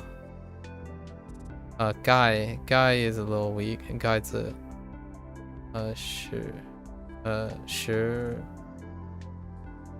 使劲.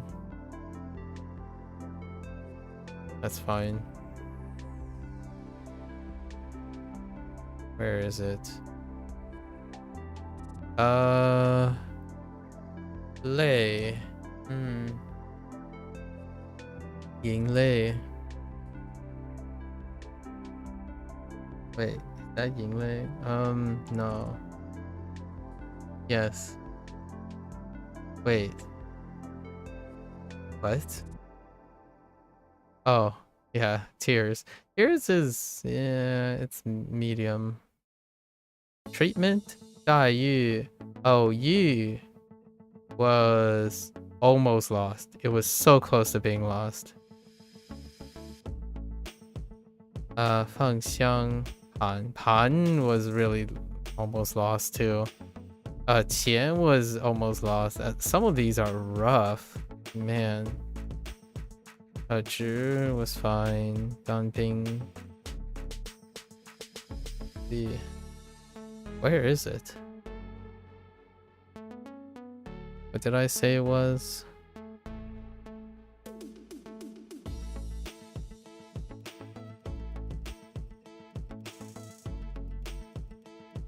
Order.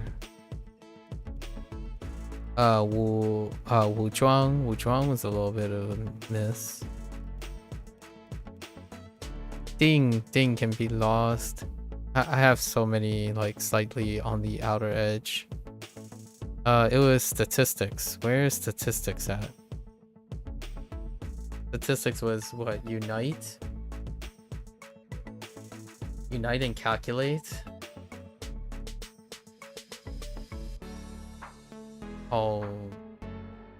Tongji, which is new, right? Tongji, there it is. Tongji. I'm not gonna worry about that. So let's add Qian.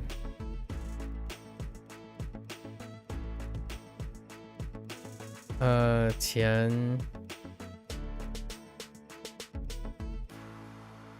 Lu.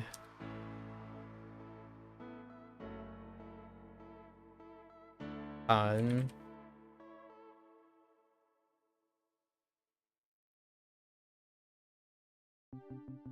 Chormang.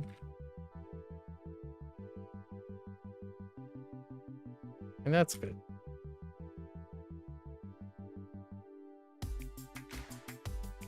So definitely above, like two blanks, which is really abnormal.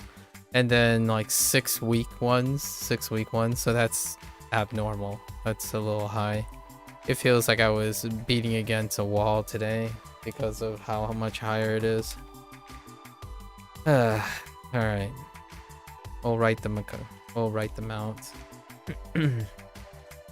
Statistics. It's like finances. Finance and economics. You just gotta crush it out. Crush it out until it's stuck. Alright, let's see how today's went.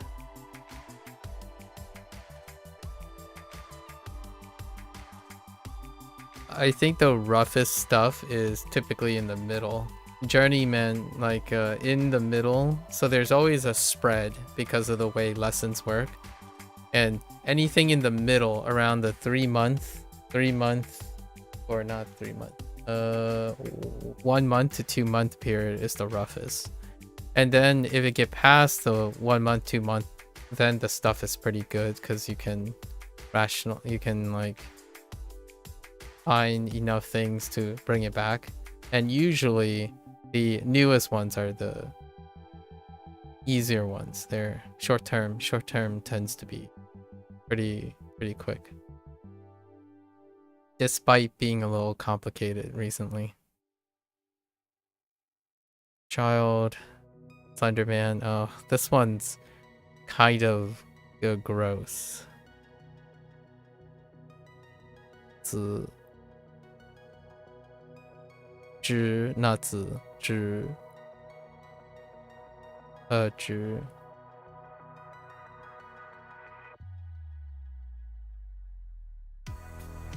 way. This is attached the other way, so it's fine. Oh, this one's rough. Who's super whimsical?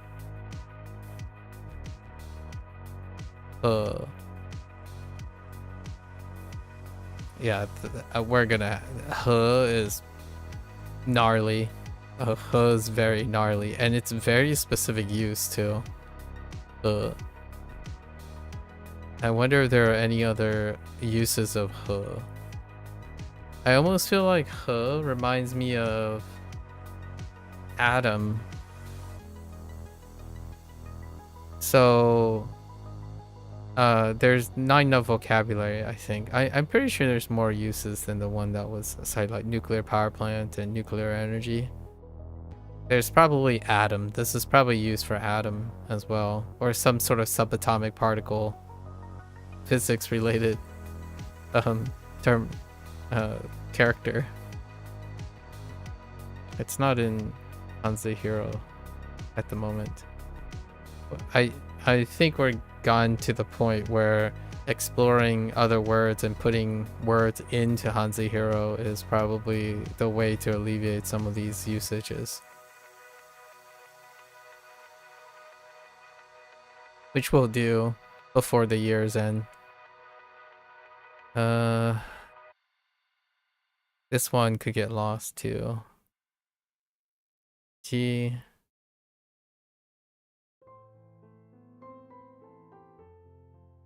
She. Ba.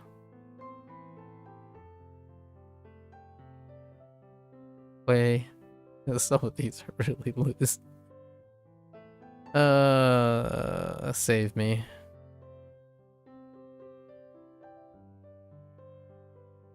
Just taking a look at. There's still some familiar ones. I still see some familiar ones that are available, but I think, yeah, we're getting to the part. Here's another familiar one. I'm definitely feeling where, if it wasn't for Japanese, I wouldn't know these characters. Like this one, this one, this one, this one.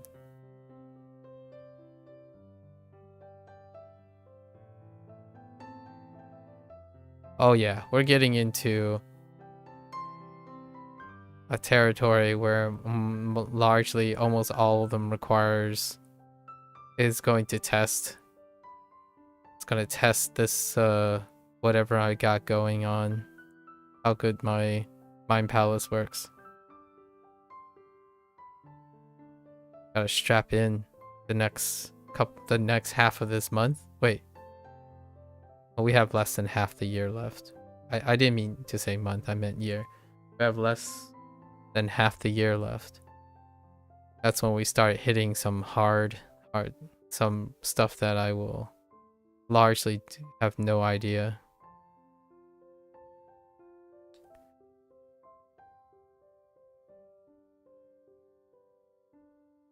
Shu Ce. Shu Ce.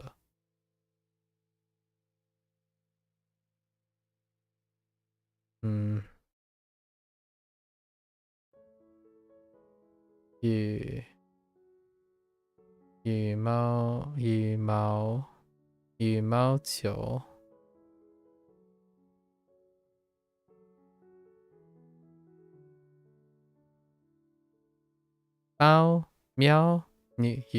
球。羽毛球。羽毛球。羽毛球。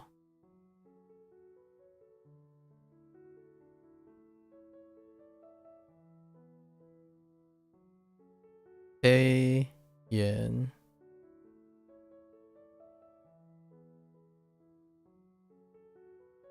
not bay.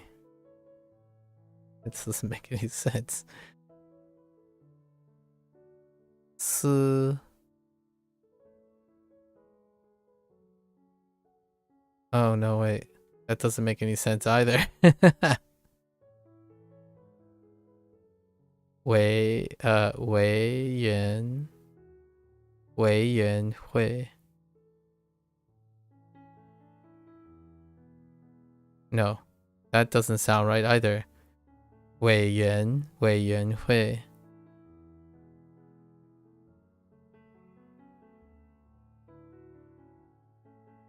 委员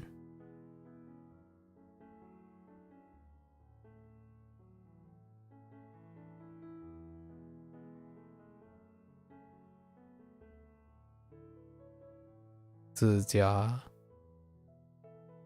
指甲 not 指甲 指甲 手册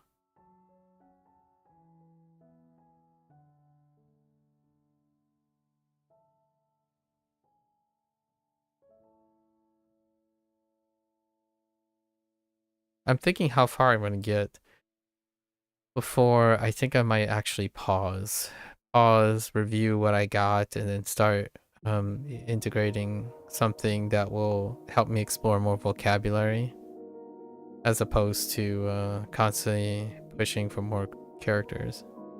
I think I'm hitting a bit of diminished return with characters.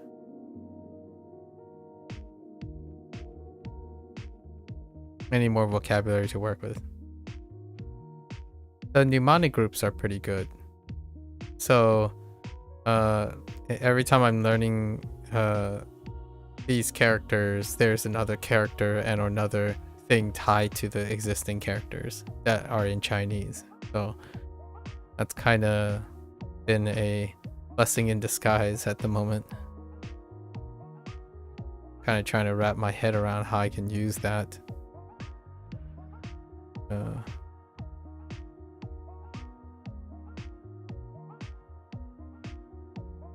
Even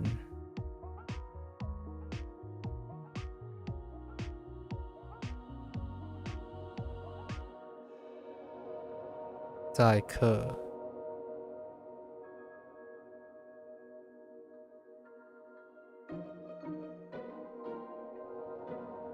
扩声扩音器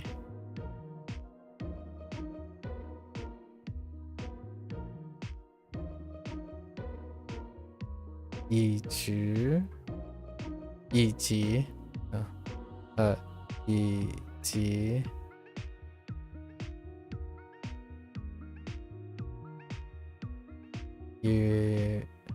羽毛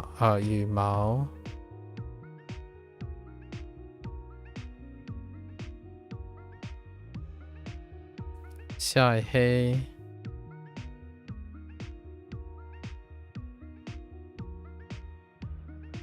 像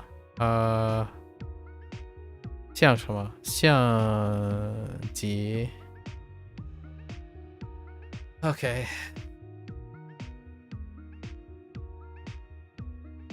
It's gonna be something else. I think this part, if I had to make a prediction, 2026, when I start using when I start contextually applying some of these things, I think it's gonna be the far more quote unquote less effort than this. I think this is easily one of the harder things if I had to make a prediction. Doing this stuff is rigorously. It's kind of, I guess it might be a little bit ironic for those who like to learn this way, which I actually think the internet makes the people who grew up on the internet learns information like this most of the time, as opposed to like learning based on your relation, like your conceptual understanding around the topic. Like what's a great way to illustrate this? Like how people play video games. When they approach a video game, they immerse in the system that the video game has and treat it as an isolated thing. Rarely do they break the fourth wall and bring in legacy knowledge. And if there is legacy knowledge, it's always through intuition and not a higher thinking. And not that higher thinking is better. It's just the layers are more complex in the sense that when someone plays a video game, they don't fully aware and consciously see the video game as something of a continuation of the skills they have. They see mechanics and whatnot as the most approachable form of legacy because it deals with intuition. So, for example, when you're playing a video game, sometimes when I ask someone, hey, like, what's the story so far? They're like, well, and they would be readily able to remember the story in which the game they're playing currently. But when I ask them, like, so how does this tie in with the previous game? It would be a blank space. It would be very broken up. Like, the information would be lost. So oftentimes I feel that's what the internet has conditioned people to learn this way. This way is a very efficacious way. And then it's down to root repetition that ingrains something into the person. This is probably one of the hardest things I've done in a long time to do this. The other stuff to remember things is far more compelling, right? Like build a story in which you learn all the words in that story. Read a book that has a story in which you are so engrossed in it, you can connect it to all the other stories that's related to the current story. You know, talk about a topic and then use all the experiences you have to talk about the topic, not just the topic itself. So it's interesting to think that how one grows up and acquires information can affect how one encodes that information, or even affect or incentivize what skills you have. I think retention is like so in demand right now. If you are going to sell something like an app, for example, like SRS, the one thing you can sell really well to a growing audience with money to spend and not necessarily the critical thinking skills to improve upon it themselves is anything that guarantees retention. And for me, this is gnarly way of trying to get retention. It's pretty gnarly. And surprisingly, or not surprisingly, I suppose, I would say this is among one of the more popular methods, which I can definitely see the attraction. I think some part of my brain is a bit internet brained too, having used the internet. Like people give you information and they explain all the information to you, so you're never having to make the connections ever. And when you like listen to someone yap about something, it's always viewed in isolation with no critical thinking involved. And I'm not talking about like older people or individuals who spend more time out being raised but prior to the internet. Nowadays the internet is that you don't require critical thinking to make connections, and that critical thinking and problem solving skills allow you to connect ideas that seemingly are unconnected or not connected to each other to be able to connect them, and that creates retention, right? Like, what does HanziHero have anything to do with Duolingo? You connect them. I would say if you give an 18-year-old Duolingo and then suddenly they hate it, then they are more likely to forget everything in Duolingo when they go and use like WaniKani. And then when they hate WaniKani and they go and use Anki, they probably forget most of the things they learned through WaniKani or Duolingo before that, and then embrace that Anki is the only platform that allowed them to retain something. It's always the current thing. You don't carry the experience with you. There's no connection between them.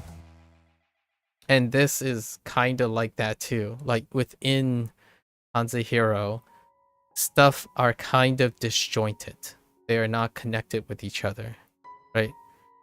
Despite, well, it's less disjointed. It's helping to undisjoint the stuff. So, unlike WaniKani, I think WaniKani has some connections. It's not that great. I think it's a little bit worse in that department, right? In HanziHero, because of the mnemonic system, which I'm about to go over, it connects them fairly well. The mnemonic groups is a incredibly rudimentary way, but approachable. It's an approachable way to connect a way of thinking to a lot of things, you know, to scale up. And WaniKani does it too. That's why the whole like breaking down radicals and building up into characters, which then characters build up into words, is approachable. It's a very efficient. It's like a very this isn't meant to be bad. It's a very simplified way of connecting ideas together so that it feels like when you're learning a lot of things, it involves a lot of similar thought processes. But you can build upon that. You can definitely build upon that. I think so much is relied on intuition that it's very compelling because most people don't think anymore, in my opinion. And what I mean by think, they don't think in an abstraction. Abstraction is efficient. You don't connect things despite they don't have a literal connection. They have to be intuitively connected in order to be useful. So if you can appreciate the connection between a sentence and a paragraph, then learning from sentence and paragraph is useful. If you can't appreciate that connection, then they'll stay disconnected. There's no way for you to conceptually connect them. And I'm not talking to any particular person, the hypothetical person that I'm talking about. Like when you watch a streamer, right? When you watch, I don't know, your favorite Call of Duty streamer, and then you watch a Fortnite streamer, what I interpret a lot of times when talking to people is that they're two separate things. There's no connection between them because one's playing Call of Duty and one's playing Fortnite. So you can't possibly have any connections between them. Your memory with the Fortnite streamer and your memory with the Call of Duty streamer requires that you actively associate the details between them or differentiate between them in order to retain what happened, right? But no, instead nowadays, when you doom scroll through something, they're all connected, but they're all connected in a way that you don't remember any details anymore. Like I can't tell you how often I ask some of the new goobers around, like, oh, what did you think about the movie? It was alright. Can you tell me anything that happened in the movie? I saw the movie too. What kind of event do you like in it? It's like, I don't know. It was just fine. Like, do you remember any of the details? Like, how do you go about remembering details? Well, a lot of times it's in intuition. If something was really sucked, they probably remember that. If something was super hyped, they probably remember that. But abstractly, most of the stuff is isolated. they go on to watch the next movie and they probably forgotten the last movie, despite the movies being sequels, right? So then you have movies now, or like TV shows and movies now, that a new fad is coming back, which is to recap, right? But hear me out. When they try to recap things, the people who don't remember most things believe that they do know the things because they generalize it. So you don't often remember details anymore. Which here, I guess that's one of the difficulties that SRS has. Every detail may be important because there's not much detail here. Right. You can add as much detail as possible and then strip it down to just the necessary details in order to get your results. So in a long run, if you learn just enough without adding more details, then you never practice, or you don't end up practicing and getting used to adding detail where there isn't any. And that's why I feel there's a large number of people who say they're not creative enough to use mnemonics to remember things. That's interesting. I think that's a little bit disheartening. It's disconcerting that one of the gifts of being human is you can create abstractions without it literally having to make sense even, right? It makes sense when you make sense of it. More on that in the future. I think this topic of creativity, like construction, right? Using constructive creativity to reinforce retention and application, right? Construction is a form of application of what you learn. Regardless if it's literally useful or naturally useful, it doesn't matter, in my opinion. You can find application regardless if it's have a use case or not. You can use it to retain things. So making silly analogies and associations are things that are incredibly efficacious to you. Whether it's natural or not, you can still make use of it. I think focusing on anything that has to literally happen is restricting a human being to not be creative, right? And that is perfectly sufficient in a pragmatic world if you want to live pragmatically for the rest of your life. The final stage for me when it comes to do I understand things is that I can abstractly create things whether or not someone else has created it, right? And if I can form associations between things that other people don't usually see, that's when you get that feedback of, oh, I'm starting to grasp it to a level that now I can wield it. I can use it for application. And we're kind of getting there. I think the next 4 or 5 months, most of it is going to be constructive. Like most of my energy, my excess energy is constructing stuff. So I have to encourage myself to construct. If I have a problem, construct a solution with the systems information that I have. It isn't going back and rereading the same things. Rereading the same things only gets you so far, because yes, that's literally the thing they wrote, but you can do more than that. At least I think most people can. I certainly can do more than that, and that's where the extra efforts can go in. It takes the least amount of effort to read someone else's work, right? And it takes a lot of effort at first, right? At least at first compared to later down the road when you're used to it. But then you need to do more, right? Where's the extra effort gonna come from? if you've gotten tired or think that you got the handle of things. The less and less effort you place in, the more and more passive you become. Then you start losing application, right? When you become intermediate or even advanced, you may decide never to develop that skill anymore. Then you enter maintenance, and maintenance is only as good as the person's enthusiasm. For example, English. I genuinely believe that English decreases in level after someone stops using it for education.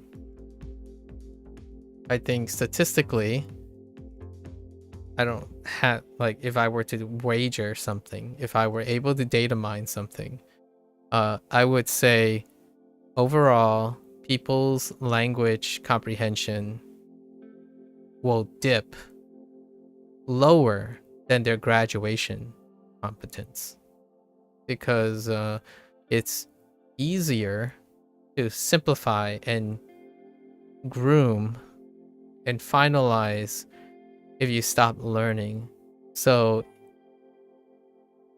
I often say that most people, especially English speakers, that I'm surrounded anecdotally, their English is lower than the high school level that they graduated with, because you would become more and more efficient if you stop learning a language. And to become more efficient, you throw out the things you don't need.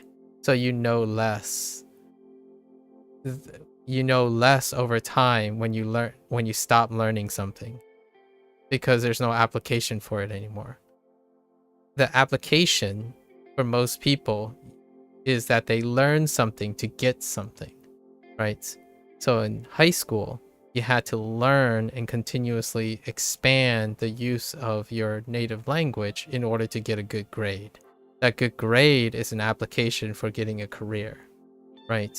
So if you remove that motivation, you would begin to practice whatever you have learned, and you only keep the things that are useful. So most of the things that you don't find useful are gone. So inherently, if you stop learning at any time, you also know less. You might become more efficient at the things you retain, but efficiency means that you're less comprehensive, right? You gotta groom and trim all the extra stuff. Now, I think the internet has trimmed out many more things. The internet has trimmed out creativity, right? You no longer need to be creative if you just assume someone else is more creative than you and they've already made the creative solution. So there's not even a reason to do something when you say to yourself, someone else probably have already done it. Let's just go look so I don't have to do it, right? Kind of like this would be my last hot take for today.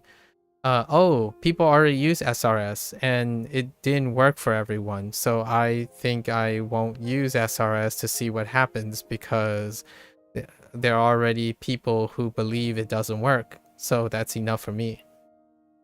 And then there are others who say, oh, I heard that some people believe it does work, so that's good enough for me. And then, you're looking for the ideal thing, right? So, and there's no critical thinking in suggesting if something is correct or not, or accurate or not.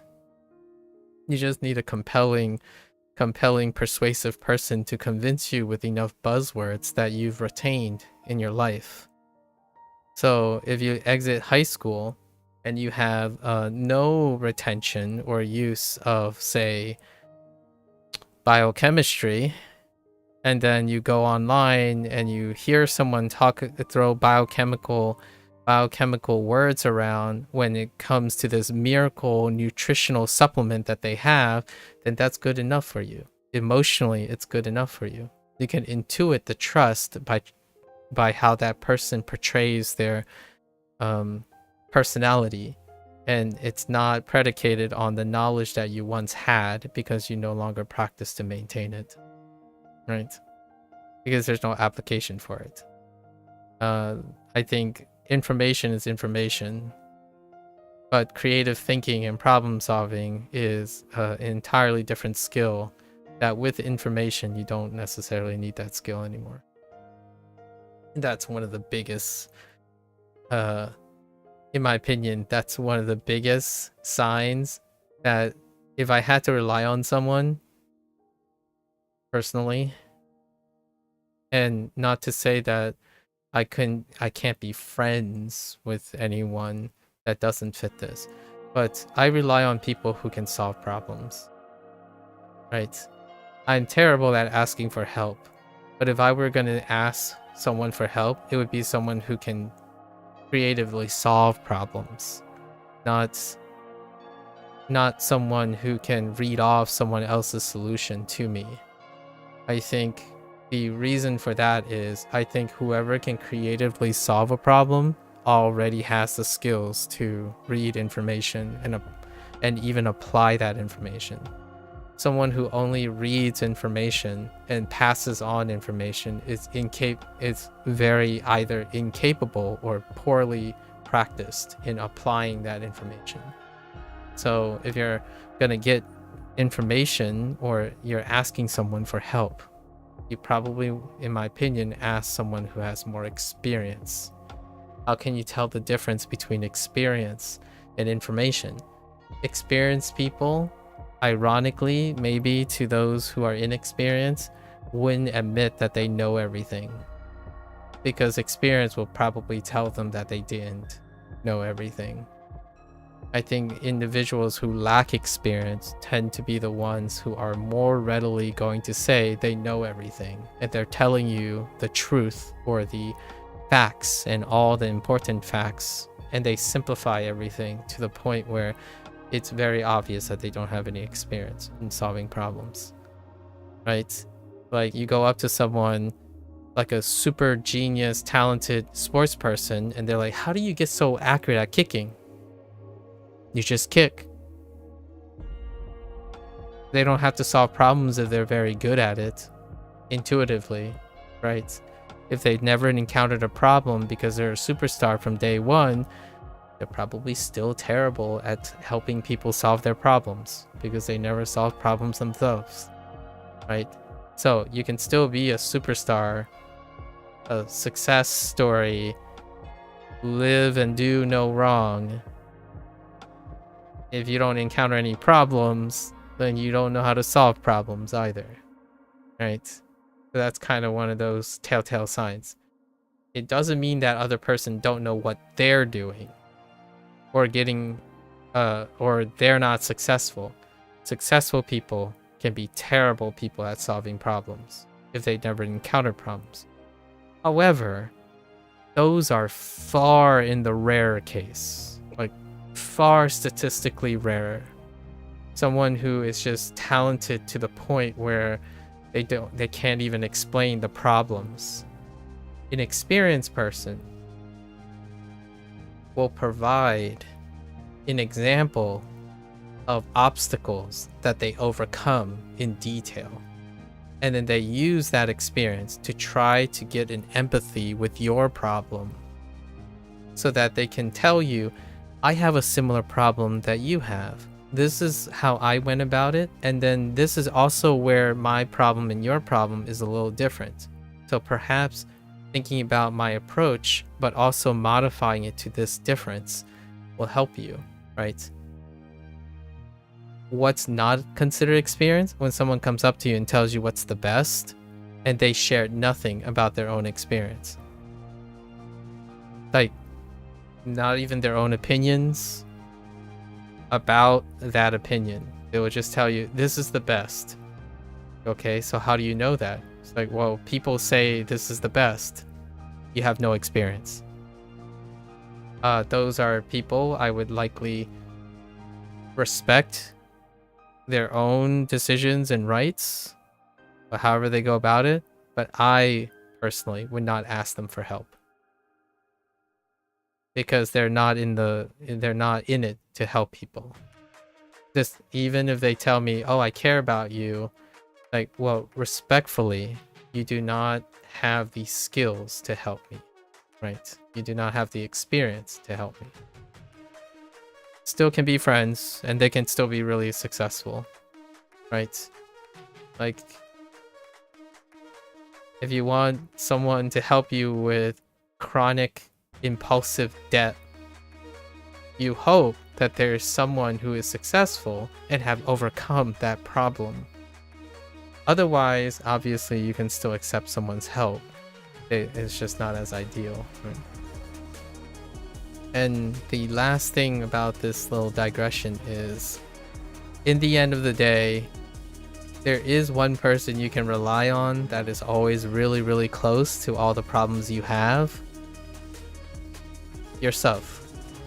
So, going back to the initiation of digression, I noticed that there's a lot of things that are becoming problems. Or things that I need to double down on. So, I'm gonna work on that in the next 100, the next 100 days before the review. And it's gonna deal with construction. So we're gonna go back now and finish our session here. Okay, so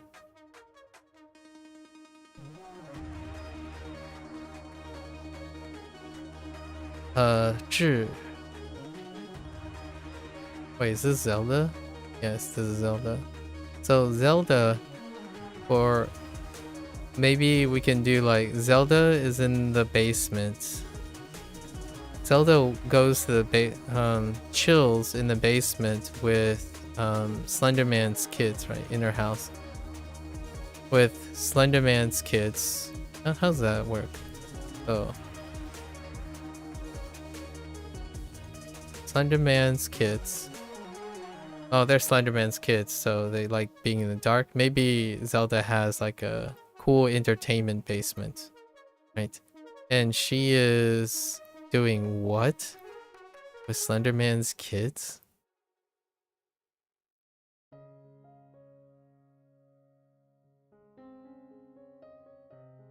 She's analyzing.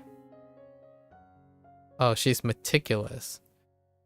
So she's meticulously making sure that all the kids are doing all right.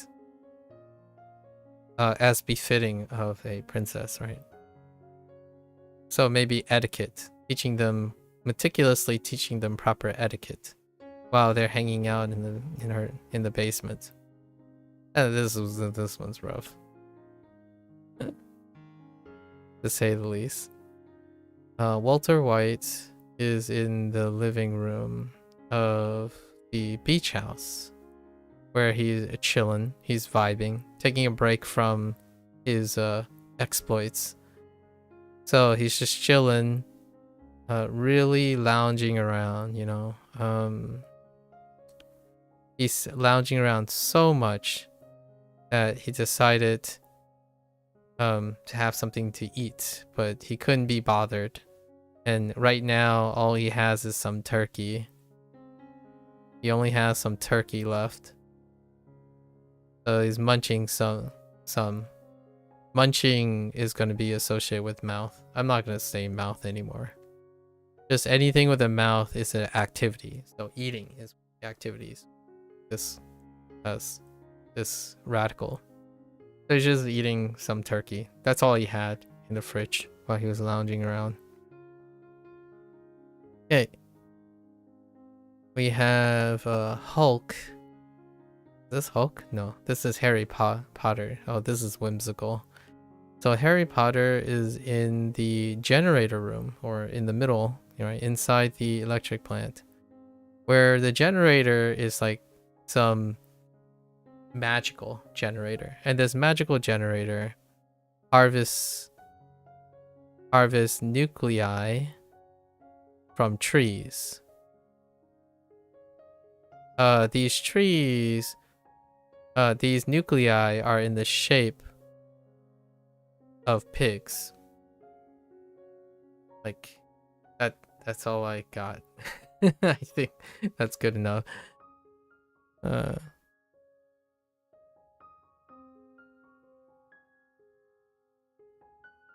Maybe like pig spirits or something. Spirit energy. I have no idea where I'm gonna go with that. Okay, so Jimmy Neutron. This one okay. This one's pretty okay. Jimmy Neutron is outside, have rushed outside of the house where he is going to test his newfound muscles from his experiments. So he decided to pick up a moon-shaped rock and start hammering and shaping the rock into a table. Right. It's good enough. Maybe reenacting a scene from what he saw in the MCU. Alright. So we have Xena. Yeah, Xena in outside of her house doing her own analysis. So she's analyzing, let's just say she's analyzing the passage of time by cutting down trees, or cutting trees with a hoe or an axe to examine the rings, which just checks out really well. This one checks out really well. Okay. Because it's kind of like an old age way of doing things. Okay. Then we have Frodo, who's trying to relax from after his journey, right? So he decided to go to the auditorium to enjoy a performance, maybe a performance of Lord of the Rings, or a reenactment, like a barb's tale of his exploits. But he lacks a lot of energy from his long journey. Meanwhile, a heckin' goober, I guess occupied the same world, heckin' goober Zorro came down on a slide from above, right? From above, and decided to, like, Zorro Zorro things. Decide to bug Frodo, which like slicing his emblem onto him or something. And Frodo can't be bothered because he's just completely lacking energy from all his tribulations. And the auditorium could be like an atrium of an amphitheater or something. You know, old age stuff in my mind. Let's see. And then now we have Hulk. Hulk is outside of the house, of the beach house actually, Bruce Banner style, trying to enjoy a bonfire, right? Trying to enjoy the bonfire, but he got too close and he started he set his armpit hair on fire, so he quickly tried to put it out. What remains are ashes, right? Womp womp. Alright, so now let's see if I remember the 6 characters for today after some gap. Shang. No, Shang. Which Shang is?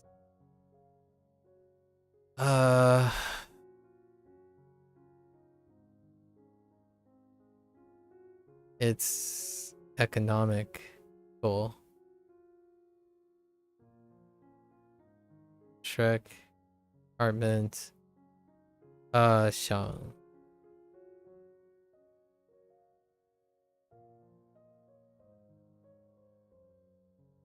That looks gross. Let's try again.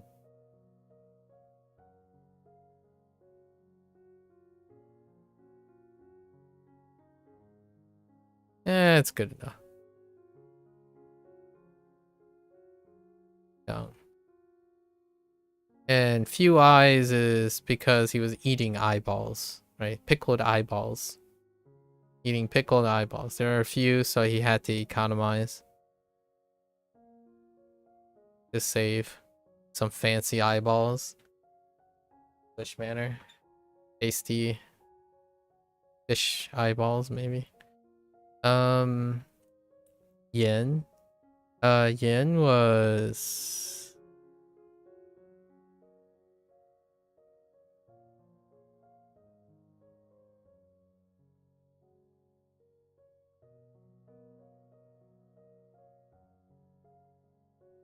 Right. And that is to perform. Okay. And then we have qian. Qian is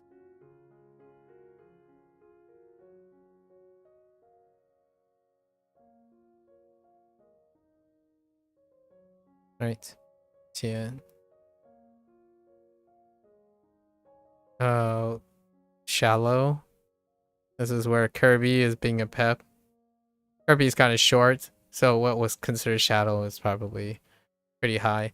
Kirby went down to the pawn shop. There was some leaks spraying everywhere, so there's some shallow pool of water. So he decided what a great idea is to grab a flail and just start scooping and flailing and spraying water everywhere. You know, you just have to imagine a very clumsy Kirby going around doing that. And Lee is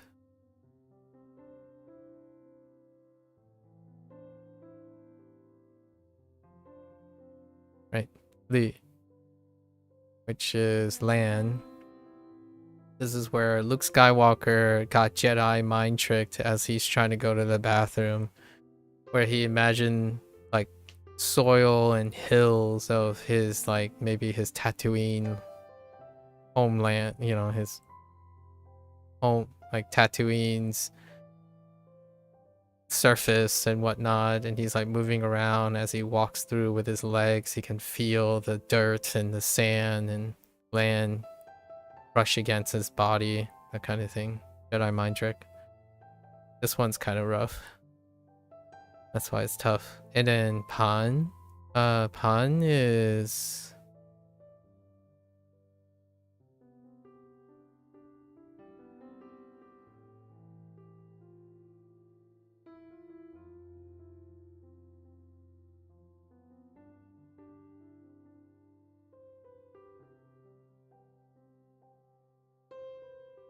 that last stroke. It's bad. So Pan. This is a tray. This is where Patrick is in the pawn shop where he found a vintage missile ship, and then he started like messing around and he accidentally broke some plates, some vintage plates. So on a tray he wrote sorry and left some money, right, as he was working there for the damages. And then we have Meng.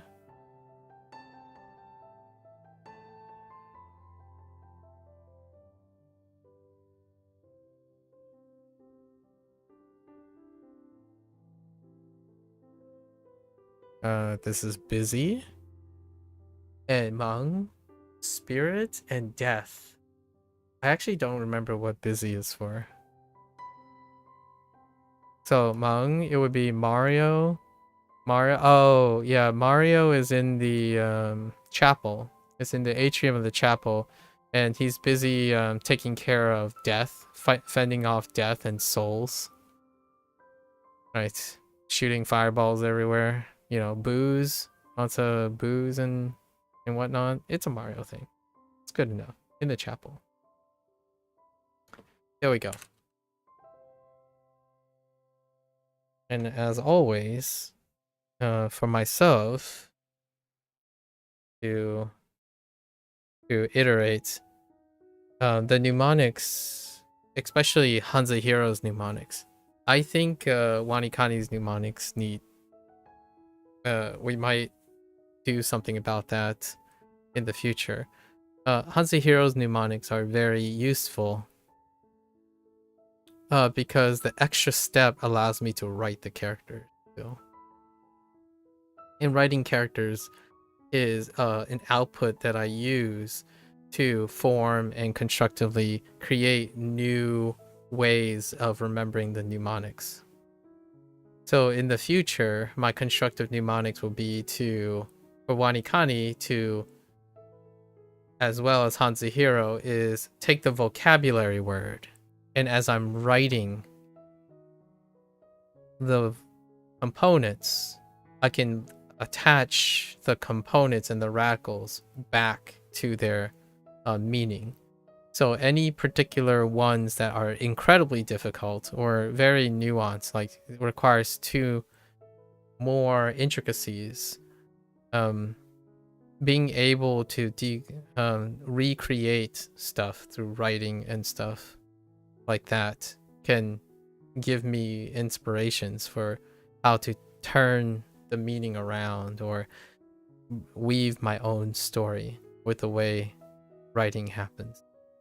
And I have met a couple people who are more intuiting the benefits or intuiting how writing can help with their retention. So sometimes I hear people share like, oh, for whatever reason, writing helps them retain what the character is and what the meaning is. And oftentimes that is an intuitive process. For myself, I'm trying to not only make it intuitive process, but make it also a creative process, like a conscious process. And I think people who like writing can also do that too, in some way, shape, or form, if they so please. But writing is, in my opinion, not just a mechanical output, which I feel has become the new age thing for efficiency seekers, efficiency language learning seekers, a shortcut to things. Like, oh, writing is a waste of time because you do not feel like it's beneficial since you never write. That's perfectly fine. That's an acceptable, pragmatic, logical conclusion. If you don't like writing, if writing does not create a creative process, it does not trigger any form of critical feedback loop that's either intuitive or conscious, you have no application for it. Without application, there's no critical thinking or problem solving, right? So inherently, it would not produce retention. Not learning, it's a very different thing. I totally understand when people say writing does not help you speak. That is a learning thing, right? When you're literally writing, it may not necessarily translate at all to speaking, because those are fields of input. Like, how do you improve speaking? Input the parts that deal with speaking. However, retention is very different. Retention is weaving all of it together. So when you're trying to remember something, the more you're able to weave everything together, the more likely you'll remember it for life, right? It's one of those things, if you don't use it, you lose it. So any form of output that deals with the application of what you learned will enhance retention. So we're not talking about learning, we're talking about memory, right? And I don't think there's enough time or enough resolution for people to discern between what promotes their retention versus learning. Oftentimes, the shortest way to explain something is when you're learning, you're also remembering. I think that's, to me, is a slight disservice. There are many things you do that doesn't help you learn something, but it does greatly help you memorize something, like 80-20.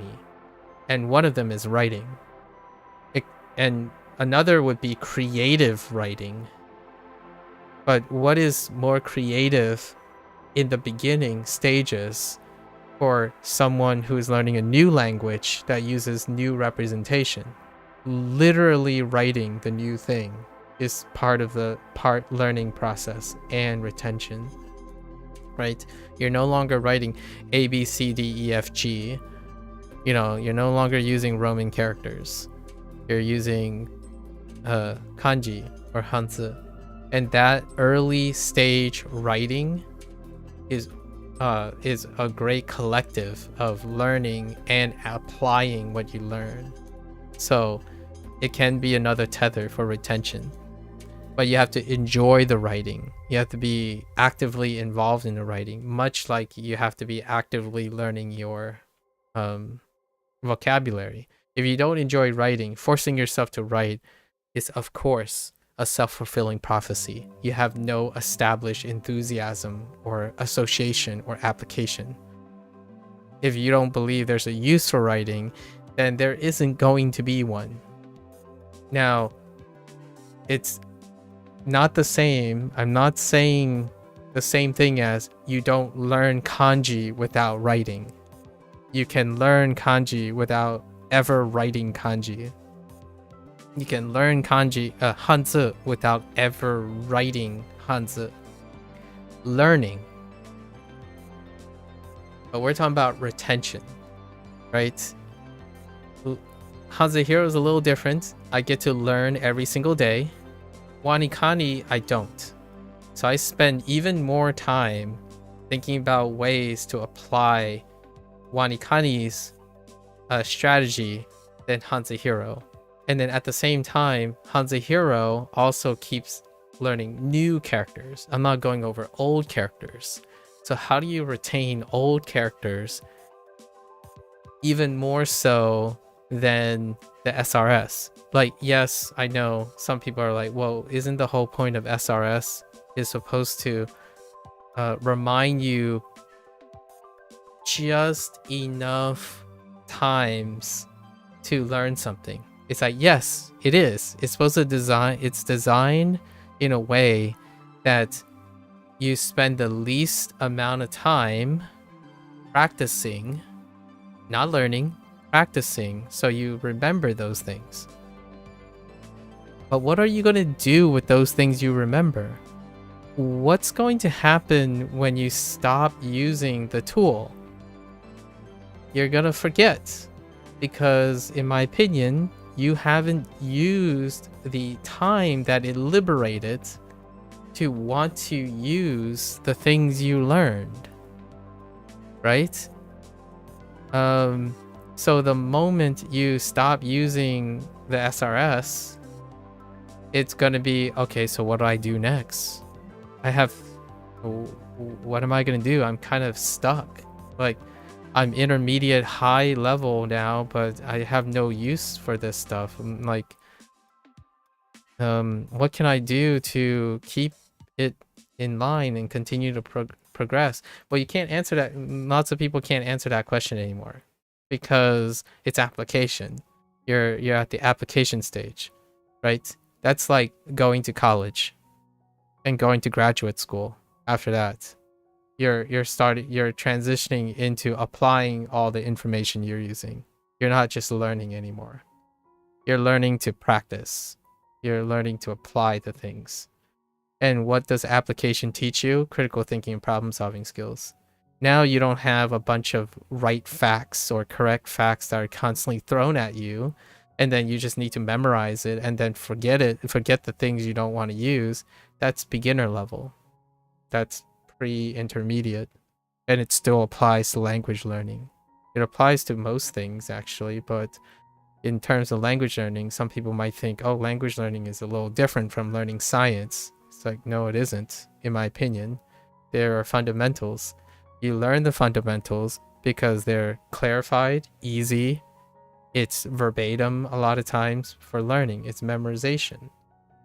But when the moment you want to retain that information, you, in my opinion, a lot of people decide after it's probably not trying to be too deterministic, but it's probably already too late if you haven't decided how to apply while you're learning the things.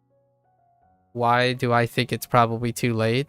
It's probably because you don't even expect to apply it. Right? When you're in high school, you hate math. You have already decided you don't want to apply math. Someone can hate math, find applicational, have a teacher or a friend show them what math can do for them, and they can learn even to love math despite hating math at first.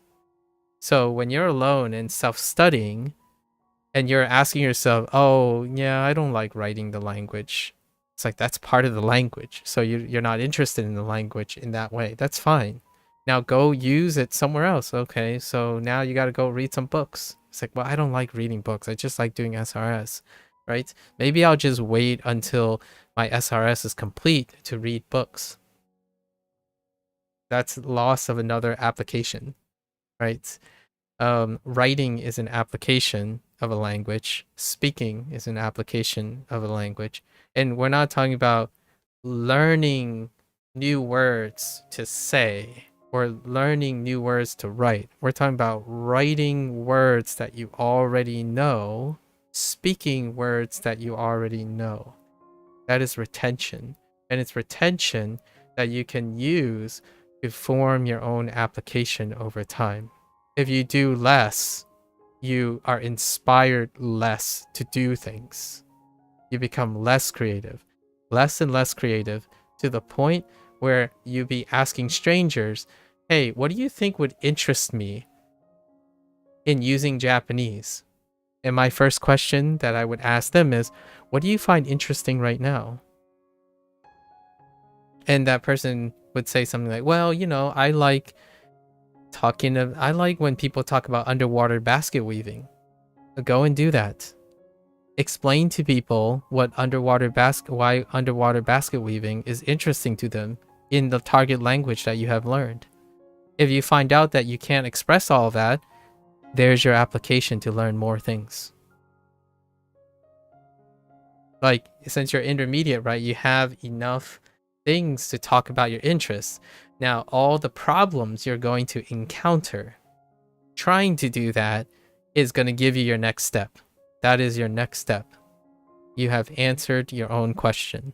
You yourself know where to go to find application. I know where I'm going immediately after all of this. In fact, I've been alluding to that. I think my Chinese and my Japanese by the end of the second year, like 2026 is going to be a year of application. We're going to find all the things that are interesting to me. The first thing I'm probably going to do before the end of the year for Chinese, which I forgot to talk about in the 200 review, I sort of talked about at the end. It was going to be a major subject, was using LLMs. And most people, for the people that I encountered, when they use LLMs, they use it to get educated by LLMs. And then they would talk about how, oh, but be careful, you know, LLMs can hallucinate and you have to like cross-reference. It's like, that's understandable. But you're using LLMs to learn. I'm using LLMs to output. So I'm finding I'm using the LLMs to find application. So what are the applications that I'm going to do? The first thing is I would get the LLM to at least tell me what they believe, what the data mining lords believe is a normal conversation between a Chinese speaking streamer and their audience. Because I do this every single day. Nearly every single day I stream, right? My first application would be, how do I read common commentary from Twitch or from other sources in Chinese? And then what would be a rough way or any way to respond or follow up? Because I focus on conversationalism. So I have to develop the basis and foundation on how to navigate those situations. My application has always existed. I wouldn't be learning Chinese or Japanese without an application in mind. And that's not the application that is the same as wishful thinking. Some people, they learn a language hoping that everything lines up so that they can move to Japan and like get integrated, being accepted as a foreigner but native like speaker. That's wishful thinking. That's not application. That's the results of things, in my opinion. If I want to be really brutal about the difference between creatively understanding what you can do, what the next steps are, then hoping that something down the line happens, and then you're working towards that with no like means of how to get there. Sometimes people know how to start because that information is very readily available, right? Go to an influencer and they'll probably be able to at least get you started. That's wonderful. But when you're no longer intermediate, or no longer like a beginner/beginner intermediate, your questions and problems become incredibly complex and even more and more nuanced. So then you start thinking, oh, I can still find that answer somewhere, right? That true answer somewhere. So you go to an expert, maybe someone who's in their intermediate stage, and you hoped to find some inspiration. But you're only looking for inspiration now, because the deeper you go, the less and less likely there's going to be a person that matches your profile, because you are now the thinker. So at some point, this is where getting a college degree, possibly, or getting a graduate degree humbles a lot of people, including myself. I was incredibly humbled, because when someone tells me, okay, now it's up to you, go and figure out what to do, and I'm like, I don't know what to do. Like, do I just do anything? It's like, well, you got to do something that is useful and pragmatic. Like, I don't know what that is. So, you know, you spend the next 7 years of your life trying to negotiate, and I still had the help of my mentors, right? I still had people who are before me who gives me feedback, but they're feedback now. It's not instructions. They don't provide instructions, because you are now the source of all the solutions and problems, right? You have become independent. And genuinely, I think one of the sources of problems that occur when someone gets into like 2 or 3 years of their language learning studies is that they aren't independent thinkers yet. I think one of the major sources of deficiency, in my opinion, is being unable to solve problems or critically think. And if you're thinking, well, how do I know I don't critically think or problem solve? How many problems do you have right now? Have you actively worked on solving them each and every day? Right? If you have a financial problem, have you spent each and every day trying to solve it? Or do you avoid it? Right? Those are the things I care about when I talk to my friends. I'm like, my friend would say, oh yeah, you know, I have this assignment for my current position, and I don't really like it. And it's like, you know, I have to get it done. And then what they say next is, this is what I'm doing to get it done. Right? They don't say, I'm sitting there, it's like, oh, I'm just shelving that, I'm avoiding that thing. It's always been a problem, it's just going to be a problem. That's not how a critical thinker and a problem solver does. If there's a problem, you work and you solve that problem, because that's kind of unironically very fun to do. It's one of the things that life keeps throwing problems at you, you keep solving them. Your achievements and accomplishments in life is a list of problems and obstacles you've overcome. And then when you talk to someone that's experienced, they will genuinely and generally use those stories as a way to demonstrate their expertise. They wouldn't pedantically talk about the specificity of information that you can get on the internet that so many people know, right? I'm not going to tell you what is the most popular trend in being successful in language learning. I'm going to tell you how I overcome and become successful at becoming intermediate in a language. Not, oh yeah, you know, this thing, it's a hot new toy, like everyone's doing that, you should go and do that. The times that I do that, it's not like I don't say that. The times that I do that, I hope to find someone who is experienced in that and defer the person to that, knowing that their experience do not overlap with mine. That is an advice from an experienced person. An experienced person know that they do not have the experience, but they know someone who has the experience, because through their experience, they have become associated with other people who have different experiences.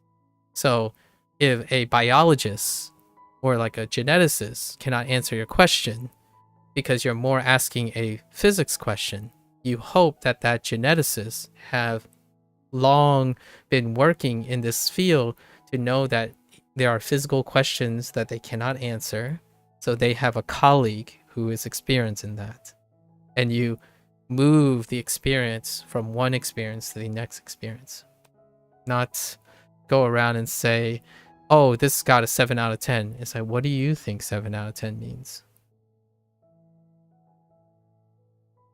Like, the advice is good. Still, experience, in my opinion, with advice, like with knowledge and wisdom trumps just having knowledge. But I would take knowledge at any point, obviously. Being ignorant, completely ignorant and naive is even less helpful.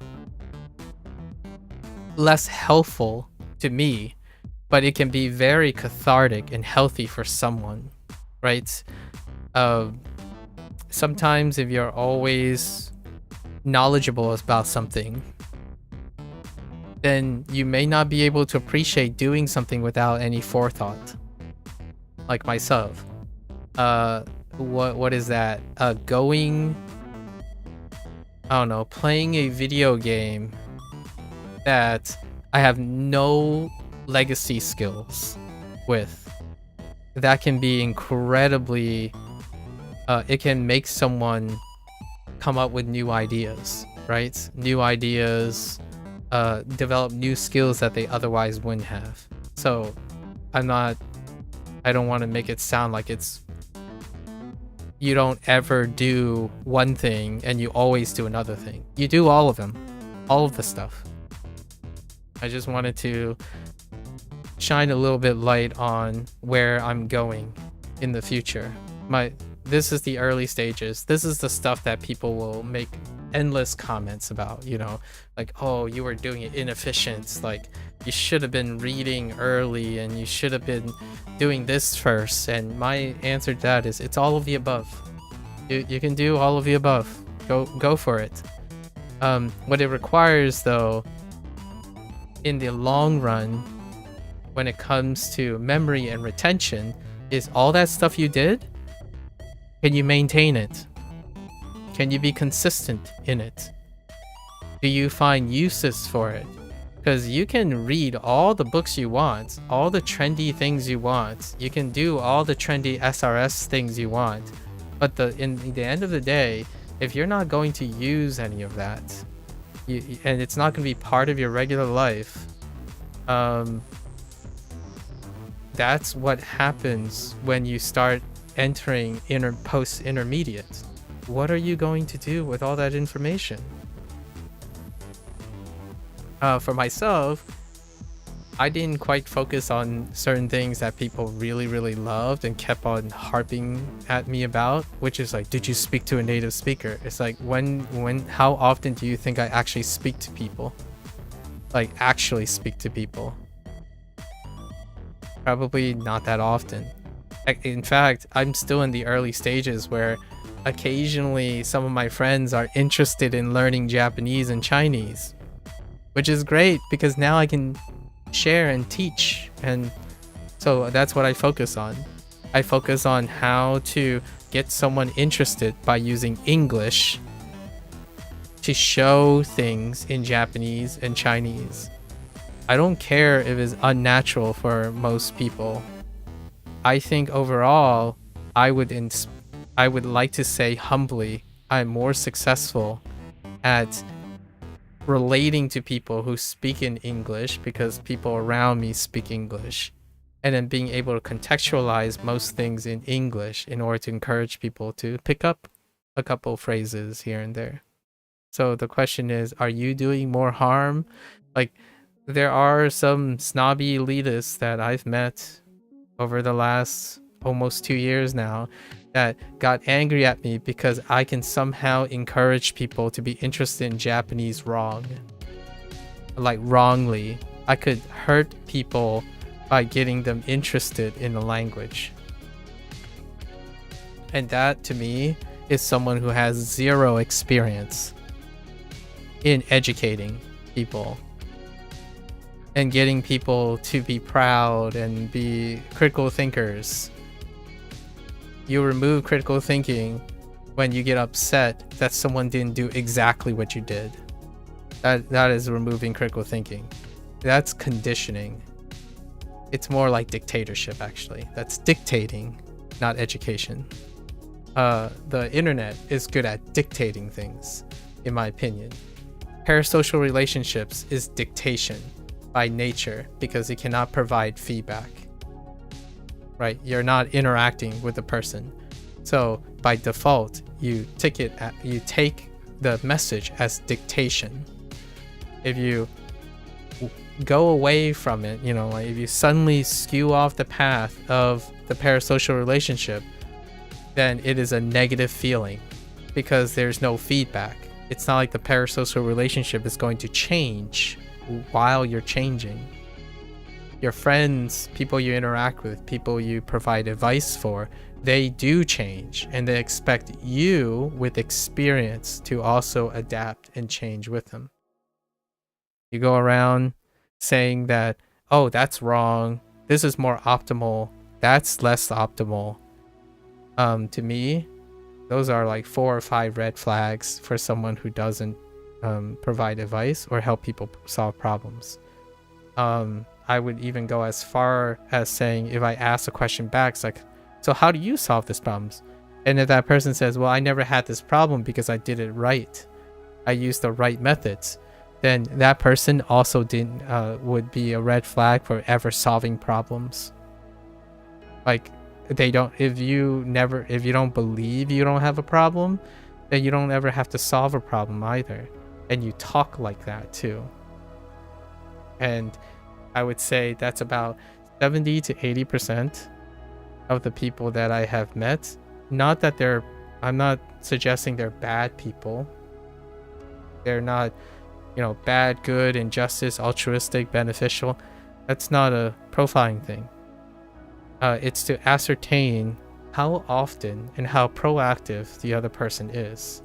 And how does that help me interact with the other person? Because I could be pedantic and say, oh man, you should fix your problems. Or every day I could be like belligerent and say, oh, did you fix that problem yet? Did you fix that problem yet? And that might not register with another person. I need to understand how willing they are. And that type of thing can be very useful in leaning and easing someone, right? Getting someone to say, yeah, that's enough. Like, I'm sad about this and I'm going to do something about it. So language learning is another big deal. It's getting into the 2nd year. I know it hasn't even been 2 years, but I'm already thinking into 3 and 4 years. How am I going to do this? Where am I going to go? I need to find application. I need somewhere where now I don't think about, like, some people like to stay in school, so they think about HSK exams and JLPT exams, right? Things that still only test the things you're schooled on, things that you are learning, right? They do not teach application. Like JLPT and HSK stuff, that type of formatting does not teach application, right? It teaches retention, like what you have retained, like what do you remember? You're not necessarily applying that stuff. At least when I looked at the exams, I think those exams are very different because they're geared towards competence, like they're measuring competence, not experience. So how do you determine what your experience is? How many books did you translate? How many books did you read through and then put in your own words in the target language? How many poems you wrote? How many haikus you wrote in Japanese? How many proverbs have you tried to understand in Chinese? Those are your experiences. And you can go out and do all of that.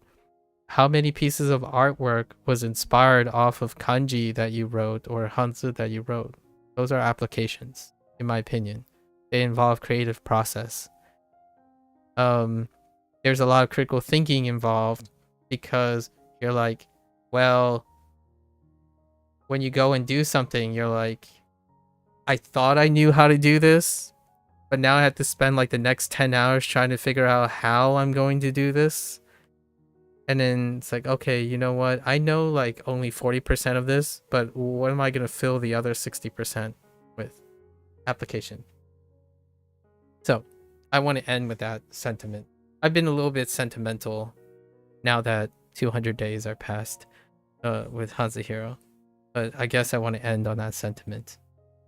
As per usual, right? This is the end of the HanziHero session for today. If you're gonna watch this later, 谢谢. Right? And like most the ends of segments, you're more than welcome to follow along. Pick up HanziHero for yourself or try it out for free, right? There's a trial period. Or tell me how you're applying things. If you're about here and you're in your comfy situations, it doesn't really matter what level you are on. Even in the beginning, you can have application. I understand that application does not lead to increased learning efficiency. I think places like Duolingo and other things, their emphasis is one of the failings, I would say. One of the miscommunications a lot of times, or missed opportunities, is to differentiate the importance of output in forms of retention and input in the importance of learning. So a lot of times I feel there are apps that are saying two different things, but because of their generalized knowledge, assuming that their consumers understand the two, they end up fighting each other. Like they're contrary to each other. Like, oh, well, if you spend more time outputting, then you're actually not learning a lot. It's like, well, one is true. They're both true. But if you're outputting, you're not learning, you're retaining. Right? So it's a different facet. It's like 80-20 retaining. In fact, some of the output can inspire a little bit of input. And then input is a lot of input, but occasionally can inspire output.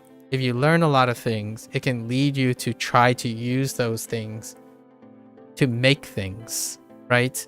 But in this day and age, people do like 80-20.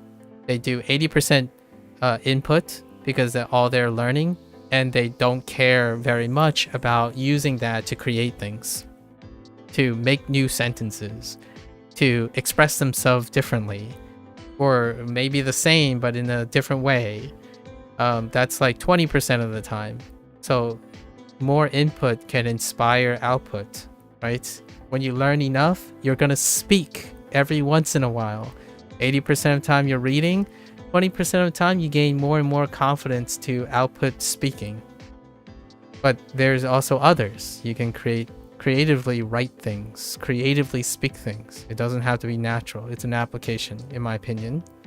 And the opposite is true. Like the complement is true. When you spend 80% of the time outputting at a different time in your life, it's not all at the same time, right? When you're outputting, it can inspire input. You created something, it's like, oh, wait,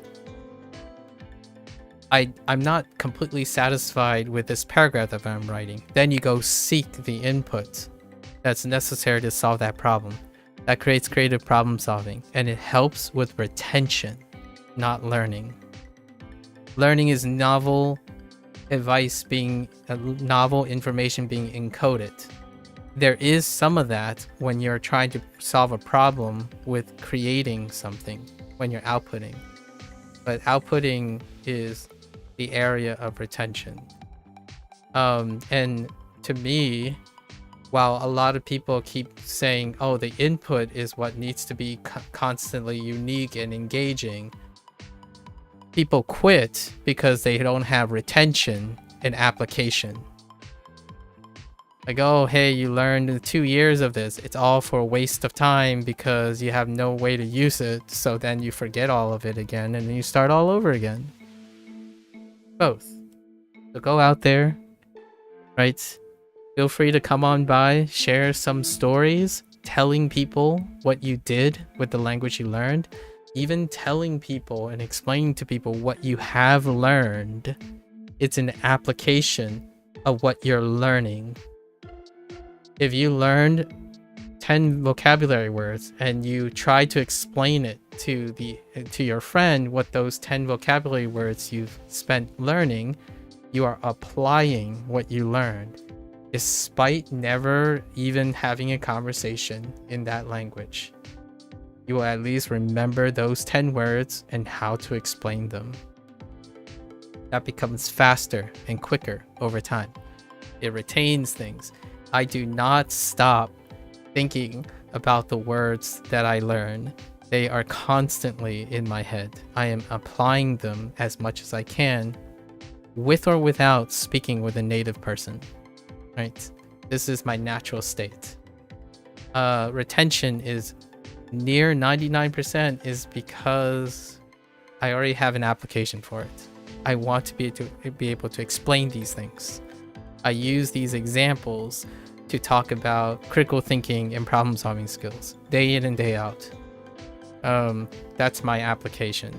So no, it's not going to Japan and surprising people about my fluency or getting a shock reaction from other people or demonstrating how good I am as a polyglot or something like that. That's not the application here. The application is always and had genuinely been getting people who want to learn and know how to retain it. Learning, retaining, problem solving, critical thinking skills, right?